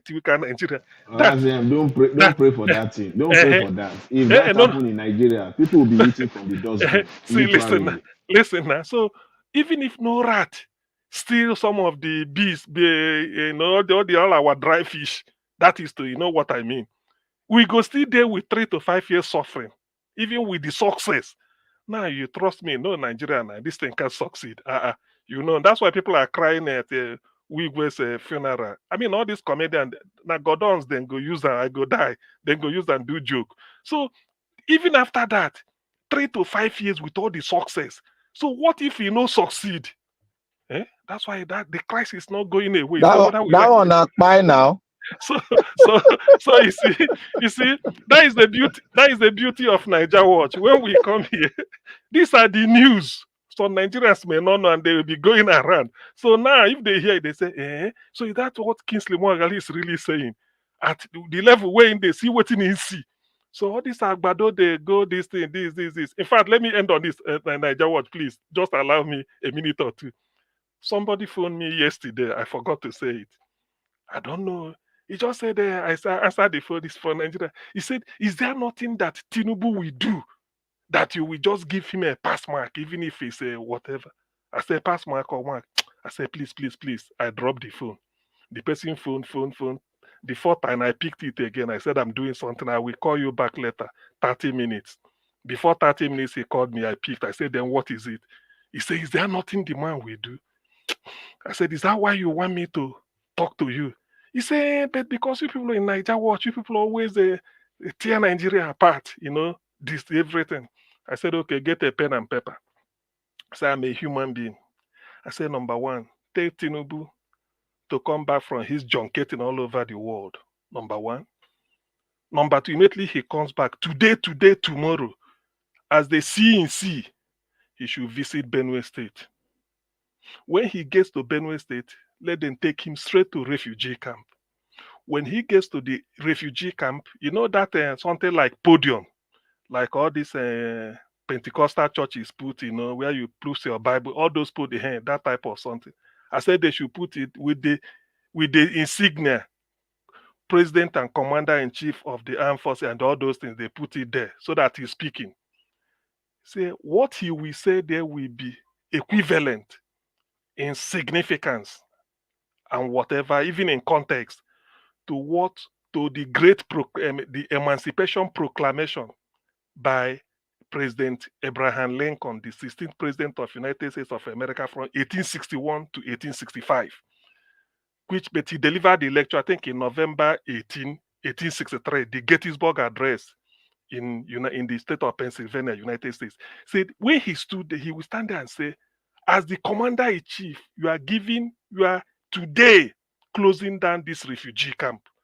Tell the chief of army staff that will flank you left and right, chief of army staff, Navy, Air Force, all your security, you put them at alert. Say, look, within 1 week, these people should return back to their homes in Benue. What this means is that when they get back, whoever that displaced them should be flushed out. I say, if he does that, I will give him a mark. That is not about the economy, but let us end that shame of in a peaceful, that is in a peacetime.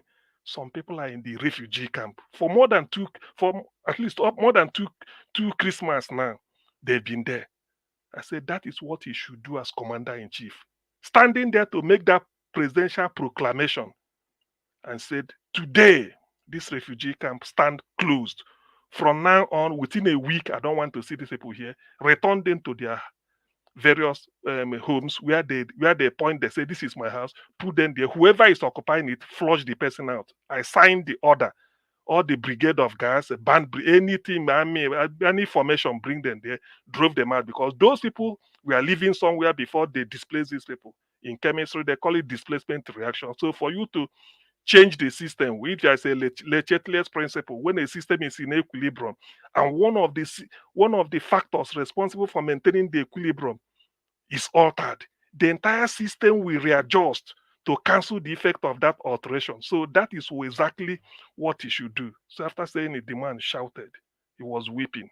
I said, don't worry, keep listening to Niger Watch. I don't know whether they will do, but I'm just trying to share this. And that is one of the cardinal principles of leadership.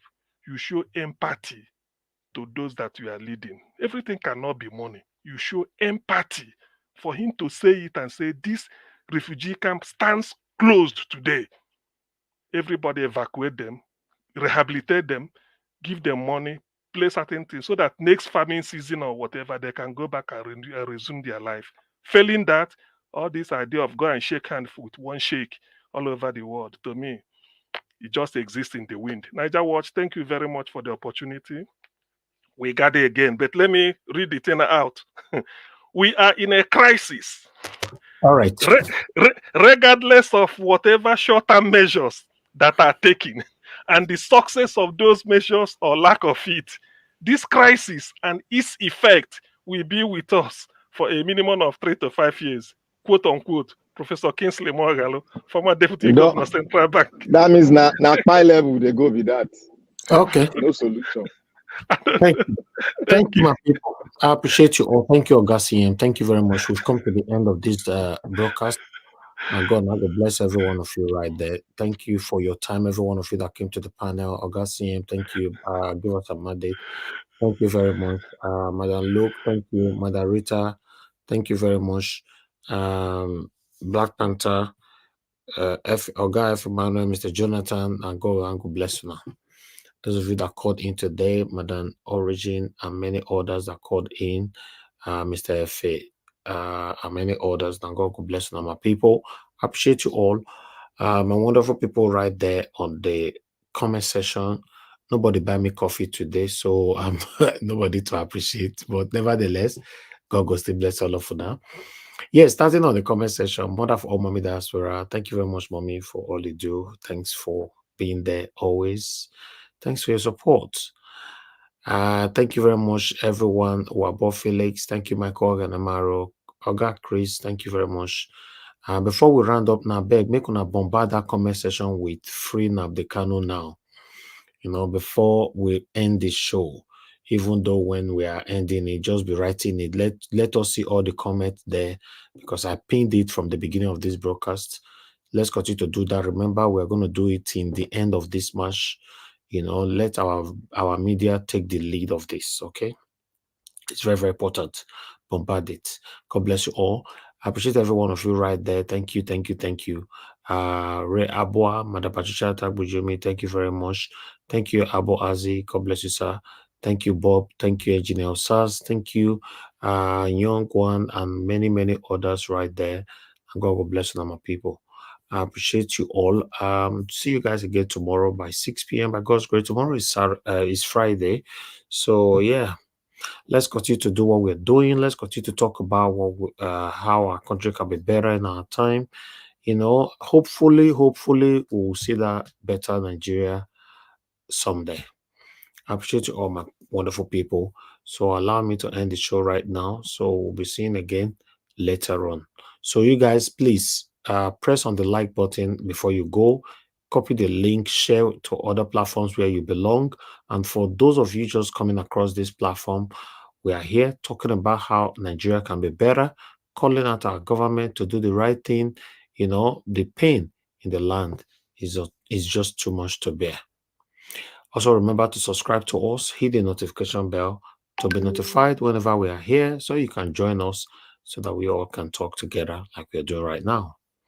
My people, now you're now going to draw the curtain. So please, as I talked about before, my people, let the comment section full of free Nnamdi Kanu. Even though you don't feel right, and continue to put it there. It means a lot and it goes a long way. The technology we say hashtag, there's a reason for it. So please take advantage of it. I appreciate every one of you, my people. Now, yeah, I will join the curtain like I said before. Bye for now. I know they do competition with anybody. If I offend you, forgive me. Show me love. Go to Biza. Kama bara walo ninu ife kan akanbi. I know they do competition with anybody. If I offend you, forgive me. Show me love. I go show you love. Kama bara walo ninu ife kan. But I know they do competition with anybody.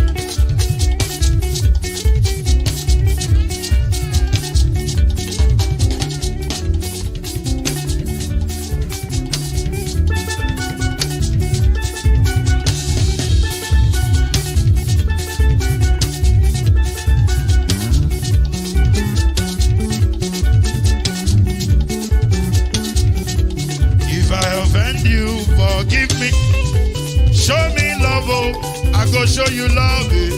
Come on, Barawa, no need no effect. I know they do competition with anybody. If I offend you, forgive me. Show me love, I go show you love. Come on, Barawa, no need no effect.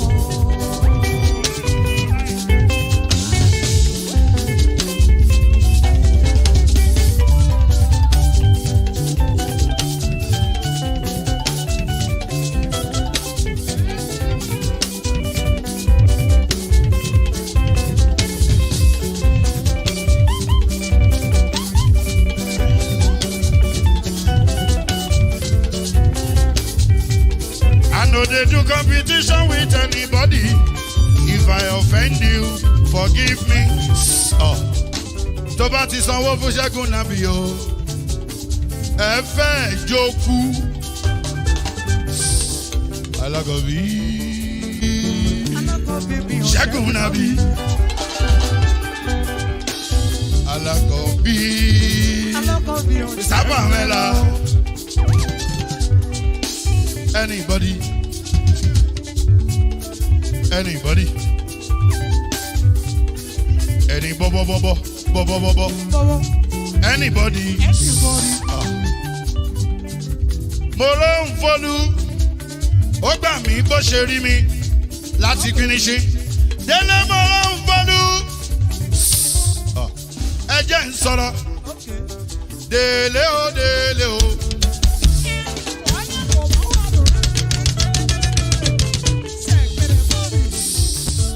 Come on, Naija, watch family and friends. Let's do this together. Anything you put your hands is blessed. As you press thumbs up. Anything you put your hands is blessed. As you do thumbs up. Amen. Favor will locate you. Amen. Praises will locate you. Amen. Anything you put your hands is blessed. Is blessed. Is blessed. Come on, Naija, watch family and friends. Let's do this together. Anything you put your hands is blessed. Before we run away from you, as you press thumbs up, amen. God will favor you. Amen. This week we favor you. Amen. Every day we favor you. Amen. God will do new things in your life as you press thumbs up. Amen. Amen. Amen. Amen. Come on, Naija, watch family and friends. Let's do this together. Anything you put your hands is blessed. Amen. Amen. Amen. Amen. As you press thumbs up. Amen. Amen. Amen. Amen. As you press thumbs up. Amen. Amen. Amen. Amen. Your wife go dey gbadu you. Amen. Friends go look up to you. Amen. Every blessing go dey follow you. Amen. Oh yes, as you press thumbs up. The calamity go run away. Oh. Amen. Bad thing go run from you. Oh. Amen. Everything go come better. Amen. So far make you just do thumbs up. Oh, oh yeah, do thumbs up. Amen. No. Amen. Amen. Amen. Amen.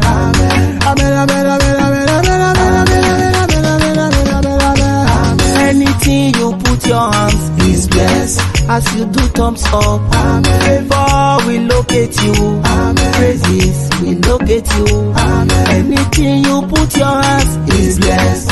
Is blessed. Is blessed.